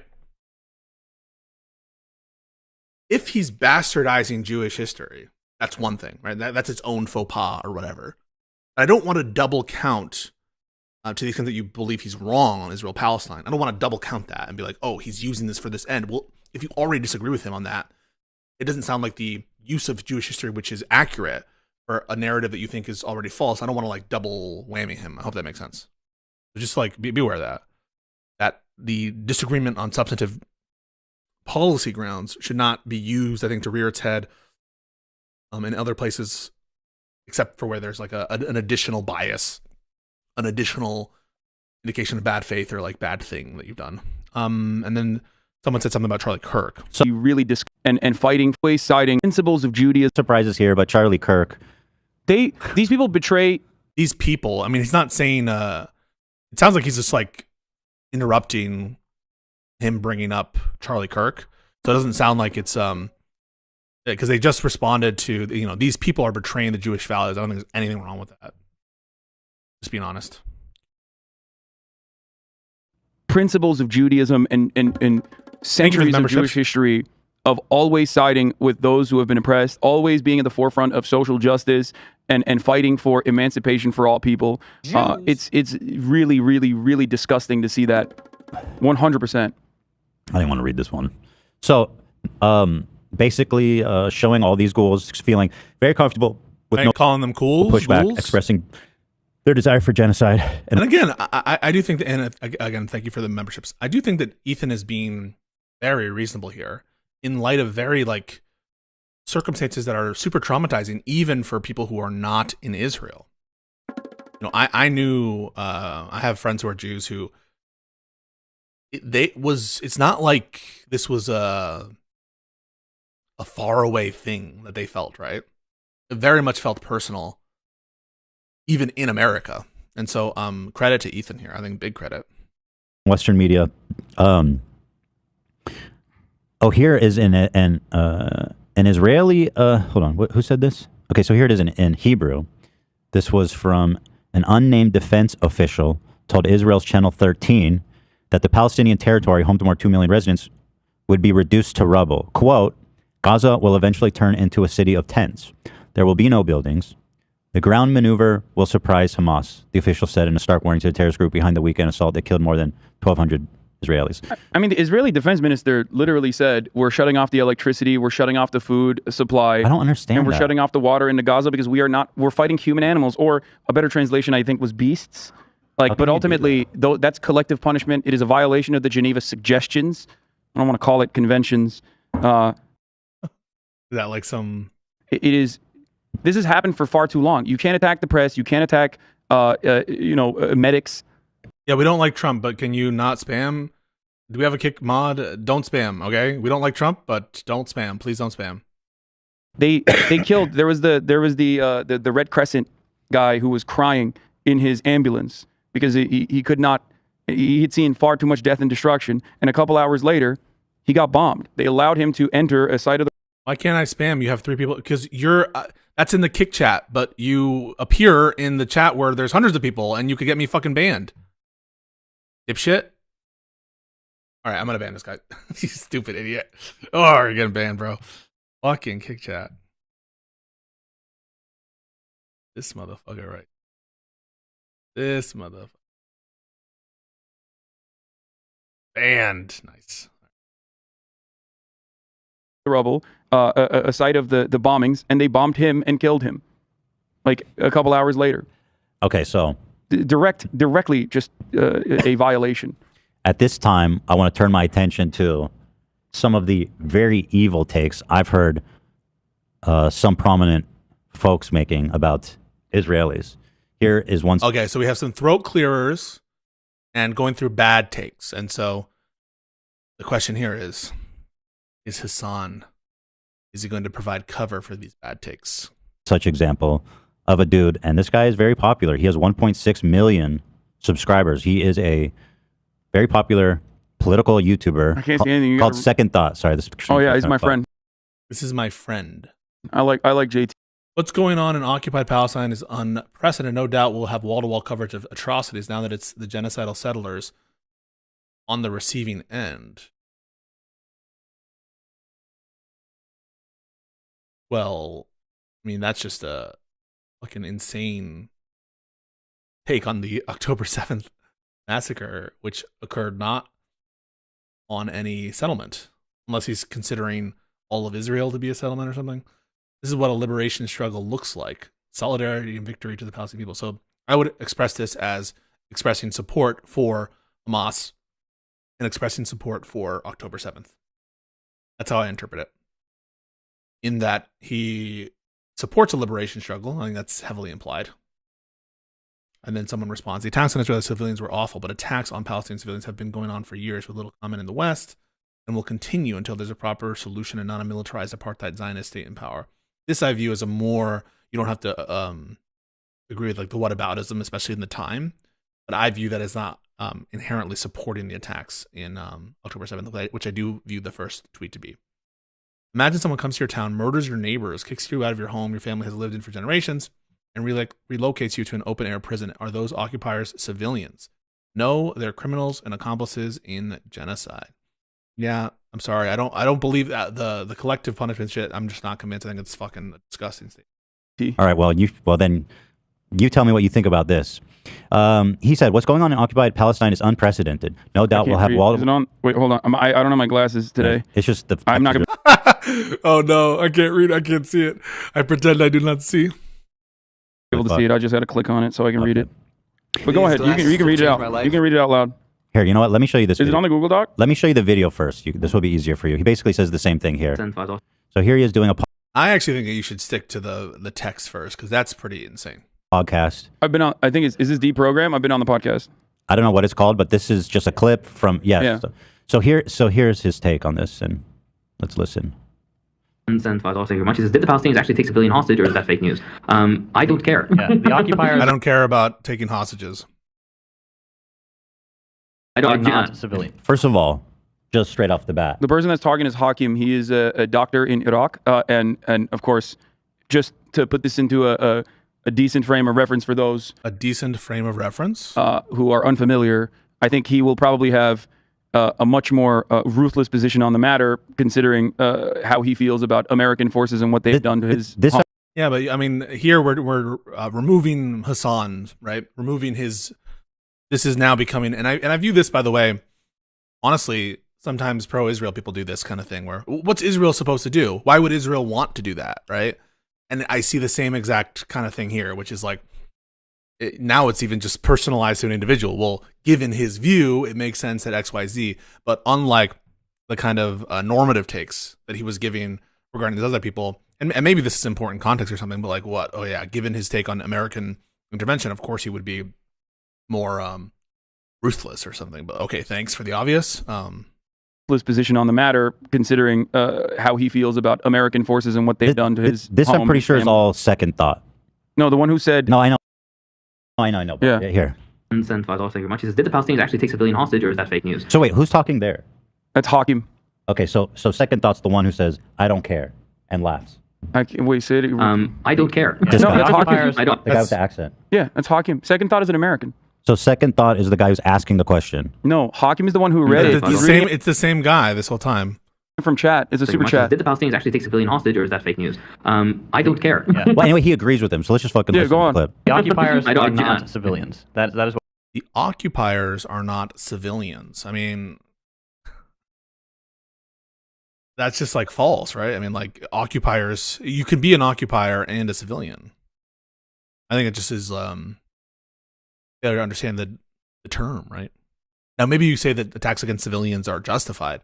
That's just the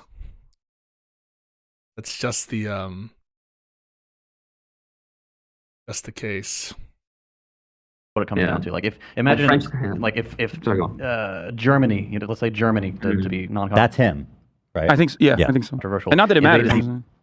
United States, and they said, you know what, Cincinnati, Ohio is our ancestral home, and everyone knows that's blatantly false. But they take your home, they murder your grandma, they bulldoze like your neighbor's house. Are those people civilians there? No, they're occupiers, and those are criminals. That is, there are no civilians there. And So there are no civilians. Hang on. Inside 67, right? They take your home, they murder your grandma, they bulldoze like your neighbor's house.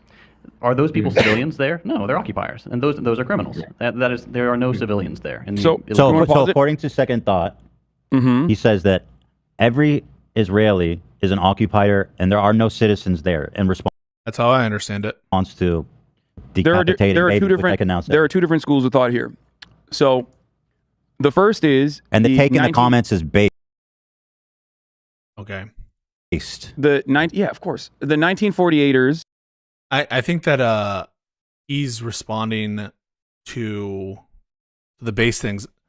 I don't think he's saying based there, right? Do we think he's saying based? First is and the take in the comments is based. Yeah, of course. Of course, is he like, yeah, of course they would think that? I don't necessarily interpret that as him saying it's based. 1948ers believe they believe all of it is illegitimate. There's two different schools of thought within, I would say, anti-Zionism. Those who believe that all matter of settlements that were propped up even in the inception. So I think so far, people might be getting the wrong weaselness, right? I think the weaselness here is removing his normative view so far, right? Maybe there's more. But so far, he is giving these kind of descriptive claims and analyzing like different schools of thought. But so far, I haven't like identified something incorrect he said. But there's definitely weaselness, and I think the weaselness is so far, right? And there might be more, refusing to comment normatively on it after commenting, quite openly about like Shapiro, these other people, right? Of the Israeli nation state are unjustifiable, and that they are settlers. So they extend beyond your perspective that you agree with, which is because West Bank is a settler occupation. I think it's an extremely evil thing to say. Okay, so now Ethan is pressing the issue, and he's asking for a normative assessment from Hassan. I think this is an evil thing to say, and I agree that it is an evil thing to say. He said. Let me ask you this. No. What do you think? What he said? All right, Weasel is evil. I think it is, one, unproductive, and two, unproductive isn't what you were asked. So this is a dodge. This is like when you say, should you have endorsed Kamala? Well, Kamala didn't deserve my vote or something, right? It's the same kind of dodge. Only here he's pressing you, and you're just dodging. Let me ask you this. No. What do you think? What he said is evil? I think it is, one, unproductive, and two, it does not meet the realities on the ground, and it's not. Oh, that's Weasel. Not a viable solution. It is not a viable solution. See, if he had said, and it's not a viable solution, therefore it's evil, I would be like, okay, he answered it in a kind of whatever tone, but this is a pure dodge. It's a pure dodge, 100% pure dodge. So calling, just to be clear, calling babies. No, of course not. Settlers. Of course not. Of course. And they're not even living. They're not. Okay, yeah, they're babies. So I just want to say. But he's not saying it's good to kill babies. I just want to say that this guy's a fucking evil piece of shit for saying that. Can I ask you a question? Can I finish? Let me finish. Okay, so how he responded to the baby thing so far makes me think he's not justifying the killing of babies. Okay, we'll finish this, but I do have a question for you because I think you're going to agree with something I'm about to say. Yes. Let's just finish it and then we'll talk. Invaded the United States, and they said, you know what, Cincinnati, Ohio is our ancestral home, and everyone knows that's blatantly false. But they take your home, they murder your grandma, they bulldoze like your neighbor's house. Are those people civilians there? No, they're occupiers, and those are criminals. There are no civilians there in the illegal military occupation. Yeah. So that's number one. I mean, that's so callous. It's kind of hard to fucking even believe just how flippant he can be about calling babies militants that are deserving to be killed. Very beautifully put. Number two, much more importantly, the track record of Palestinians has been 1,000 times better than that of the Israeli occupation, despite the fact that Israeli occupation does not need to brutalize. They already have all the power, but they still choose to do far worse. The worst that will happen to a person in the Palestinian custody is that they're going to be like auctioned off for a prisoner swap, which is the historic track record also. And of course, he's not wrong about this. This is the original goal for the again here the weaselness is in terms of the goal here. In terms of the frame of analysis. The frame of analysis is descriptive. It's not normative. That's the dodge. It's the same problem this entire time, is unwillingness to address the issue and to just get into this like, yeah, that is what they do. Yes, this is the fucking what the historical pattern has been, as opposed to give a normative take. Military, the excursion, at least if you believe I'm not exactly having. Okay, so interruption, and I understand the frustration here actually, because he's just dodging the normative issue, and so I would be frustrated as well. So I think that Ethan is perfectly justified to feel frustrated, especially because they were both, and Ethan was willing to, I think, to his credit, in the aftermath, days after October 7th, give a totally sane and throat clearing condemning of Marco Rubio and of Charlie Kirk and all this shit, and so I would also be frustrated. A ton of faith in the dudes that decapitated babies to treating their POWs really well. Well, I think that's kind of a psychotic take too, where it's like it's like, why are you trying to give Hamas the benefit of the doubt on this one? Being like, oh, they treat their prisoners fucking awesome. Yeah. Well, just to be clear, Hassan didn't just say that. Hassan just said like in general, and that also isn't what was being said in the clip. Now, I understand the frustration for sure, but it's not that they'll treat them very well. It's not that we should trust them. It's that is what has happened in the past, and that's what Hassan said. So, again, not to excuse the normative evilness of the clip and the weaselness to not to engage, but I don't think that that's what's being said is to trust Hamas. It's just kind of historical look. No, let's not try to do that. Okay. So, but anyway, and that combined with just the callous, the laughter. Listen, hold on. Did the Palestinians actually take civilian hostage, or is that fake news? I don't care. Okay, and they're laughing about it. Let me pose a question for you. Go ahead. So you have said that those in the West Bank are fundamentalist settlers. Are you familiar with the international law surrounding the justifiable forms of violence towards? So first of all, terror? I don't put any stock, frankly, in whatever these quote international laws are. Yeah, it's. Is he representing that it's justified to kill under international law anyone who's a quote unquote settler? He doesn't say that yet, but maybe that's what he's suggesting. But no, I'm not familiar with whatever that says. Technically, the reason why the IDF has to exist in the West Bank and behave in the oppressive manner that they behave is because Palestinians, and this is going to sound very radical and possibly very violent, but this is a matter of law, and maybe even if you agree with this, a matter of morality. Palestinians have the legal ground to violently seize back their own homes from the settlers. What do we think? Do we agree with that? They have the international law, the power to violently seize the homes back from the settlers. I'm not sure. Does international law have a view on that?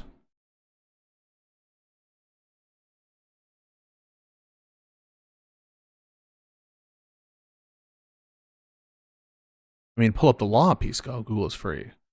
Is the claim that that this is untrue?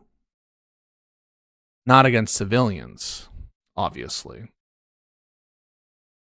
Well, he just mentioned the IDF, right? Or what did he say? Oh, no, he's mentioning the settlers. Okay. Wait, so he's not allowed to bring up problems. It's a war crime. So it would be a war crime. Let's just make sure we understand this. It would be a war crime for Palestinians to violently kick out, with threat of force, settlers and to reclaim their homes.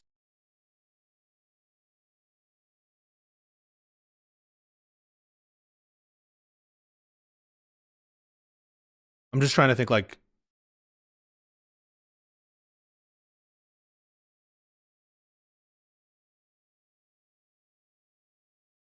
is this I'm trying to understand the claim. Is the claim that it's legal under international law to use force to take the homes back?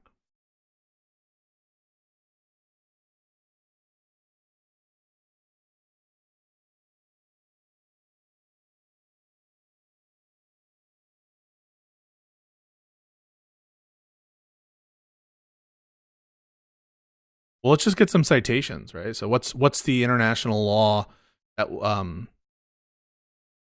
claim itself is a dodge? No, I agree. The whole thing is a dodge because right now the claim is just now about like law, not about morality.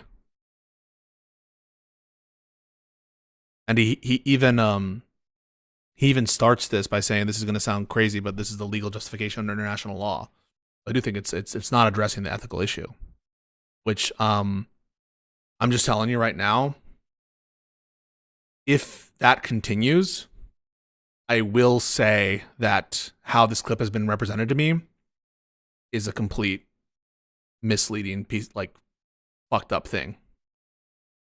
If this style of dodge and weaselness, which I think is horrible and bad, and he should just own one of the positions, but if it's the case that he continues this way, and people say Hassan justified killing babies, by which they're playing on the ethical, that he's a monster because he wants babies dead, then I'm going to be angry at the people who made those claims and represented this as that. Because this is bad for other reasons. Okay? But it's not because of that, right? Because how it's been presented to me, to be clear, is Hassan wants settler babies to be killed.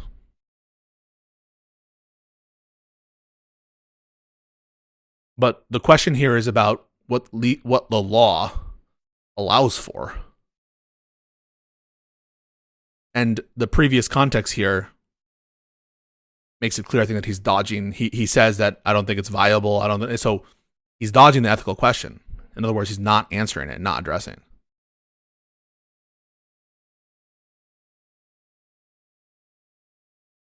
So, all right, the Hague regulations prohibit the confiscation of private property. The Fourth Geneva Convention prohibits the destruction of private or state property. All right, so let's see. The Fourth Geneva Convention.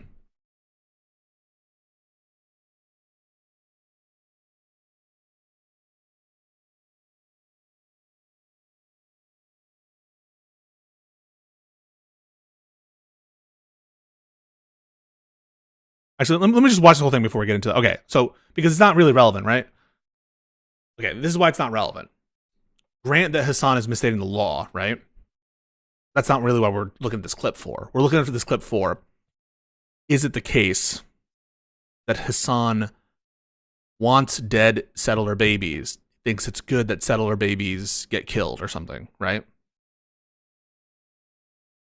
That's the question. This is a matter of law and maybe radical and possibly very violent, but this is a matter of law and maybe even if you agree with this, a matter of morality. Palestinians, if you agree with this as a matter of morality, have the hang on. Whatever that says. Technically, the reason why the IDF has to exist in the West Bank and behave in the oppressive manner that they behave is because Palestinians, and this is going to sound very radical and possibly very violent, but this is a matter of law and maybe even if you agree with this, a matter of morality. If you agree with this action, a matter of morality. It's a matter of law, and if you agree with it, meaning the action, a matter of morality. I don't think Hassan here is saying is, if you agree that this is what the law is, therefore it's good. I don't think that that's what it said there. I'm just being honest in terms of what I'm hearing. Palestinians have the legal ground to violently seize back their own homes from the settlers. This is a reality, and that is precisely the reason why they have to exist under endless occupation in the West You know Bank. what? And that's why I say if it was settlers, that would be a lot more understandable.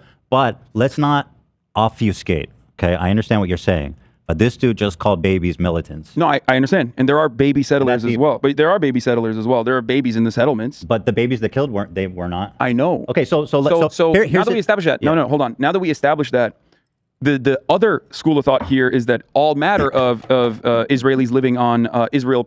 Was that it?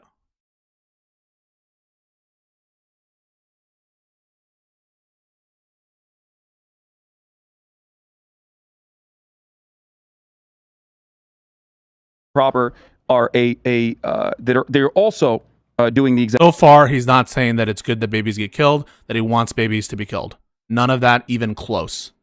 Exact same thing in the eyes of some. I do not agree with that because I don't think that Hang on.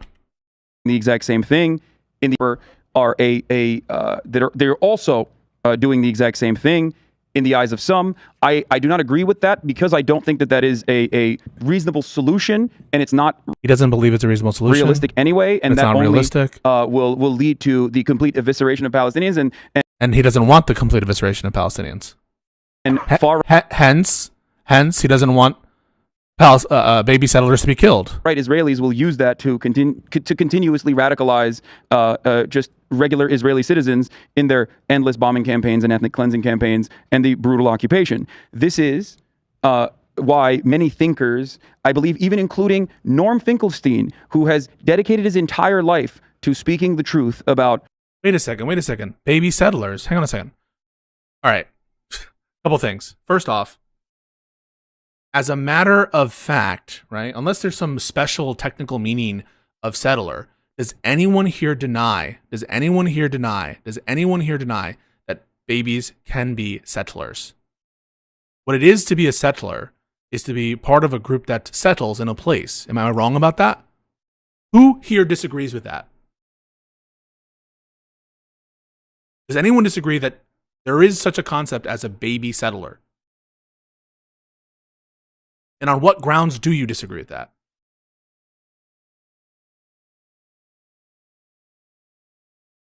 Settler implies an intentionality.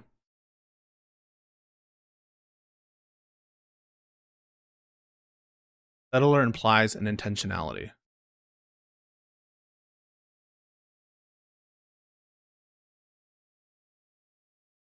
I think the act of settling implies intentionality.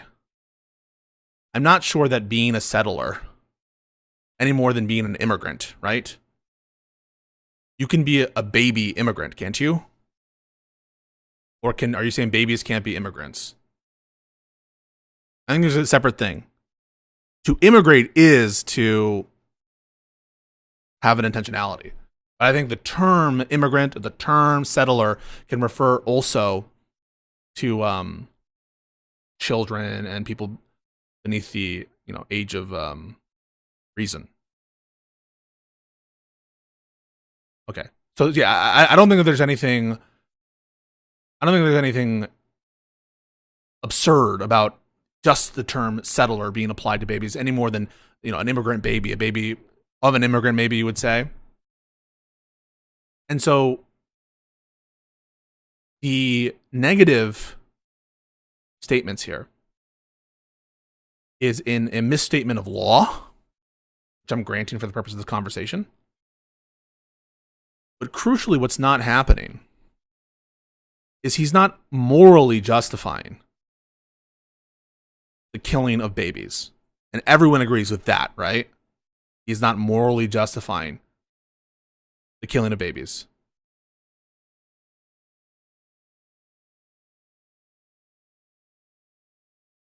Well, no, unemployment means that you're, I think that the technical definition of unemployed, first of all, I do think that they're unemployed babies. I think babies are all unemployed, right? Wait, can we just examine this guy? Fresh paycheck 777. Is it a coherent statement to say babies are unemployed? Does that statement make sense? And is it correct? Let's just Only one person I'm looking at right now is Fresh Paycheck 777.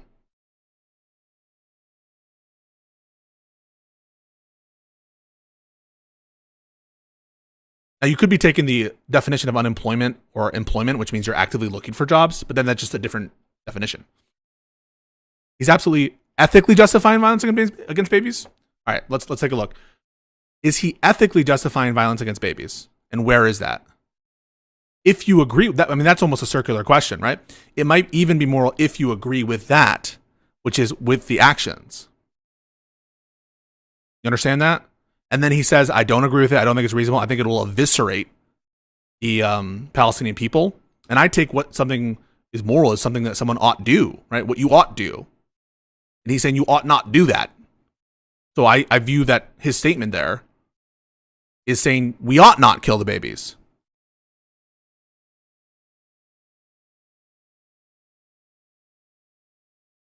It means something different when you use the word unemployed to intuition pump something about, I don't even know what that means. Intuition pump something about the baby. It means something different when you use the word unemployment to intuition pump something about the baby. I don't even know what you're saying there. It's clear. What do you think he means by baby settler? Settlers of babies. Does anyone doubt that when he says baby settler, he means babies of settlers? What do you think he means other than that?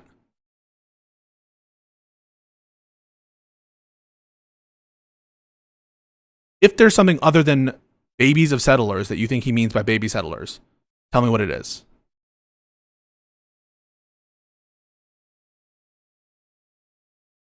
A baby who has settled.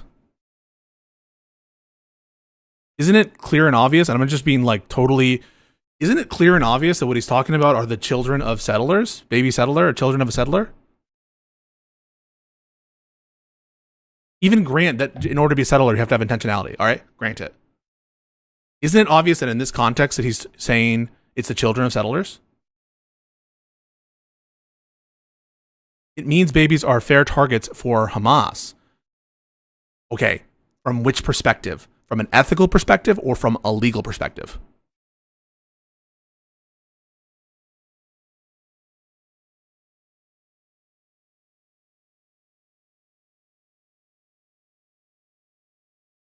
Both. In virtue of what do we think that Hassan is saying it's ethical to kill those babies?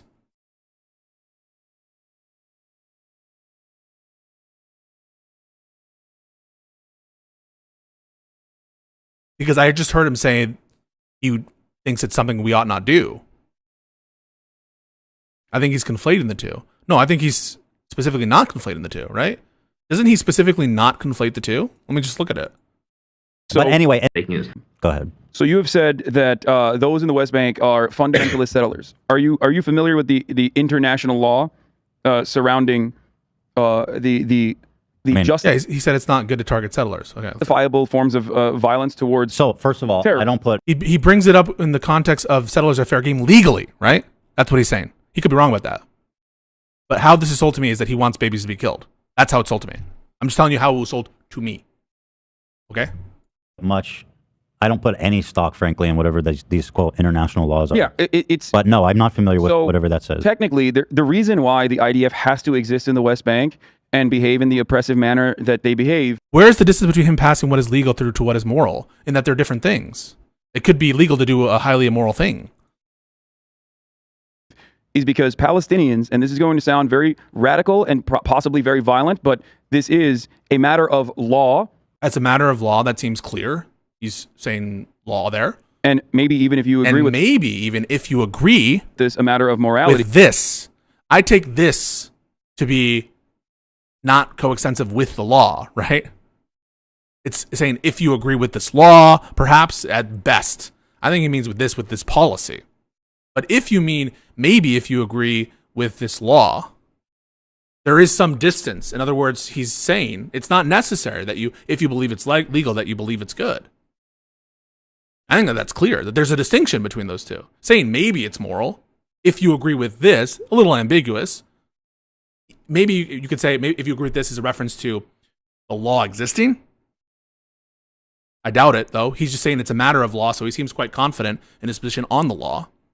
So I take this to be this policy, or this action, or this statement that we just heard. But either way, it's clear there's a separation between law, morality that he's recognizing.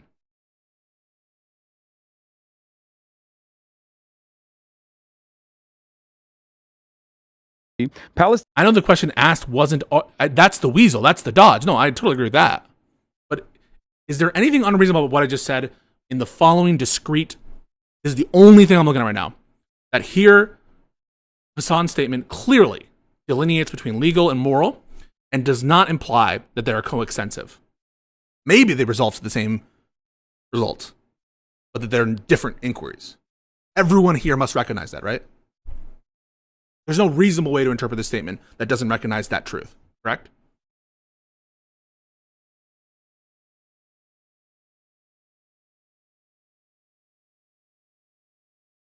Is he not saying that if you agree with this law, then it may be considered to be moral? That is one way to interpret it, but even then, right? It's saying you need not necessarily agree with the law. And in which case, there's a separation still, right? Even if you read it that way, which I wouldn't actually.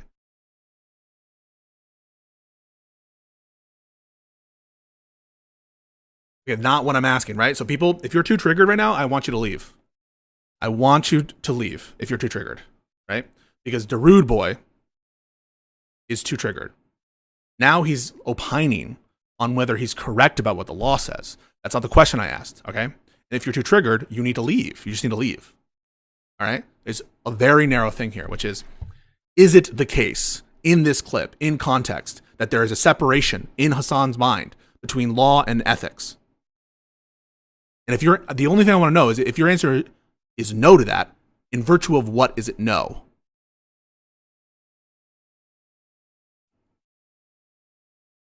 And if you're too triggered and you want to ask like irrelevant stuff, then you should probably leave.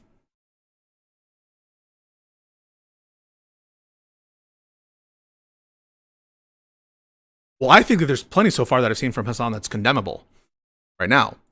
What I'm not granting is that he has said that it's moral to kill settler babies. That's what I'm not granting, because I haven't heard that. And that's what it was sold to me as.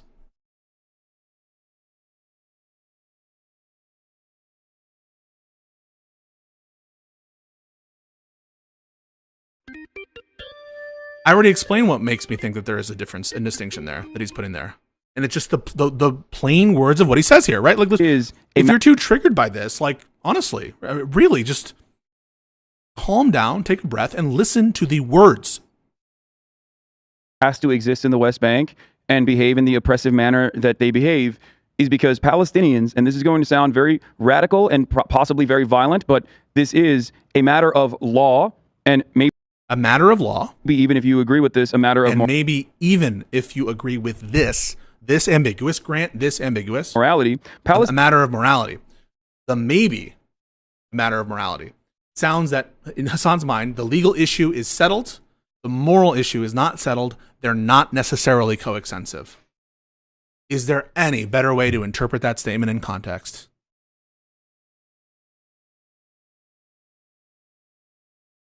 Not triggered. I'll grant you, he didn't say it was moral to kill babies. Where is it legal to? Okay, right? So understand that I think that that's probably true, that it's not legal to target a baby, your question implying that. But understand the huge different moral implication in the following two scenarios.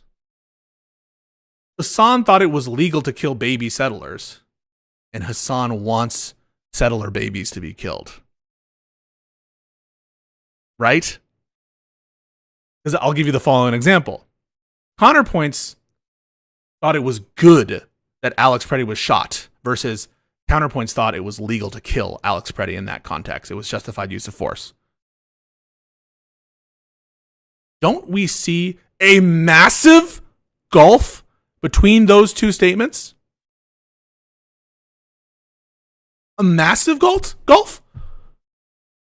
And what this was sold to me as was Hassan Piker justifies the killing of babies, an equivocation, yet again, between legal justification and moral justification. I have plenty of condemnation for Hassan based on this clip. And that is the weaselness, not answering questions, irrelevant tangents, on an issue where your interlocutor has conceded the horrible statements on the pro-Israel side. I think it's disgusting not to acknowledge the these horrible statements on the other side. That is condemnable. What it's not, and what it pisses me off, because if I were to repeat this claim, Hassan justified killing babies. If I said it like that, I would get called out on it, and I would be wrong, and I'd look like a fucking idiot. And so I'm glad I looked into this. So now I know the claim. The claim is Hassan, at this point in time, legally justified killing settler babies. And that has a very different implication.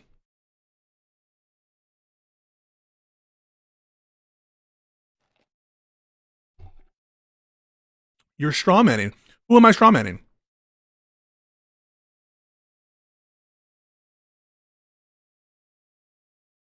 Who am I strawmanning?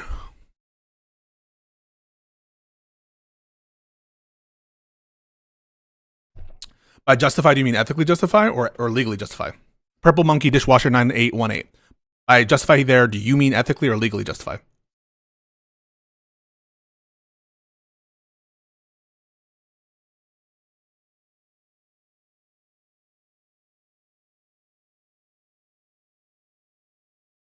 Well, no. After this, he says that it shouldn't happen. I take evil to mean that which we must not do. Right? Like, I just take something is good in virtue of we ought do it, and something is bad and we ought not do it. Both. Okay. In virtue of, I grant that he's legally justifying it here. In virtue of what is he morally justifying it? No, I'm not saying that there's a logical difference. I'm saying what, in virtue of what? What is the evidence that he morally supports killing babies here? What's the evidence of that? That he morally supports killing these babies in Israel. What's the evidence of that claim?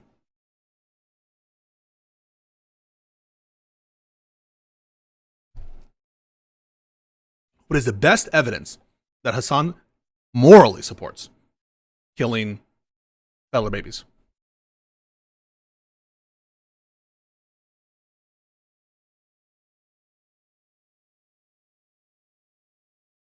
I would agree with this. I think he's legally justified in the context of sweeping for the people who think it is morally justified. I think that he's definitely trying to downplay their positions. I think they do believe it's morally justified, 100%. And that is its own bad thing. But I just don't think that it's him ethically justifying it.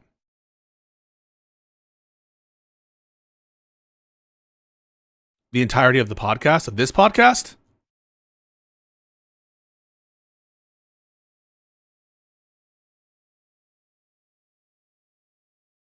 I don't know. I think this is totally reasonable take.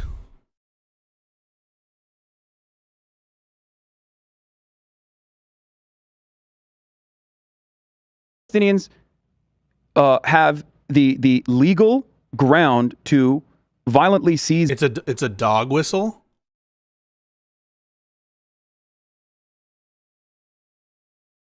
You think he's signaling that he does want these babies to be killed? Back their own homes from the settlers. This is a reality, and that is precisely the reason why they have to exist under endless occupation in the West Bank. You know what? And that's why I say, if it was settlers, that would be a lot more understandable. Yeah. But let's not obfuscate, okay? I understand what you're saying, but this dude just called babies militants. And no, I understand. And there are baby settlers as well. And just to be 1,000,000,000% clear here, Ethan is suggesting that he might even agree that violence is justified against Israeli settlers. I don't think he's saying that about babies. Ethan is, but well, but there are babies. But that presumably under international law with respect to civilians would still be unjustified, right? Settlers as well. There are babies in the settlements. But the babies that killed were not. I know. Okay, so here's now that we establish that. Yeah. No, hold on. Now that we establish that, the other school of I mean, this is, I think, amazing that these same people can easily grasp justification related to collateral damage and strikes, but then have this performative outrage. Yeah, I think that what we're seeing in the chat is performative, 100%. What I'm seeing in the chat right now, I think, is 100% performative. I think nothing about what I just said is unreasonable. Like, fucking challenge you. What is the unreasonable position? Thought here is that all matter of Israelis living on Israel proper are they're also doing the exact same thing in the eyes of some. I do not agree with that because I don't think that that is a reasonable solution, and it's not realistic anyway, and that only will lead to. This is him saying it's a bad idea to kill civilians. You guys realize that? Well, let's start this again. I know that your brains might turn off, but do you understand what he, like, is this also a dog whistle? What is this? This is him saying it's a bad idea, right? By which a bad idea means you ought not do it, means it's bad. Are you guys, how do you explain this? In the eye are they're also doing the exact same thing in the eyes of some. I do not agree with that because I don't think that for pragmatic purposes, not moral purpose. I just don't understand. Like, doesn't pragmatism fit into morals? It just seems that, like, to be clear, like, pragmatism is with respect to an end, right? Something is pragmatic or not with respect to your goal, right? A goal is the nature of is by which pragmatism is defined, right? Pragmatism is meaningless if there's no goal, right? And so, in virtue of getting the most just outcome that is not leading to the worst of all possible worlds, or a world in which Palestinians are eviscerated, I don't understand pragmatism independent of some sort of goal. Not necessarily, like, what does pragmatism mean if it's not with relation to a goal? What does it even mean to be pragmatic? Oh, you're not pragmatic with respect to something. You're just are pragmatic. It's a referential word. That's a reach? No. Okay.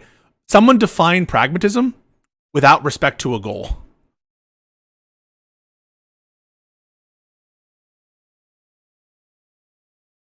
I don't understand bad as something different than morally wrong. You guys are going to have to establish what bad is as mean something different than morally wrong. In my mind, they're the exact same thing. And if you think Hassan means something different, you have to explain, what does Hassan mean by bad versus morally wrong?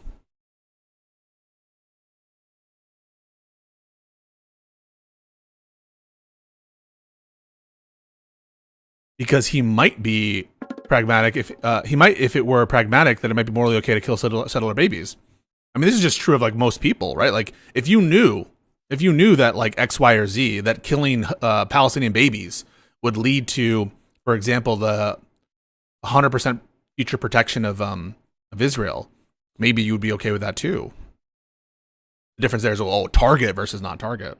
He means it's unproductive. Again, productivity is with respect to a goal, right? Productivity doesn't mean anything by itself. Productivity is just it's a reference. It's a referral to a word.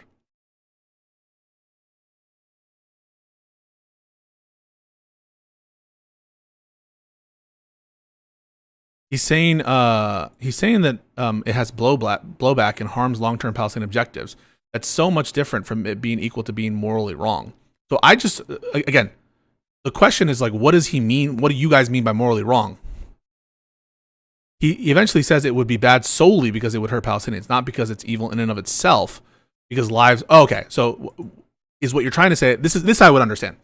That he doesn't think Jewish babies or settlers' lives have value, right? That is a difference with a distinction with a difference.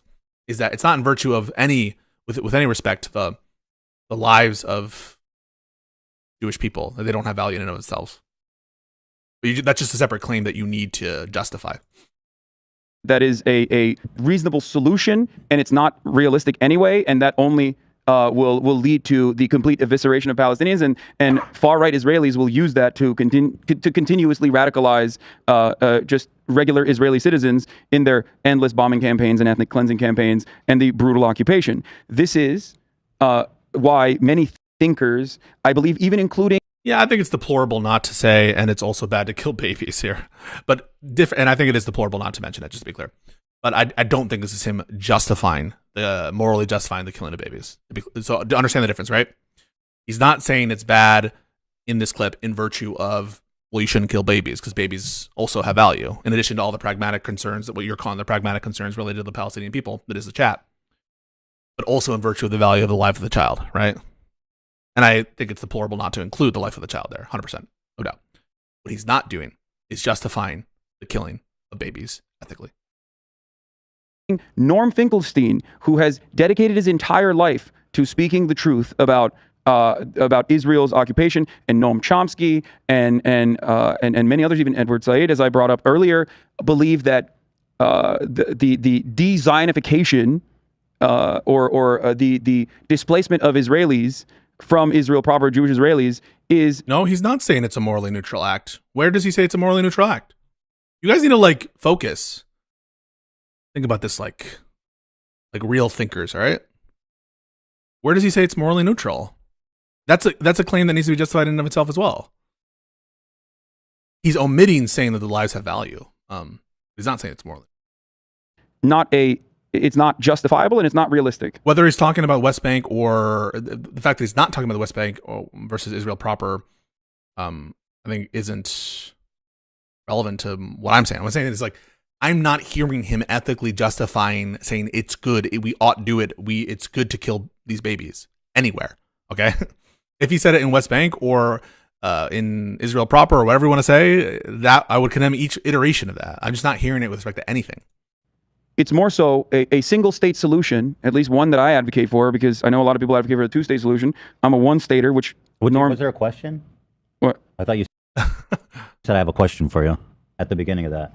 I think he sometimes loses where he's going with shit. I gave you the question. You already answered it. You said I know your position on like violently seizing back your land from settler occupiers. Yeah, that's not what they did. So do you have any opinions on what conclusion we can draw from here, or what he's saying here, or are we all out to lunch? The conclusion I draw from here is that he's slimily not willing to condemn deplorable statements from his people who he's allied with politically. I think it's disgusting, and I think the fact that you don't include in your list of why it's bad to kill settler babies or settlers in general, the statement seemed to broaden out more than that, or at least civilians or whatever, is not just because of the blowback, but because of the the inherent worth of the lives, But what I don't hear, though, is what was sold to me in that Hassan said it was good to kill babies. Though, and that's these guys, or at least I assume Second Thought has the perspective that all matter of Israel is all matter of Israel proper is considered settler occupation, and he's evil. And again, that's more of the distancing, which I find fucking Weasley as fuck. Is that he thinks this on his view XYZ. Yeah, I think it's I think that's Weasel scumfuck shit. Thinking that he is right after babies were murdered and decapitated. All I can say that now. Let me read this further. If he said this in 1949, I'd have a different opinion on the matter. Let me you can't say this in 2023. I agree. Let me read this. Thank you for agreeing. What's going on in occupied Palestine is unprecedented. No doubt we'll have wall-to-wall coverage of atrocities now that it's the genocidal settlers on the receiving end. This is what liberation struggle looks like. Do you think he needed to mention that? What if he assumed people understand it's obvious he doesn't morally justify killing babies? I think that in a conversation where they're talking about whether it's justified to kill babies, that all of a sudden it's not assumed that you shouldn't, right? I actually think that it's bad not to include that, because the whole thing is, should we condemn it? And so now it's been raised. I think most of the time you can assume it, right? But not in this context. I don't think you can assume it. So we have some Hassan Sims as well in the chat, and I'm happy to. No one gets any benefit from having to more calibrated take here. I mean, I condemn his behavior. It's just not what I was told. Solidarity and victory to the Palestinian people. Again, just to put the timing in frame here, he says, no doubt we'll have wall-to-wall coverage when Israel responds. This is while bodies are still bleeding. Well, I guess the second part did come true. He wasn't wrong on the second part of that conversation come true. While bodies are still bleeding when Israel responds. I'm here. He says, no doubt we'll have wall-to-wall coverage when Israel responds. This is while bodies are still bleeding. Well, I guess the second part did come true. He wasn't wrong on the second part of that conversation, at least. About wall-to-wall coverage. But solidarity and victory to the which part are you referring to? Wall-to-wall coverage when Israel responds. Right, but and this is my problem. So as the bodies are fucking still bleeding out, and he's saying this is what liberation struggle looks like: beheading babies, burning families alive. Solidarity and victory to the Palestinian people. This is pro-Hamas. This man is supporting Hamas. 100%. I think his position is come on, that people that have been trapped, and I can't speak for him, but you can. Oh my God. And if you want to talk to him, I'm sure he would be willing to come on and speak his piece. I've already mentioned that I don't find this to be particularly helpful or productive as far as this conversation goes. Oh, but it was helpful and productive to shit on Ben Shapiro. Not because like I am tasked with defending the positions of other people or even criticize them. It's more so that we know what is currently happening. We are now 3-4 days removed from October 7. And we know what the retaliation looked like, and we know what the occupation has looked like every single day. That was an obvious reaction. So that's why I'm saying, but again, that's what I'm saying. Like a YouTuber with hold on, this guy's influential. No, I know, Ethan, but his influence is nothing in comparison to the multi. So the fuck what? Is the question about who has more fucking influence? You guys brought up like Charlie Kirk and shit. Yeah, I mean they probably have more influence, but I don't know why that's relevant. Bro, billion-dollar media I just want to call this guy out. Yeah, I don't think there's anything wrong with that at what all. I want to do. You can call him out. I just spent and you can ask 2.5 hours Okay, but what do you think about him calling it out and more weasel? calling out Israel. So now this guy, second thought, he's supporting Hamas. You can 100%. You can say that? No, it is. He is pro Hamas. That's what call him out. Hold on. I think that's 100% true. Solidarity and victory to the Palestinian people. Again. Yeah, I mean this is a solidarity with Hamas. And the timing that I keep mentioning, as bodies are being counted, is pro Hamas. That's it. And he doesn't respond. That's it. There's no other way to interpret that. And it's evil. He continues. Imagine someone comes to your town, murders your neighbors, kicks you out of the... You don't believe he is? Of course he's supporting Hamas. You can say he's supporting them because they're the lesser evil. I mean, you can say that, but it is support. Home your family lived in for generations and relocates you. Are those occupier civilians? No. They're criminals and accomplices in genocide. Once again, referring to babies who were decapitated. At least, but again, that doesn't matter. 40 babies died at this kibbutz. Okay, kids also, children, families, peaceful kibbutzim. Many of them actually pro-Palestine advocates. Yeah, that's what's so fucked up about the additionally, right? Like there's the people who are most likely to be in Israeli society, right? Like against the religiously reactionary, whatever government you want to say. He said that they are criminals and accomplices. Okay, we don't know if they were pro-Palestine advocates. Let's not go that far. What? I also don't like his attitude here. I think it's quite flippant and dismissive and rude as fuck. That's positive. That's what you think that none of the people killed were. I mean, I don't know that. I'm saying like I don't know why you're adding that. It doesn't even matter because ultimately, no, it does matter. They shouldn't die. Okay, right. My position. I think it does matter. I think it does matter unless you believe in a form of collective punishment, which is now being met on the Palestinian people. I mean, I think the dispositions of the people that you are attacking and the civilians you're killing, I think that absolutely matters. It is. It does make it especially ironic when he's calling them. What about Ethan's attitude? I think Ethan's has been fair so far. I don't have any problem with Ethan's attitude. I think pushing Hassan here is totally fine. Accomplices in genocide when their only crime is being born somewhere. No, I agree with you. It's evil. I just want to say that. I agree with you. Okay, good. I don't disagree with you on this at all. Thank you. But that's okay. So he weaselly eventually gets pushed enough and push and says, yes, it is evil. I agree with you that he doesn't say the words. No, I accomplices in genocide when their only crime is being born somewhere. No, I agree with you. It's evil. I just want to say that. I agree with you. Okay, good. All right. Ready for my verdict? Here's my verdict. Wait, is there more? I'll let it play for 2 more minutes and I'll give my verdict. I don't disagree with you on this at all. Thank you. But that's not my. But bro, I'm just calling it out. Okay, this guy's a fucking. He's a scumbag. If you want, you have the opportunity. You can speak to him if you want on this particular issue. I'll think about it. But so I don't know why like you're. I'm not demanding you. Is that the Smolder look from fucking Zoolander?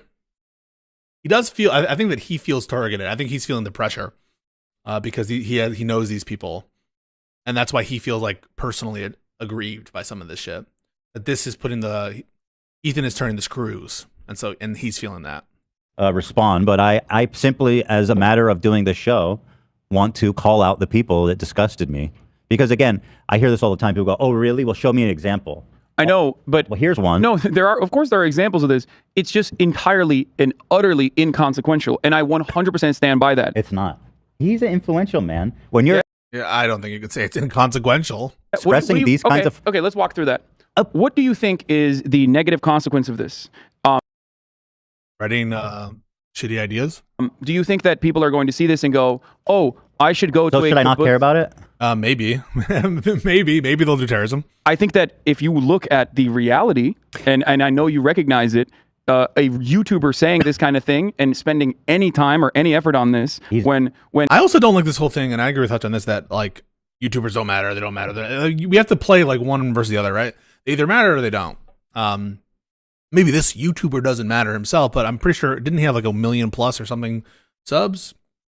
I don't think we can say like, that doesn't matter. When your moral position is clear, when mine is clear, spending any time on this whatsoever to be like, we got to clean up our own homes here, deviates from the actual message that must be unflinching. The message is that these violent means of ensuring that the occupation continues is going to inevitably lead to more violence that Israelis will be subjected to as well. Normalizing murdering civilians. He has no capacity to do so. And the result of that, I think a better argument would be that it's anti-Semitic. You could so he grants it's anti-Semitic. Say that, well, not what he's saying, but that it could lead to people. Oh no! Listening to what cot. he's saying. What's the cot? You guys know the cot thing? This is horrible. To do so.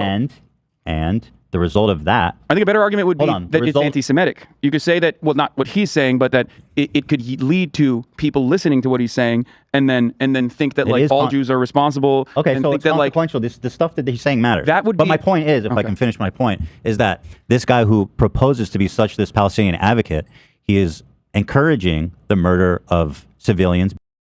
Yeah. In Israel, yeah. Babies, etc. In an effort to free the occupation. I don't think he's encouraging it. I think he's justifying it. Justifying it. I think it's tacit encouragement. No. I don't think it's explicit encouragement. I think it's tacit encouragement, but I think it's clear tacit encouragement. I think it's implied encouragement. And I think it's express support for Hamas and express justification, moral justification for Hamas. No, he says, hold on. No, he says this is what liberation struggle looks like. What's the liberation struggle about murdering families? Yeah, it's implied. But I wanted to say this. This guy who purports to care so much about Palestine, his advocate tacit encouragement, where if you hold something to be so virtuous, right? So virtuous to your audience, there's a certain level at which the praise, like imagine the following, right? If you have a child, right, and the child makes a mess or like puts glitter everywhere, and you're like, that was so amazing, that's so wonderful, it was so beautiful when you do that, it's so wonderful. Now, there's a level at which the encouragement, I'm not saying that that's exactly what we saw here, all right? There's a level at which the encouragement evinces an intent that you want to see more of X, okay? And so there's ways in which people can say positive things about a given thing, where I think reasonable people sort of intuit that you would want to see more of this. And I think that not just in the tweet, but also in the video. For killing civilians, the result of that is going to be basically what's happening in Gaza now, which is that Israel, which is, again, genocidal, violent, psychopathic people in power, are going, it's like the result of this is Netanyahu gets more power and consolidates when people already fucking hated him. The international and I think that was also Hassan's point too. Community that was giving a lot of general support for Palestine and Gaza and all that. There was a lot of I know you're going to debate me. There was a lot of sentiment, especially in Europe, for being like, yo, we need to. Ethan, we need to look at this. The entire planet. The entire planet has regularly condemned the illegal occupation time and time again. You know who has said fuck off to that? The United States of America and Israel and sometimes Ukraine. So it does not. Ukraine with the fucking ricochet shot. Also, fuck Ukraine, huh? Matter. I just heard him talk about Ukraine with the MAGA people. What the condemnation even looks like. It doesn't change anything. Palestinians. Let me finish my Okay, point. go ahead. Finish your point. Okay, I think I have a verdict. The point is, Aw. Oh, is this what radicalized him against? that the result of this, these people are pro-Palestine. The result of this is literally the opposite of any possible intended consequence, which is A, Netanyahu gets more power internationally and domestically when people already fucking hated him and his government. The Western countries are basically backing up Israel's genocide and encouraging it and sanctioning it. The Gazans... Oh, wait, hold on 1 second. Already fucking hated him and his government. The Western countries are basically backing up Israel's genocide and encouraging... He thought Israel was committing a genocide in the first week of response. Interesting. Encouraging it and sanctioning it. The Gazans are now being bombed. Their food, power, water is being shut off, although that happens regardless at times. Always. But so like... If the argument here is that if Second Thought had not tweeted this, or if other this is so YouTubers and other people on Twitter had not tweeted their celebrations, do we think that the world's perspective would be different? No, that's not what he's claiming. That's not what he's claiming. On Israel's bombing campaign currently, if you think that, like, legitimately, if not a single person had tweeted this, do you think that the situation on the ground would be different?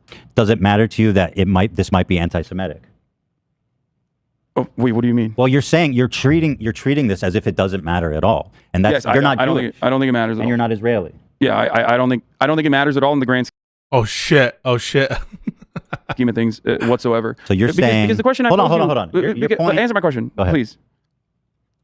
Let's say JT and Hakeem or any number of different Twitter users had not been so. And this is a good point. If they had not tweeted something, I don't even know where he's going. So callous in their indifference for civilian casualties. I think I have to give a verdict. In this situation, not a single person had tweeted anything. Do you think that there would be more support for Palestinians? Obviously not. But listen to. So what why I'm are we saying, having this bro. conversation then? You don't talk about things that might, in the grand scheme of things, be inconsequential. I guess we're all like dust particles, right? At the end of the day, why does anything matter? I think that we can respond to unhinged people. He's influencing people. He's not. Is this tweet going to change what's happening on the ground? No. No, of course But these opinions, Right, and that's not Ethan's claim. It's just a representative. broadcast by respected people in politics, is going to contribute to fucking more violence. He is. In what regard? Because people are people. Any chance you can have some of the chatters in a VC? Maybe. Like, do you think sympathize with him are gonna be like, yeah. I mean, he's basically. Do you think Palestinians are going to see JT's no, the tweets? acceptance of people, and that's fucking anti-Semitism, bro. The acceptance of what people? The acceptance of people internationally who look at this guy saying, "Let's fucking kill all the Israelis because they're all occupiers." I don't agree with that take. That he said that that he's making. I'm being hyperbolic. Yeah. Oh, he doesn't agree with the take. He's laughing though. He's trying to have it both ways. He's trying to have it both ways. Because his mouth is saying I don't agree, but his body is trivializing it, and the flexions are kind of trivial. Oh, it's no big deal. Who cares, right? He wants it both ways. It's not that far from what he said. I mean, he's called every Israeli. You've never laughed at an absurdity? What's the absurdity about it? I don't agree with this. It's absurd that he might. An accomplice in genocide and an occupier. It's like freaking out. It's like freaking out when the Iranian leadership fucking burns an American flag or whaver and be like, they hate us. They're going to come for us. They're going to kill all of us. Like there's no conversation to be had here that is serious because, bro, I just disagree. I mean, you were telling me today how. Yeah, I don't know. There's no conversation. Okay, I'm ready for my verdict. All right, here's the verdict.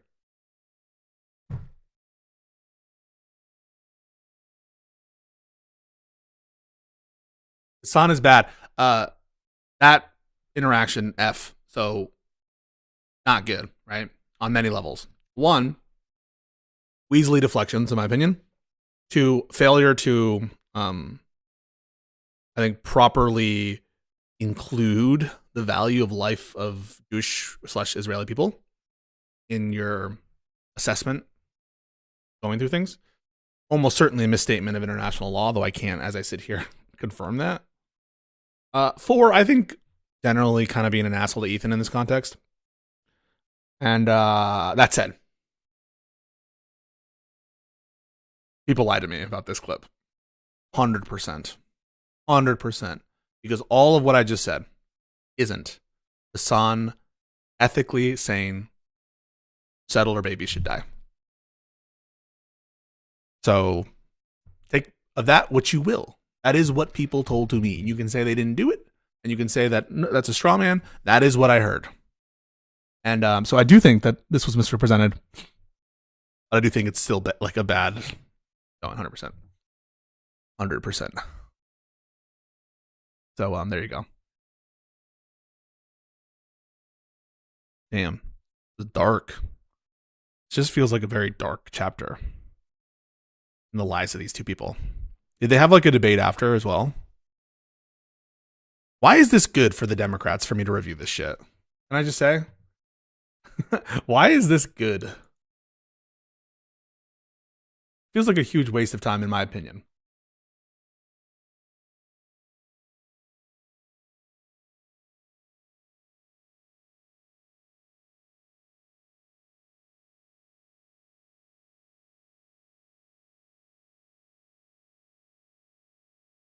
It's not a waste of time.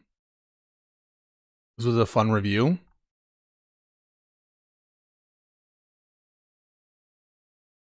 I just think that, like, for example, as between this, I think this is like a horrible sort of failure to address the ethical issue, everything I just said. The discussion with Connor about the killing of Alex Preddy also made me fucking want to do things to myself. And I thought was insanely immoral and unethical. And you'll be withholding my vote until we watch more Hassan's Law. Okay, cool. And so, yeah, I mean, like, I think it's wrong and bad. What is the entailment here? What should I do in virtue of what I've learned?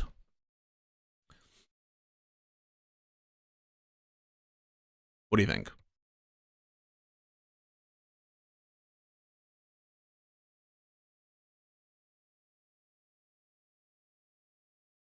They want you to do this so you can condemn Kalinsky in the Vanguard. Makes total sense. Yeah, I don't know. Say the line. What's the line? What's the fucking line?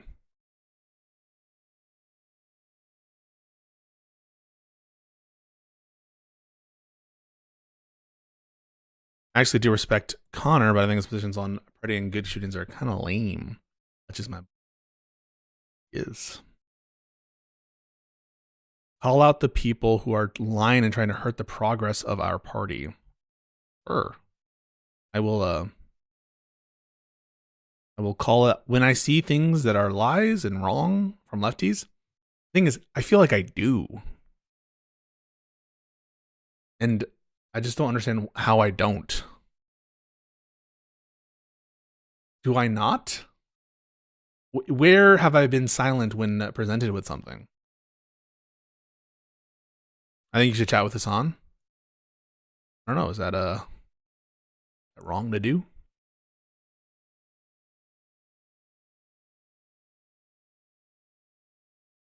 Push leftists as the movers. I mean, but I'm nobody. Like, I'm a small little person. Unless you get the tier 2 Twitch sub, and you get the big Pisco emote.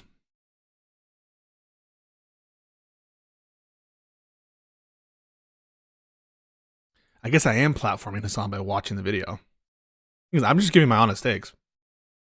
I have no problem condemning what I see. Dude, I'd be interested in what Hassan you would get. Maybe it would be the, like, sometimes I feel like I'm ground zero for a proxy war, which annoys the fuck out of me. It makes me feel like Spider-Man.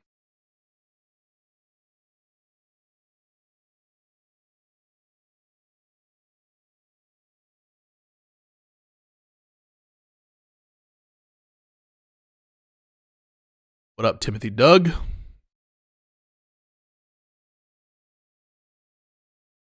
You thought you were talking about leftists? were you not, girl in the Glambo? What up, Ico Rules? You have friends that spend more time watching them than you do. Yeah, I think that, and like look at the even just in terms of the nature of the chat. After like I watched this and did this kind of social experiment, we're now just focusing on like drama infighting stuff. Where before, like it just makes everything more toxic in the chats. People just like, I probably will have more annoying fucking moderator stuff to deal with. So like, why would it be smart, just even just in terms of like tactically, strategically, whatever, for me to focus this way if A, it's not really my interest. B, I don't think it's smart from a broader view to convince members of lefty audiences to come to the light side or whatever. And then C, like, I don't know, seems boring.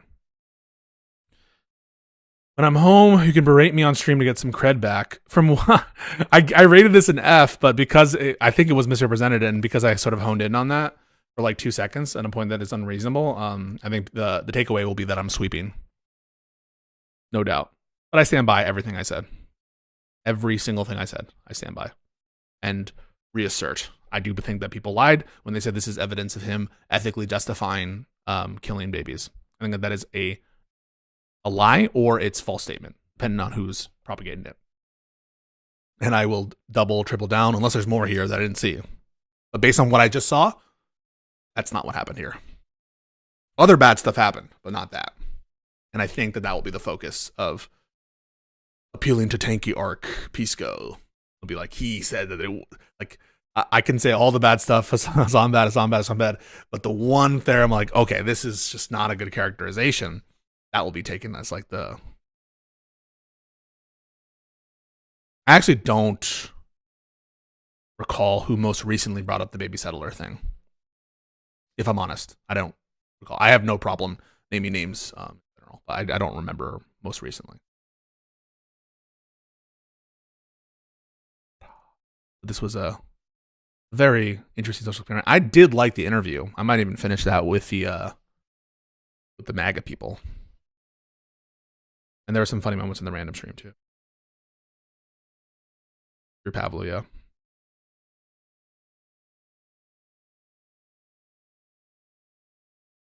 I really think, all right, let's see. I feel like you heard from Hassan fans that DGG or whatever said Hassan said he wanted settler babies to die. No, I think, oh, it was Drew Pavlo. Wait a second. Wait, it was Drew. Holy shit. Was it Drew? Someone nailed it. Wait, that's exactly right. Now I'm remembering it. Holy shit. Maybe I got mindfucked by Drew Pavlo. I'm not getting. All right, let me just start to see if it was Drew. Maybe it is a strong man. Maybe I made Drew Pavlo. Maybe I made Drew Pavlo the representation of all the critique. In which case, liberals surrender hands. But also, other people might have said it. Oh, I don't want to give that because maybe other people said it too. But it might be the most recent thing that I did this is because of Drew. Let's see, settler.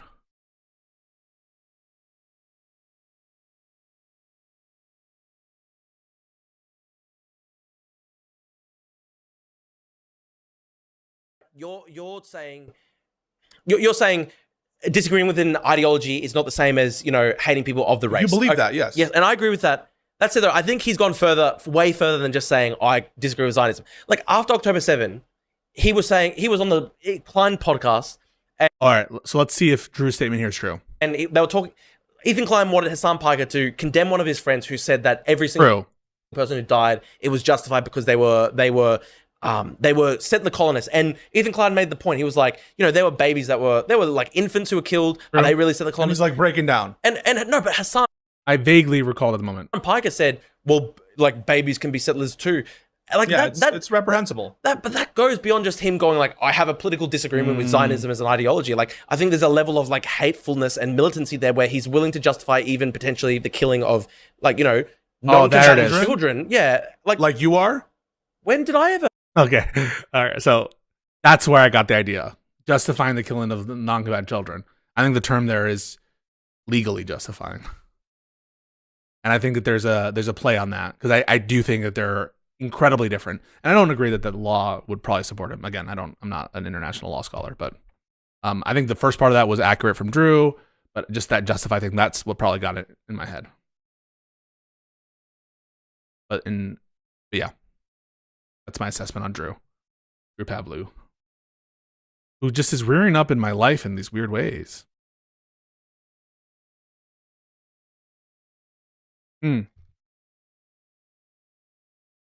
That was Drew. He thought that Palestine was in the Superman movie.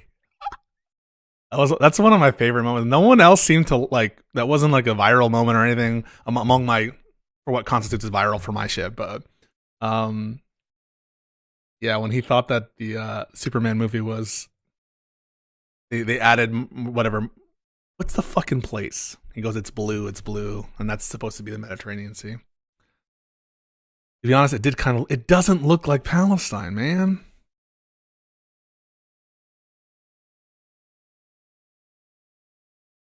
He also said potentially. I guess that's right. We have Raiders. Raiders from whom? From whom? We're the Raiders. Watch Hassan on the Deprogram pod. I don't know how much more of this I can take. When you turn this map sideways, it sure as shit. Oh, thank you, Nonfon. Yeah, from who? Thank you, Nonfon. Appreciate it. It's fucking blue. Please don't worry. Yeah, no. All right. I think that I wanted to watch that Katie Miller thing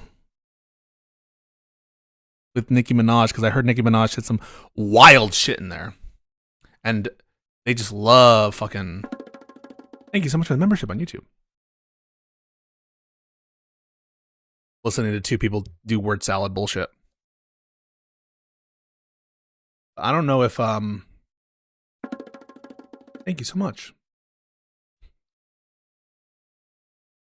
How'd the experiment go? I think it's kind of past my bedtime, but I might watch just a little bit of it, just a little bit of it, just since we got a raid.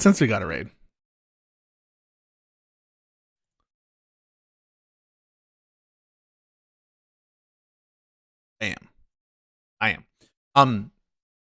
My final thoughts on the Hassan stuff is the following.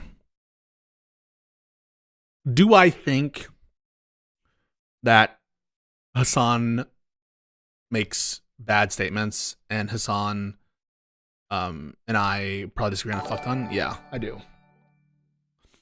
Hang on one sec. How many clips do you need to see before you're comfortable saying gender people just kind of lie about what this guy actually says?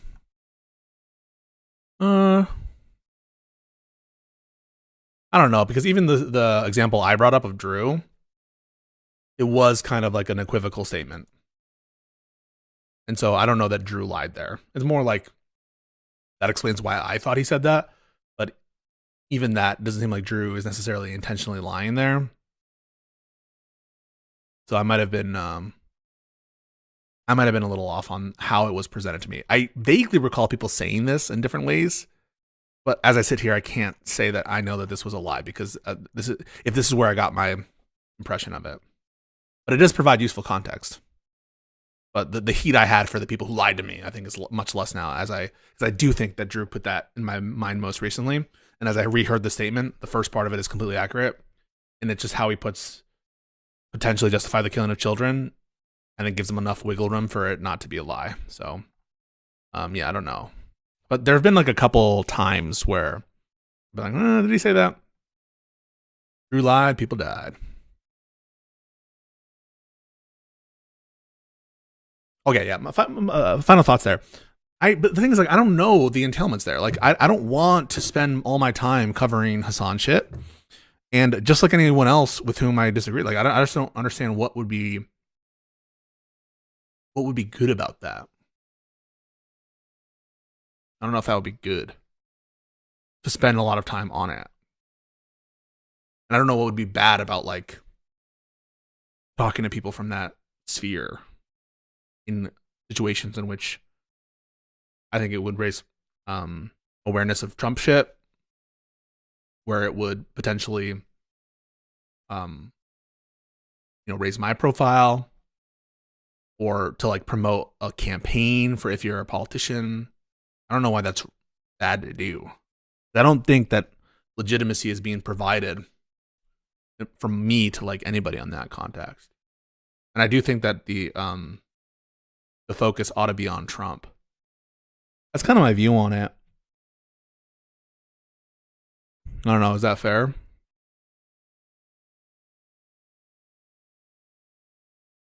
What do you guys think? If we're getting deep with it, the more we educate people how Hassan is toxic for the Democratic Party, the better the future looks. In virtue of what, right? Like, why?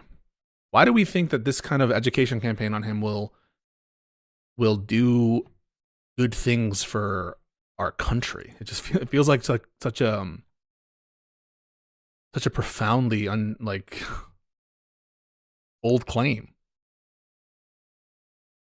I feel like bullying is effective. I do think that. And I think bullying and being mean is effective, but I want to do that to Trump. Yeah, I'm kind of in the who cares camp. I don't know that this is like a very burning chip. If I had an interest in it, maybe I would do it more, but frankly, I don't. Like, I have more interest in the Katie Miller stuff because it fascinates me more than the Hassan stuff. But I don't have an interest in it. I have an interest in, like, the Trump stuff. I have an interest in the legal Trump stuff and the Democrat stuff. I don't have an interest in, like, the drama stuff. And I think it kind of attracts some, like, very naughty personalities, like very naughty chatters who say very, like, annoying and naughty things. We have the largest political commentator that can refusing to endorse the candidate that can beat Trump. You can fight a war on two fronts, but, like, why is fighting the community? How does that achieve our purpose? That's what I don't know, right? Like, I asked that question of Hutch, and even he said, like, he doesn't know which approach is better, right? Like, if the goal is to try to convert audience, which I think there's something there, right? Convert people who have been converted. People have had these stories, right? I've seen what these people have said, and I've kind of drifted here and there. The question is, like, where do you think the drift is more likely with which kind of approach? And I don't know that, like, the constant, not to say that, like, never criticizing is the right approach. And you know me, I'm not going to withhold criticism that I feel. But I'm not sure that, like, having a magnifying glass is the best way to convert. Yeah. You have a disagreement? I need to bully Hassan. Okay, if you're loner box. Loner box.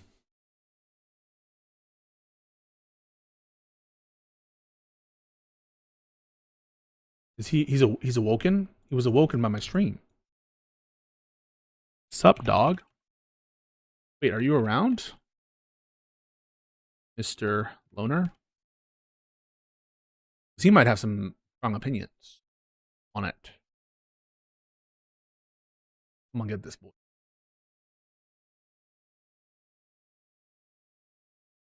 I wasn't getting that from, like, Hutch wasn't saying, like, don't interact with lefties. Hutch wasn't saying, like, spend your time bullying. Hutch wasn't saying you're doing the wrong thing. So maybe Lonerbox will have, like, a stronger moral condemnation for my apathy / ambivalence / willingness to cordially talk to lefties. I don't know.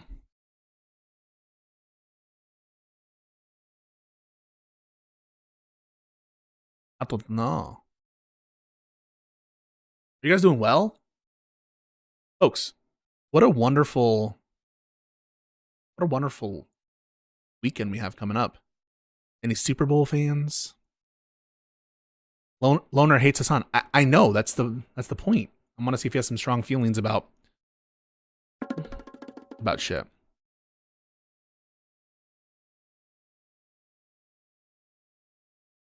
I'm anti-Democrat because they fucking suck, but I still vote all Democrat. Based Fran J. Cav? Are you related to Kavanaugh? Loner Box is a liar. What did he lie about? The one-on-one with Loner. We did about the Ethan lawsuit, which is another topic where I'm like, I feel like I got lumped in with tankies because I had like a view on the lawsuit and then the global entry thing. Which, by the way, I still hold to as strongly, if not more strong, than ever. In fact, my positions on those issues have only strengthened with time. And I feel like at every step I've been vindicated. 1,000,000,000%. Hassan said Loner Box is a liar. Well, what did he lie about?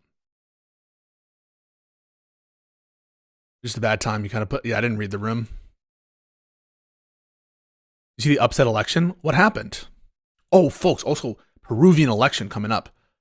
Definitely want to do some Peruvian analysis. Her name is Francesca.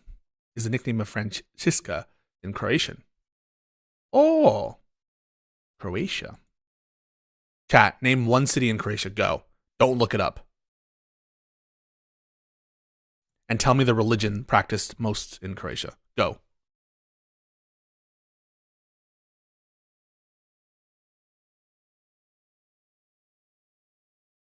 Yo. My chat's wicked smart.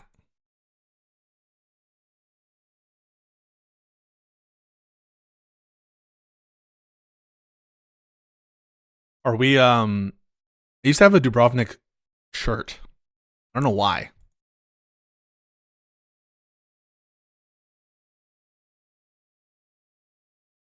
What's going on in the Balkans right now? Is there anything big happening?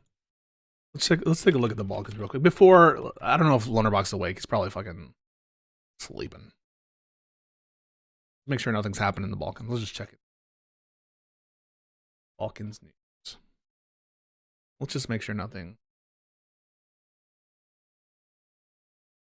Moscow leverages extremism. Balkans. Bosnia to start drone production. Uh-oh. Uh-oh. Oh, no. All right, let's just watch a little bit of this. You've been... All right, so a little background. Nicki Minaj on the right needs no further introduction. Katie Miller. I mean, these people, if you watched Nicki Minaj at the Turning Point event, she like can't talk. None of these people can. I mean, she can sing, obviously. She can rap and stuff, but they cannot like extemporaneously make any sense. And Katie Miller's like questions, which she has prepared, like the most garbled up word salad, intrusive questions that I've ever heard in my life. Very bizarre experience. Recently very vocal about politics and social issues. What issue specifically drew you in the most? If I'm being honest, President Trump. Because when I saw how he was being treated over and over and over, I just couldn't handle it. I felt that had been done to me for so many years, and I was watching it in real time. Imagine like watching Trump relating to Trump. I've been attacked like Trump has. It happened to someone else.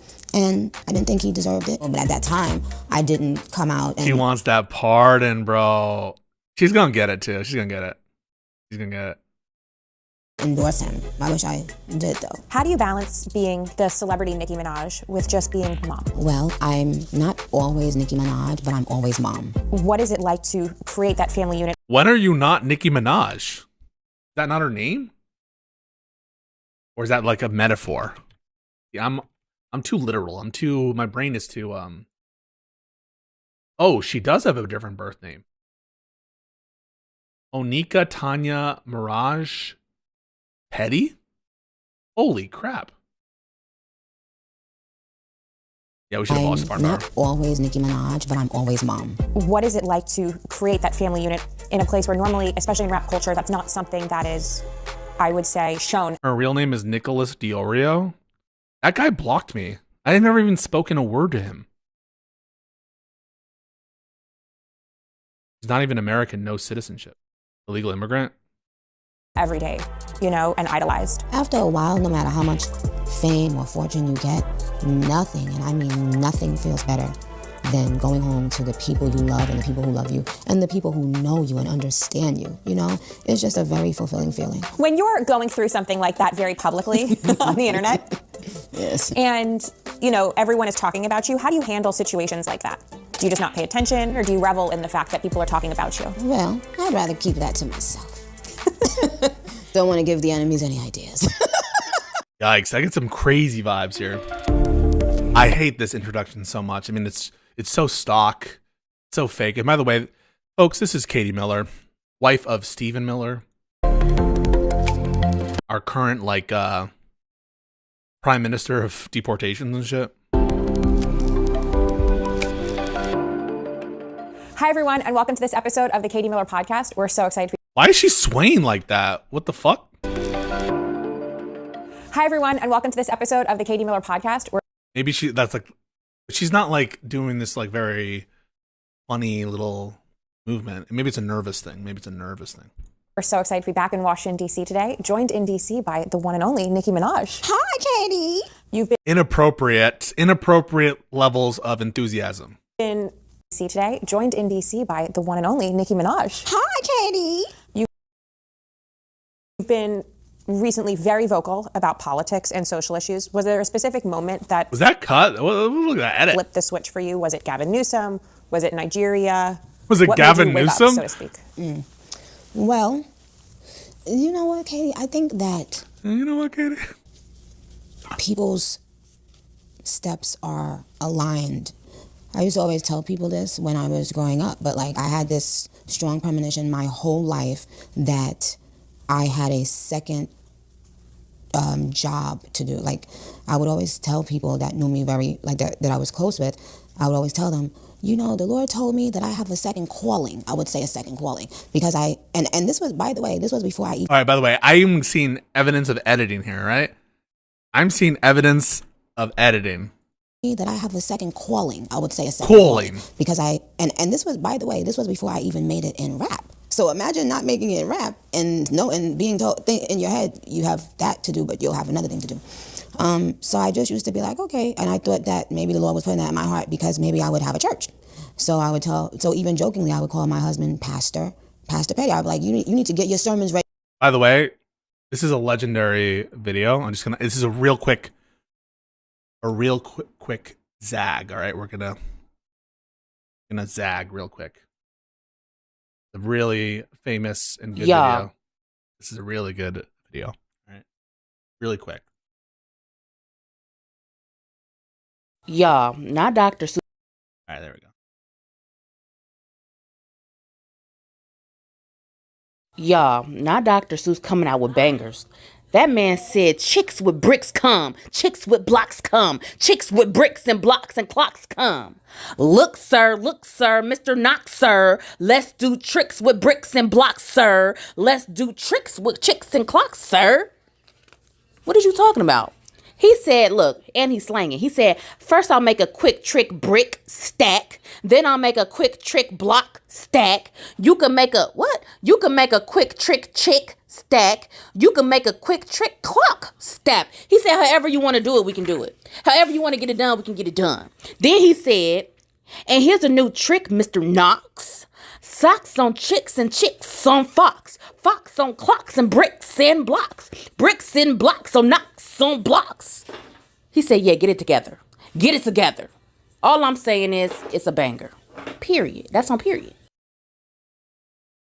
Anyway, ready and get ready to preach.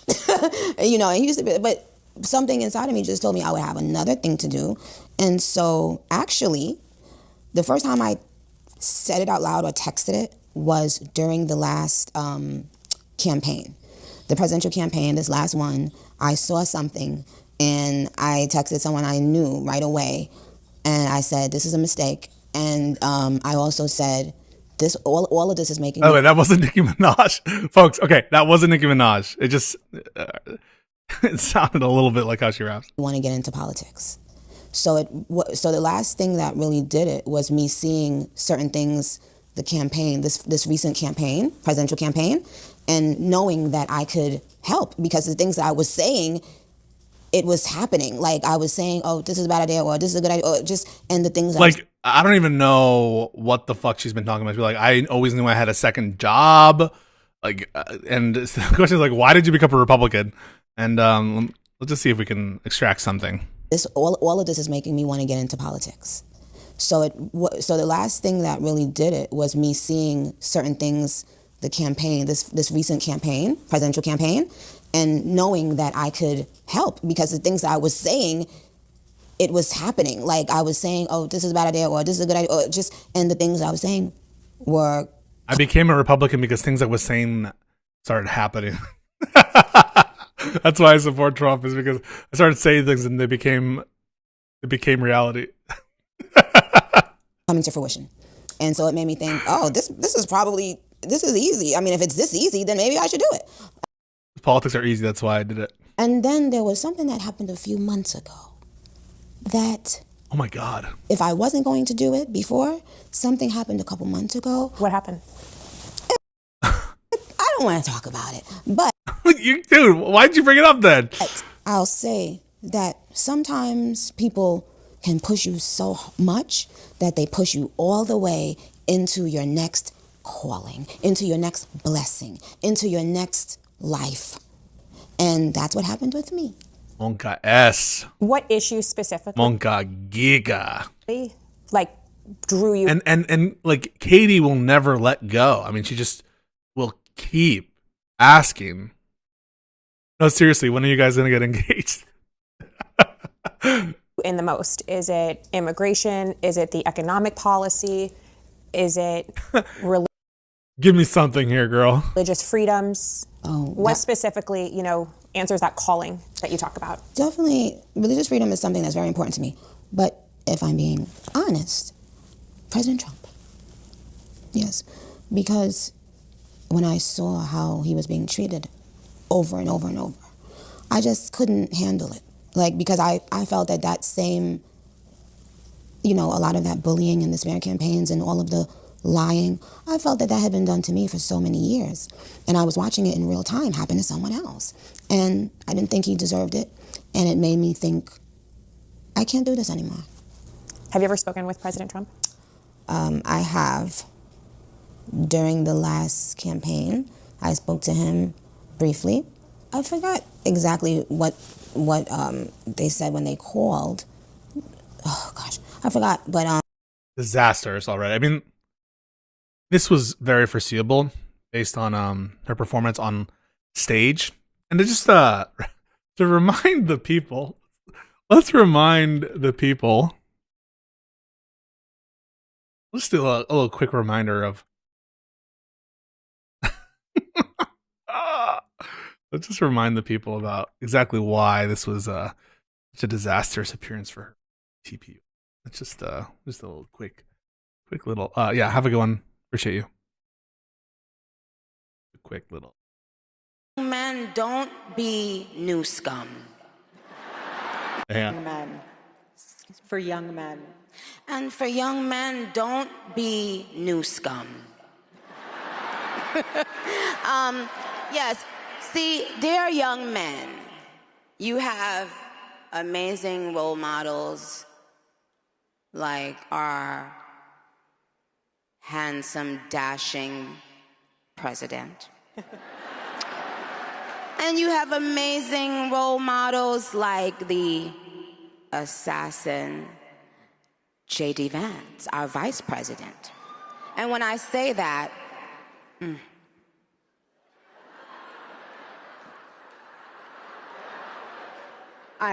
Trust me, there's nothing new under the sun that I have not heard, so you're fine.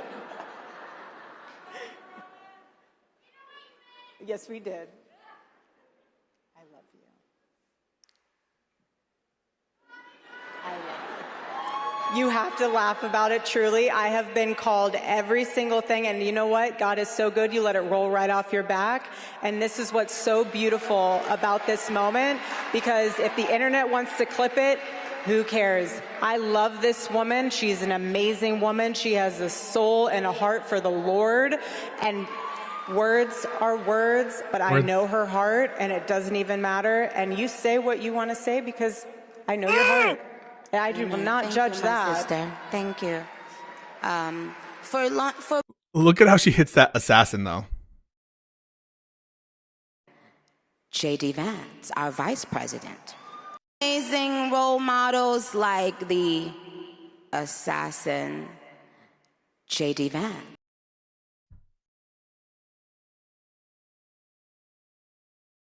Role models like the assassin J.D. Vance, our vice president. And when I say that... When I say that... I can't. I'm sorry. I remember saying I wanted to ask him some questions, and he got on the phone. He was very easy to talk to, and polite and all of that. And I asked him a few questions because I said, with me, everything I do, I have to take account. I have to take an account for my fan base. You need more role models like this. You have to laugh. So I had recently been seeing a couple things circling online, and I just wanted to confirm with him directly. And I said, do you have a problem with the LGBT community? And I asked him if he had a problem with the Jewish community. And I asked what is she saying right now? Things circling online, and I just wanted to confirm with him directly. And I said, do you have a problem with the LGBT community? Do you have a problem with the gays? And I asked him if he had a problem with the Jewish community. I asked Trump if he hated Jews. It's a bit forward there. And I asked him about women's rights. And he gave me wonderful answers to all of them, to where I knew that he respected me and he respected my fan base. And it was very, very thoughtful questions. And just, after he said yes. And just honest. And that's the thing with him. He just is an authentic. He was like, I'm down. It didn't feel like he was making up an answer or trying to, What were those answers? That's between me and the president. Something that was going to sound good. It sounded like he really answered the question as if he and I were best friends, from 25 years ago, it made me feel comfortable. But at that time, I didn't come out and endorse him. I wish I did, though. You and President Trump both like to give people nicknames. Yeah. President Trump refers to Gavin Newsom as Gavin Newscom. So do you. Yeah. Can you tell me, did you come up with it first? Did President Trump come up with it first? Thank you. Neither of these. Wait, maybe Trump did. I feel like he didn't, though. Thank you for asking, because a lot of the Barbs thought that I made it up. So I have to make sure this is clear. Barbs, the president made that up. I stole that nickname from him because people, like my fans know I'm a nickname person. I give everyone a nickname, especially if I don't like them. But then, actually, and the people I love a lot, I do give them nicknames too. But that's why Trump is so funny, because he reminds me a lot about a lot of myself in a lot of ways. I love Trump because he's me. I've started to be more politically aligned with Trump because he started to be criticized like I was when I said taking the COVID vaccine makes your balls inflate. So, no, he called... So, these are just narcissists all the way down. Gavin Newscom, and I thought it was hilarious. But it was a long time ago when he made that up. And he's, that's been his thing for a long time. And so when I was about to acknowledge him, recently, of course I was going to call him Newscom. It was already branded, in my opinion. What is some of the policies in California, given you've spent a lot of time there? And once again, Katie Miller, just the worst at reading the nature of this interview. You're asking her about California policies.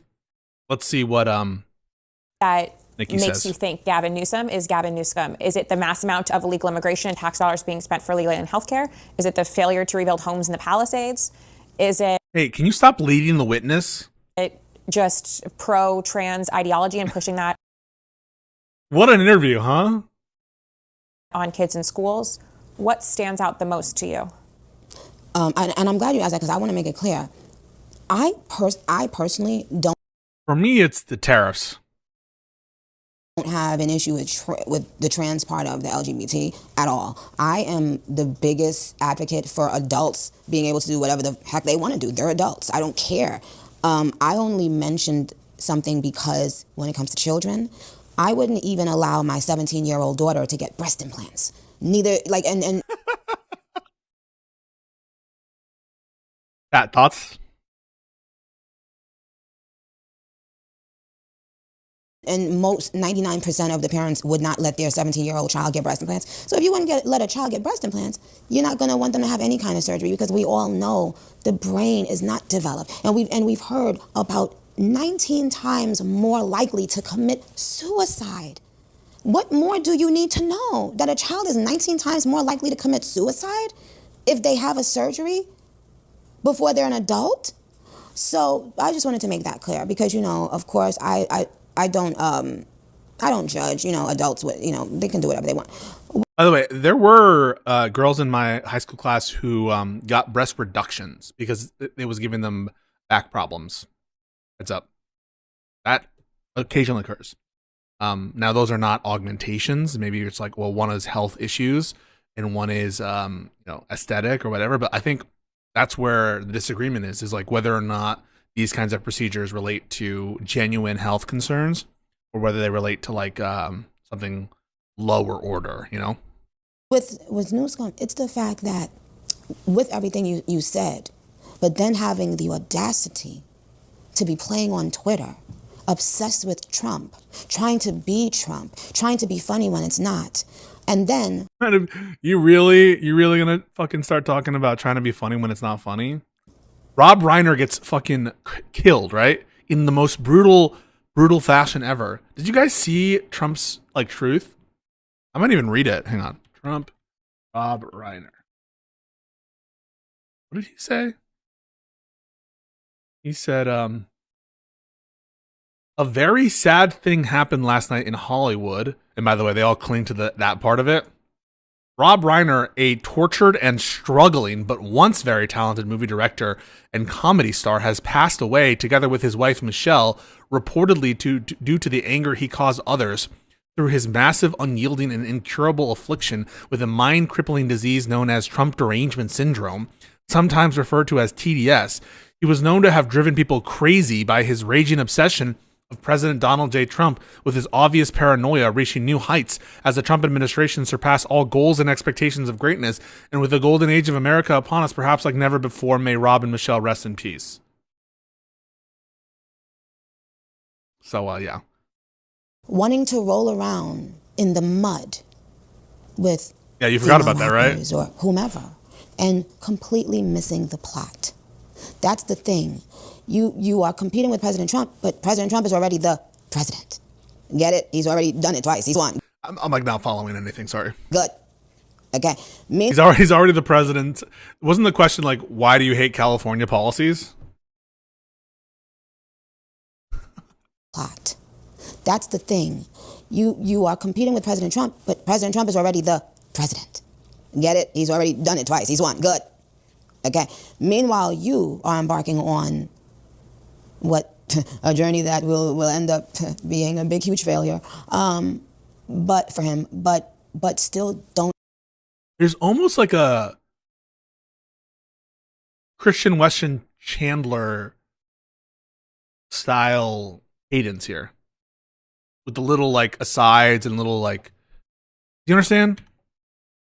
You are embarking on a journey that will end up being a big, huge failure. Am I crazy? Do you hear it? It's a little do you understand that? Am I wrong? A journey that will end up being a big, huge failure. Working on it.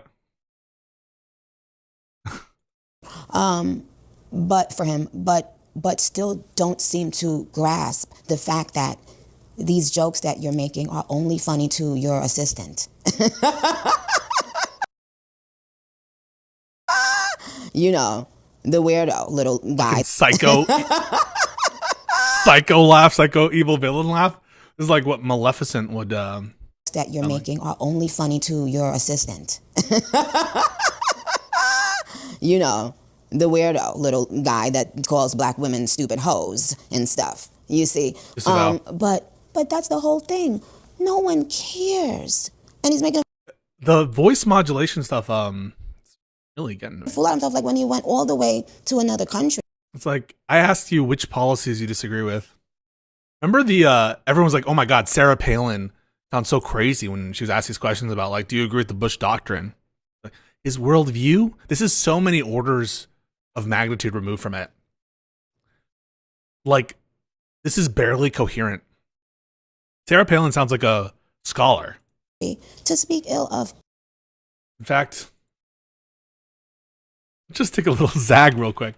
We're not going to watch a lot of it. Okay, chill.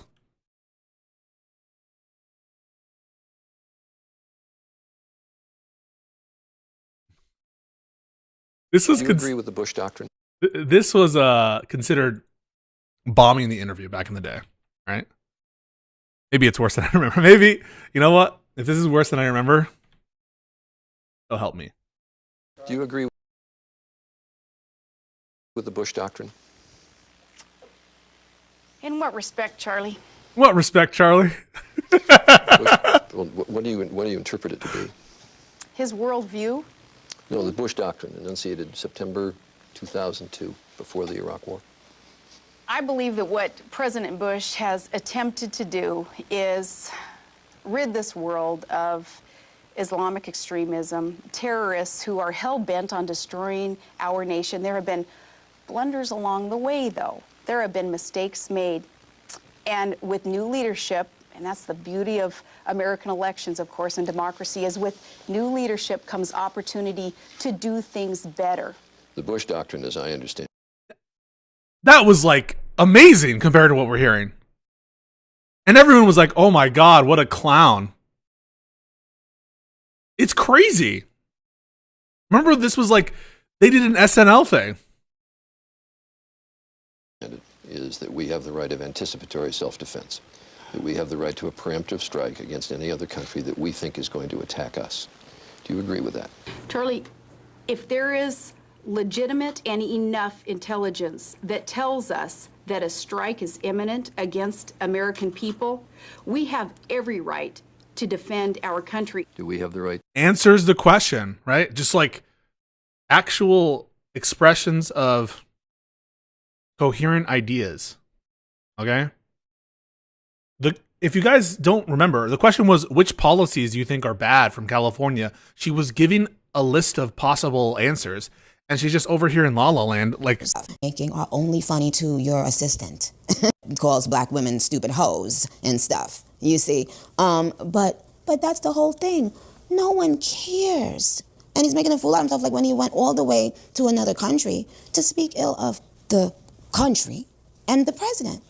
We would never want someone like that to be our president. Americans are so big on loyalty, and that just showed us all you do not have a loyal bone in your body, and no one is going to vote for you. But so it was a little bit, so it was. It keeps going, doesn't stop. But it was that. Giga Chad. I don't think people realize, and you guys, but I. What was that? Hang on. That I don't think people realize, and you guys, Oh, but sorry, David. I publicly asked for his help a couple times on Twitter about swatting calls that were happening that were clearly a part of their extended smear campaign. And he completely ignored it, right? And next thing you know, he's on there flapping his gums about female rap stuff and trying to get in women's business. Huh? So I had to show him who's boss on Twitter. So, yeah. Why didn't you cut that? So good. You came to this country when you were little as an immigrant. What are your thoughts on the Trump administration's approach to illegal immigration and deportations? Well, if I had a business or a home or anything. You don't have a home? I had a business or a home or anything, and someone was there one day when I walked downstairs to cook Oh, she's doing one of these memes. breakfast or something, I would have them kicked out of my home because I didn't invite them. And this is my private home. So the president has to treat the United States as Like if a it's home. his private home. So we should treat the country like it's my house. People all around the world have to respect the policies of the country and the administration. Therefore, to my immigrants, who I love very much, I love my immigrants, I'm an immigrant. But how can you tell a president An not illegal immigrant? Is this true? An illegal immigrant? to enforce a law that simply says you have to be legal to get in the country? Now, what people don't understand is there are spies. There are things that we don't know about, but that the administration and that security knows about. People who have to secure the country. So a person coming in illegally to the country, they could be there to do anything. You do not know. They have to be vetted. There's nothing wrong with that. It would be so stupid of any country to have an open door policy where people are not vetted. You don't imagine having somebody that you do not know in your home and you don't know anything about them. We do background checks for everything. You don't think there needs to be a background check to get in the country? So, I don't know. That may have come off too harsh, but I think it was a good explanation. You could have been harder. Okay. Oh, well, yeah. According to the wife of Stephen Miller.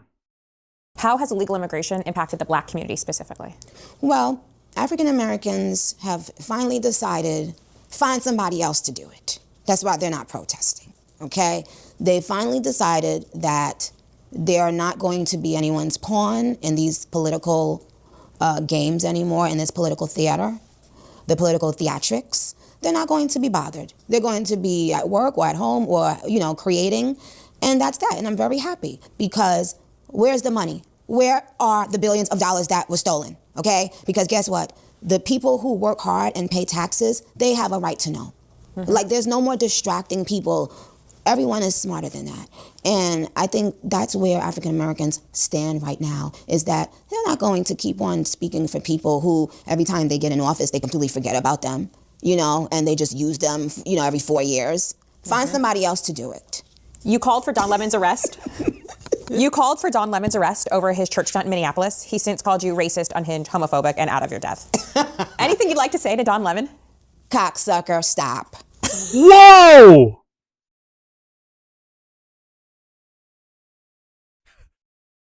What the fuck? He's like, the first question I asked Trump was, are you cool with the LGBT community? Do you have some D: some cots in the chat? Whoa! Anything you'd like to say to Don Lemon? Cocksucker, stop. When you're going through something like that very publicly on the internet, yes, and everyone is talking about you, how do you handle situations like that? Do you just not pay attention? Do you love it? Do you want to crawl back into a hole? I've never been happier, child. I'm truly, I've never been happier. What is wrong with her? So I hope that answers your question. I come from asking, like, when you're a mom and your whole town's talking about you, or there's a Facebook group and everyone's talking about you, and someone has a tough day on a much smaller scale than what you would have to deal with, and you were giving that mom advice, would you say just don't pay attention, or do you revel in the fact that people are talking about you? Well, I'd rather keep that to myself. Why? Don't want to give the enemies any ideas. What was it like stepping on stage at Turning Point? Is that anything like stepping on stage at a concert? Or totally different? Yeah, it's totally different for me. What was it like meeting J.D. Vance?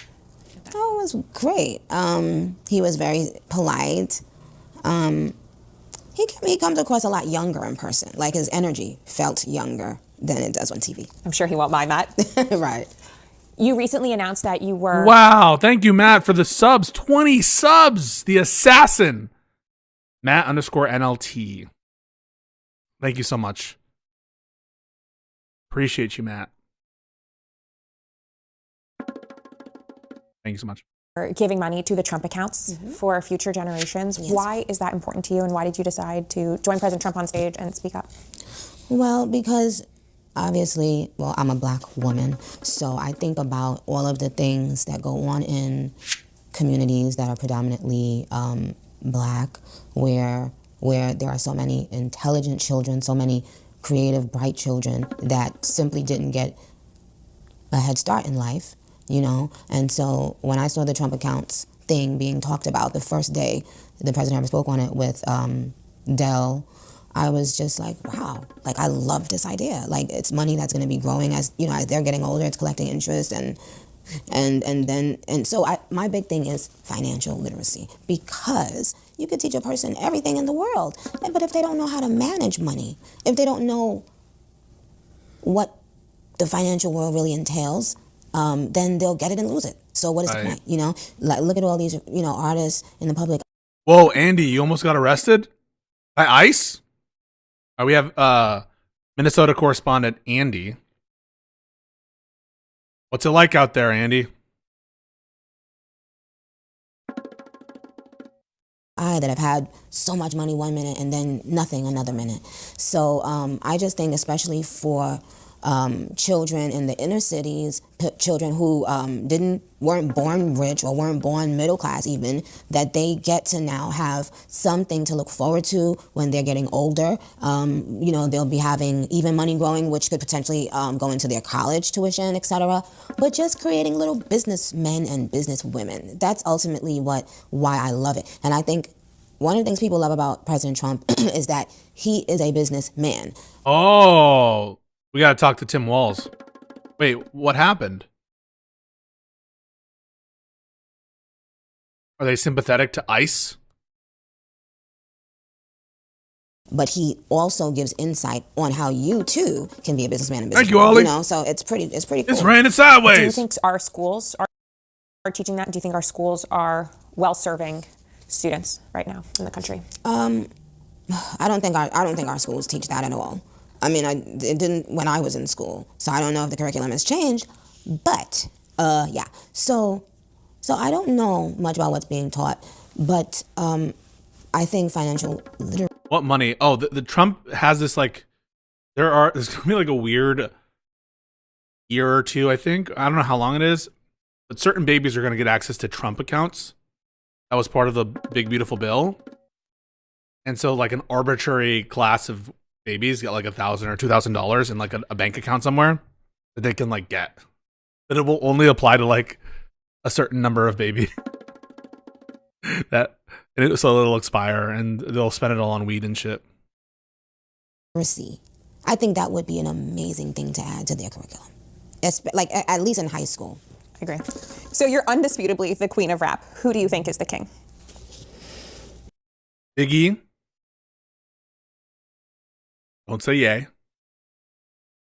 Who else can you say here? I think Jay-Z's kind of a lame pick. Can't say Diddy.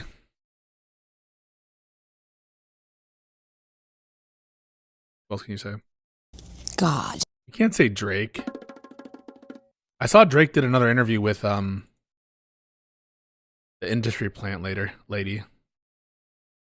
Is the king. Most Def. There's not a woman in hip hop who hasn't been compared to you. Wait, what? God is the king? God is the king. The queen of rap. Who do you? That reminds me of the Key of Fields, like East Westfall. God, homeschool. Think is the king. God is the king. There's not a woman in hip hop who hasn't been compared to you. What's the worst part and the best part of being the standard? I don't think there's a worst part because it's such a blessing to be given that title. But I'll say the best part is having the best fan base in the whole world who always have my back and support me. In this new phase where you've spoken out a lot about your personal beliefs, your fan base has really stood beside you and grown. What does that mean to you as your fans have come along for the ride? I can't even begin to explain how grateful I feel. I never would have been able to predict this part of my life happening, but having my fans along for the ride makes everything worth it in the end, you know? So it doesn't matter what I have to deal with. Knowing that they still love and support me, it just makes everything feel like home, like perfect, like comforting. Would you ever consider using your platform to enter politics? Please run for Senate and get endorsed by Trump in like Montana or some shit. Give us the hope. Give us the hope of the Senate. Yes, I've already entered. Oh shit! Can you imagine if she runs? Wait, she can't. She's not a citizen. She's an illegal immigrant. What's it been like for you since you've entered? How has your label reacted? I don't know. I haven't spoken to them. Is any of this kind of, I don't want to say change, but this evolution of Nicki Minaj going to be represented in new music that you may publish? Yes. Polymarket has some odds. Wow. I'm so glad we had you on. On if you plan to drop new music this year. Really? They do. It says 89% chance as we're talking that Nicki Minaj is going to drop an album this Thank year. you, Heat. Wow. Do you think you'll drop some new music this year? I'd like to. I know it would make the Barbs happy. I think the Barbs would be very happy. Yes. So I still am a big Nicki Minaj fan. There's a trend on Instagram where it's like all these suburban moms in their cars rapping, and they say, "Are you a Taylor Swift fan?" And it's like, "No, turn up the music. I'm this type of person." And it's like rapping Nicki Minaj alone in your car as a white girl. Wow. So we are going to start. Your question, I'm like, these questions are just so long-winded. Why don't you show her the thing? There's a new trend. Look, and cut to it or something. Off with person and it's rapping, and they say, "Are you a Taylor Swift fan?" And it's like, "No, turn up the music. I'm this type of person." And it's like rapping Nicki Minaj alone in your car as a white girl. Wow. So we are going to start off with my favorite version of something about your lyrics. Okay. He tossed my salad like his name Romaine. No. No. Why? Of something about your lyrics. Okay. He tossed my salad like his name Romaine. Are we really just into Caesar salad? It's just a play on words. It's just a play on words. The tossed salad and romaine. That's all that really was. Starships were meant to fly. Did you think Elon Musk would take that seriously?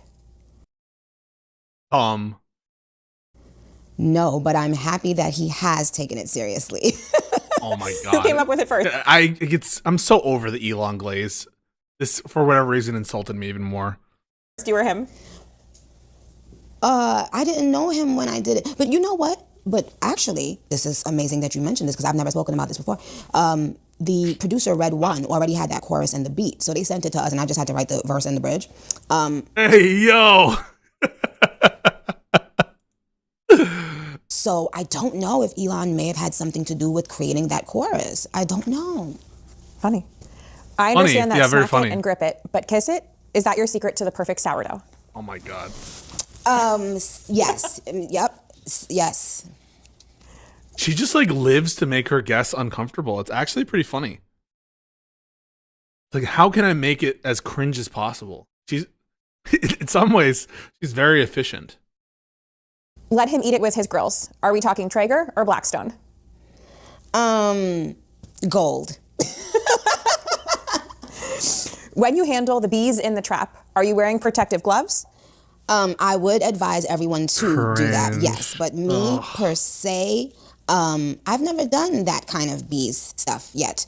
Hopefully I will. Maybe one day I'll have the bee thing in the backyard. What did you think of the TikTok trend? I loved it, actually. I really enjoy watching people have very lame. fun and enjoy themselves with my music. You know, that made me feel really, really good. Do you think an anaconda would make a good pet? No. Well, it depends.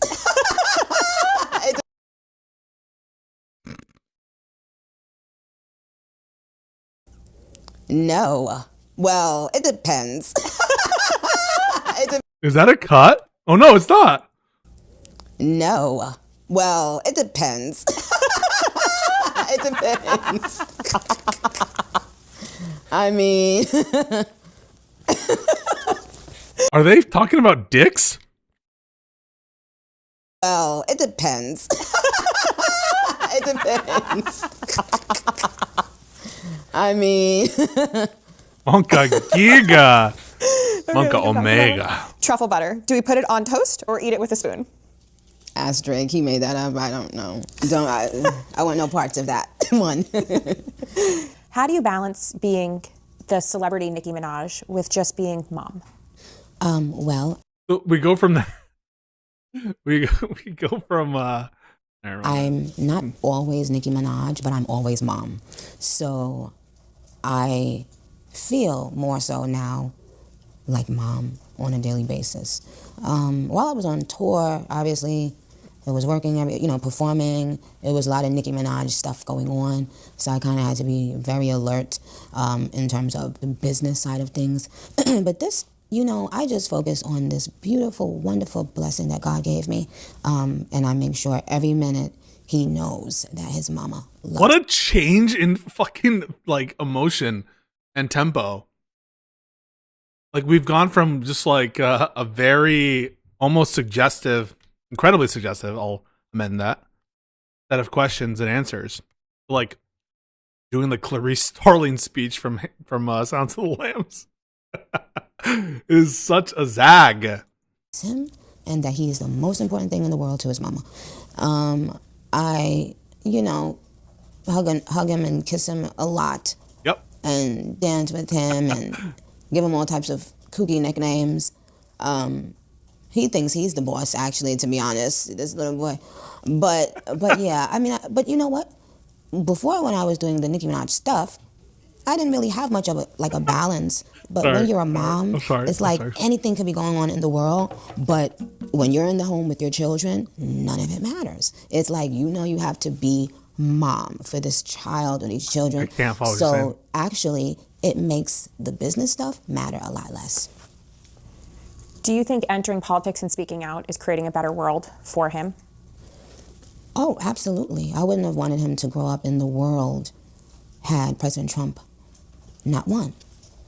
Because, oh my God. People don't know. Goebbels in the basement. Here, take the cyanide pill. I wouldn't want to live and exist in a world in which Kamala Harris won. Well, I'm not always Nicki Minaj, but I'm always mom. Wait, what the fuck? So, it's a lot. And this beautiful, wonderful blessing that God gave me. But this, very alert. This beautiful, wonderful. His mama loves him. Hug him and kiss him, nicknames. Yeah, but you know what? Before, when I was doing the Nicki Minaj, anything could be going on in the world, but when you're in the home with your children, none of it matters. It's like, you have to be mom for this child or these children. So actually, it makes the business stuff matter a lot less. Do you think entering politics and speaking out is creating a better world for him? Oh, absolutely. I wouldn't have wanted him to grow up in the world had President Trump not won. Jesus Christ. Because people don't know this, but, my diehard fans know that people have been, doing a lot of bullying and smear campaigns and stuff like that. So, and that's one of the other reasons why I had to, get in the game, so to speak, because I've had enough and I'm a mom now. So I have to think about everything, in a different way. Do you ever struggle with mom guilt? Yes, I think all moms struggle with mom guilt, and I think it's quite natural because you want to be the best mom in the world. You know that your child deserves the best mom in the world, so you're always kind of comparing yourself to what you think the best mom in the world would do and would say just to make this child happy and nurtured. So I think, yes, that's why I like taking my hiatus, because I get to spend quality time with my son, as opposed to working every day and feeling more mom guilt. The more you work is the more you feel it. But when you can be around them a little bit more, it takes it away. So right now I've been on downtime, so to speak, and I'm not having as much of it as I did at Wonder Tour. Do you rap or sing to him a bedtime story? Yes, I sing and rap to him. I make it up on the spot. Has either of that turned into music that you've published? One time I said, go Papa, go Papa, go Papa on my last album, Pink Friday 2. It was at the end of a song called Forward from Trini. And I just started singing that at the end of that song, and I ended up keeping it on the song. You've said your son has changed how you see everything. How important is that family unit that you've created? And what is it like to create that family unit in a place where normally, especially in rap culture, that's not something that is, I would say, shown every day, you know, and idolized? Yeah, I always wanted to be married and wanted to be a mom, so I knew that would happen at some point in my journey. So, you know, I wasn't surprised, but it made my life as a rapper and just as a human being a lot more fulfilling. I would recommend that, you know, people do it because, you know, after a while, no matter how much fame or fortune you get, nothing, and I mean nothing, feels better than going home to the people you love and the people who love you and the people who know you and understand you. You know, it's just a very fulfilling feeling. That's nice. The entire world is currently going through a fertility crisis. I think everything except sub-Saharan Africa. Do you think more women should be getting married and having babies? Do you think more women should be encouraged to have babies? What does that mean for someone like you who has a stable family unit and preaches about how lovely and very stable? Isn't her husband? No. great it is to be a mother?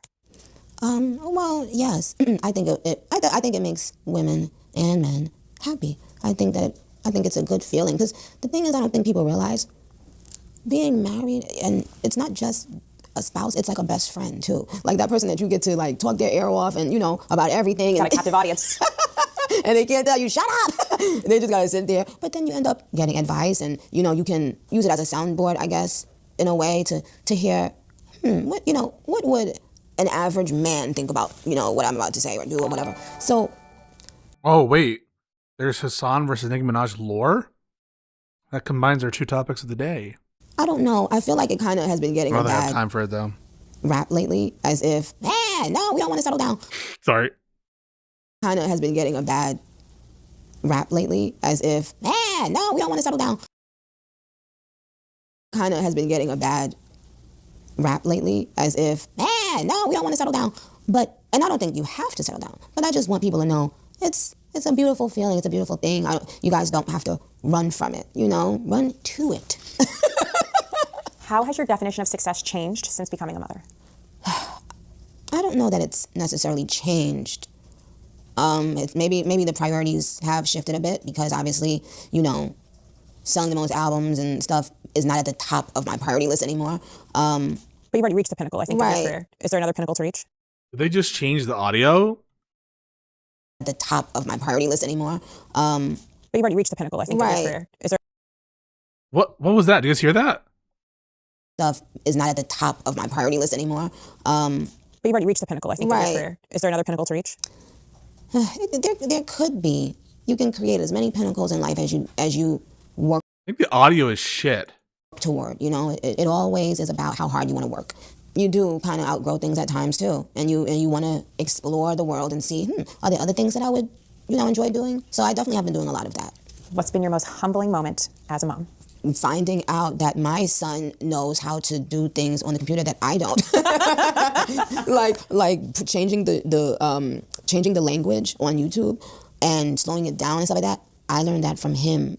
I had never done that, and I didn't even know you could do that. So that's when I realized, what the heck? I need to really get up with the times here. I think I could do that. Which of your alter egos would be the worst babysitter? Definitely Roman. Oh, please. Okay, so what's your daily beauty routine? Slowing down a video? Does anyone slow down the video? Or I should just say, what's your daily routine when you... Maybe to find like a little bit of a... Oh, please. Okay, so what's your daily beauty routine? Or I should just say, what's your daily routine when you get up in the morning? Having my son wake me up, no matter how much sleep I've had or did not have. I'm not big on routine, but you know what is something that I didn't realize that a lot of people don't do? I take very hot showers. And to the point where Isn't that like bad for your skin? If someone touches the water, they'll be like, are you crazy? But to me, it doesn't feel hot. I agree with you. It's like the most incredible neurological reset of all time. Yes, it's so comforting. Oh, one of the things in my routine is watching The Crown. Oh. I love that series. And I watched I've seen every single one of them 1,000 times, but I watch it again. Sometimes I do that, but I don't have a set thing that I do every day. I wish I did. I don't. What's your take on Harry and I Meghan? thought you said you're not big into routine. Yeah, then. Well, I think he should go home. Like E.T. He should go phone home and then go home. That's like the funniest little bit they've ever done. I like more of this. I did not think he should have aired the family's dirty laundry, but that's just me, darling. I have nothing but love for them, for everyone. But I love the royal family as if I know them. But I think Americans, we love the idea of the royal family so much. And I just was like, but people do things and you don't know why and you don't know what's going on inside of them. So I don't judge. But I was like, oh man, because I felt like I knew them in some ways. So I was like, Harry, no, don't do that. You know better. I'll make. Hey, this is why we waited. We got through all the awkward bits. This is some good stuff. But he did what he did. It's so unnecessary. What do you eat on average day? I loved it. Do you know, recently I've been eating tuna fish. Really? Yes. And my whole life, whenever I start eating tuna fish, I do it for like 2 months straight, then I get sick of it, and then I stop again. Oh. Yeah. So do you make it yourself or are you buying it? I used to make it myself and eat it with crackers. Recently, I've been buying it. Who gives a fuck? It's been pretty good. How often are you working out or do you work out? I have not been recently working out, but when you have a child, I count that as working out. Every time that I have to run around after him, that's my lifting him workout. up for sure. Oh god, 100% counts. and literally running. Like he literally makes me run. I have to race him in the house. Yep. Do you let him watch anything on TV, Netflix, YouTube? What do we? He watches lots of stuff. Not adult stuff though. But he watches lots of stuff. Drag story hour. What's your skincare routine? Well, I have a very simple and little routine. I don't have a big one. So I have It's anti-Semite of the year, Miss Rachel. I just do a face wash and a moisturizer. The only thing with me, because I have very sensitive skin, I have to always make sure it doesn't have alcohol. I can't do anything with alcohol in it with the moisturizer or the face wash. Are there any supplements or beauty products that you swear by? I think it's so important for women especially, to always check their iron levels. It makes a tremendous difference in how you feel. And vitamin. Can you answer the question? Vitamin D, they make a tremendous difference in how you feel. And, it makes the world feel a bit brighter. I agree with you.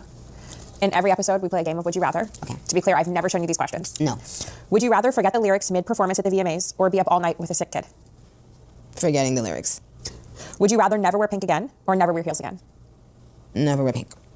Would you rather win an argument but lose your lashes or lose the argument but keep your dignity and your glam? Keep my dignity and my glam. Would you rather get caught liking your own thirst trap or accidentally send a screenshot to the person you took a screenshot of? Liking my own thirst trap. What's a conspiracy theory that you believe in? Oh boy. Today's mine's the chemtrails. The chemtrails in the sky? Oh, okay, what about it? What? You're gonna believe that. You gotta be careful, Katie. My own thirst trap. What's a conspiracy theory that you believe in? Today's mine's the chemtrails. The chemtrails in the sky? Oh, okay, what about it? Okay, this is like my thing, is that people believe that it's seeding the clouds to change the weather. And so on the social medias, like in the past few days right before the big weather storm, everyone's taking photos of like how the skies look so chemtraily from like the planes, that they leave the streaks behind. I don't know who's crazier. But this is like an anti-Semitic conspiracy too. There's a hint of that. And everyone believes that's like chemtrails, like the government seeding the sky to change the weather. And so right before the big storm, everyone's like, look, the government's at it again, seeding the weather. You've never heard this one? I've heard about Wow. it, but I don't know about that. I don't know if it is or isn't. That was my favorite one right now. Like other conspiracy theories, like did we actually land a man on the moon? Did the president get the elections? I don't think we... Wait, what? Or isn't. That was my favorite one right now. Like other conspiracy theories, like did we actually land a man on the moon? Did the president get the elections? Wait. I don't know if it is or heard about it. That one's my favorite one right now. Like other conspiracy theories, like did we actually land a man on the moon?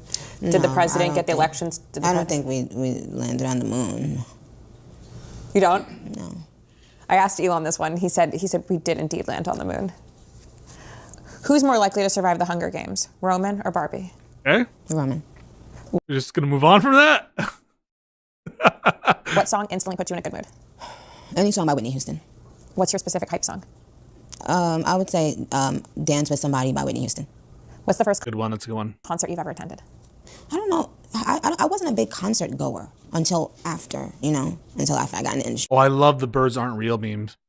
That's my favorite. What's your favorite performance you've ever given? I liked the last performance I did at the VMAs and Lil Wayne came out. I think I performed a few times. Who's your favorite artist to work with? I don't have a favorite artist to work with. Everyone is great to work with for the most part. And also, if someone gives me their time and their effort, then I appreciate it. I really, really appreciate it. What's the wildest rumor you've ever heard about yourself that's actually true? The wildest rumor that's actually wow. true. I can't think of one. What's the wildest one that's untrue? Everyone on the internet, everything. What app are you on the most on your phone during the day? Twitter. Twitter. Nice. Why did you delete your Instagram? I just wanted to. Does it help filter out like a bunch of content on the internet for you? No, Like I just wanted to. No, sometimes you just feel to do something and you just do it. You know, you never know. I'll probably be deleting more stuff soon. Oh shit. You've said both you're a student and teacher of hip hop. What's something the new generation has taught you? It's taught me that I was right all along. You know, when you want something, you got to work hard, and there's no skipping steps. What's the last thing you were influenced to buy on the internet? Recently, I bought some books on the internet, and I don't think I ever did that. And I'm not going to say which books, but that was something that I recently did, and it's because of the internet. So we end every single episode with the same question. If you could host a dinner party with 3 people that are alive, who's sitting at the table, and what are you eating? What am I eating? I would definitely be eating Trinidadian food. Tuna So fish. some curry chicken, rice, roti, which is something we eat in my country, my other country. I would have plantains, oxtail, another thing we eat. Do you cook this? No, I don't. No. I cook some stuff, but not what I just explained. I was gonna say, when am I coming over for dinner? Oh, but I do cook. Oh, I could cook you. When are you cooking? I could cook you some kingfish. Oh man! If you want me to cook for you. That animal blendetto. I can't even. Is this a Sopranos meme? I definitely would cook for you. So I would add kingfish there. I would be the one cooking it. But yeah, just some Trinidadian food, because Trinidad has the best food in the world. But yeah, and who would I invite? Well, maybe my grandmother. Nice. Interestingly enough, my grandmother's name was Zena. Huh. Like, Wow. what a dope name. That is a dope name. So yeah, maybe I'd Two more. invite Two her. more. And I would, like, if I'm picking some famous people, Marilyn Monroe. Oh. To finally get to the bottom of what was done to her. Oh my god. Oh wait, like she was killed or she had sex with JFK? Is there a conspiracy theory? Marilyn Monroe. To finally get to the bottom of what was done to her. See, conspiracy. What happened to her? What's the theory? What was done to her? There, you found it. Well, yeah. And who else? Bob Marley. That's an interesting dinner table. Yeah. My I didn't grandma, give it too Bob much Marley, thought, and Marilyn but Monroe yeah, to find those out three what was people are really done cool. to her. Thank you so much for doing this. Thank you for having me.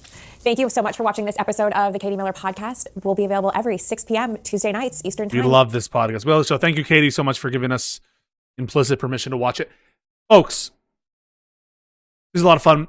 It's late. I gotta go, but I love you very much. And much thanks to the chatters. This one goes out to the chatters. Keep chatting. I'm just myself, folks. I just try to be fair. I try to give both sides equal time. And I'm just doing what any other person would do, I think. Fair and neutral. Fair and balanced. But yeah, like the stream if you want to. I appreciate all of your support and stay cool.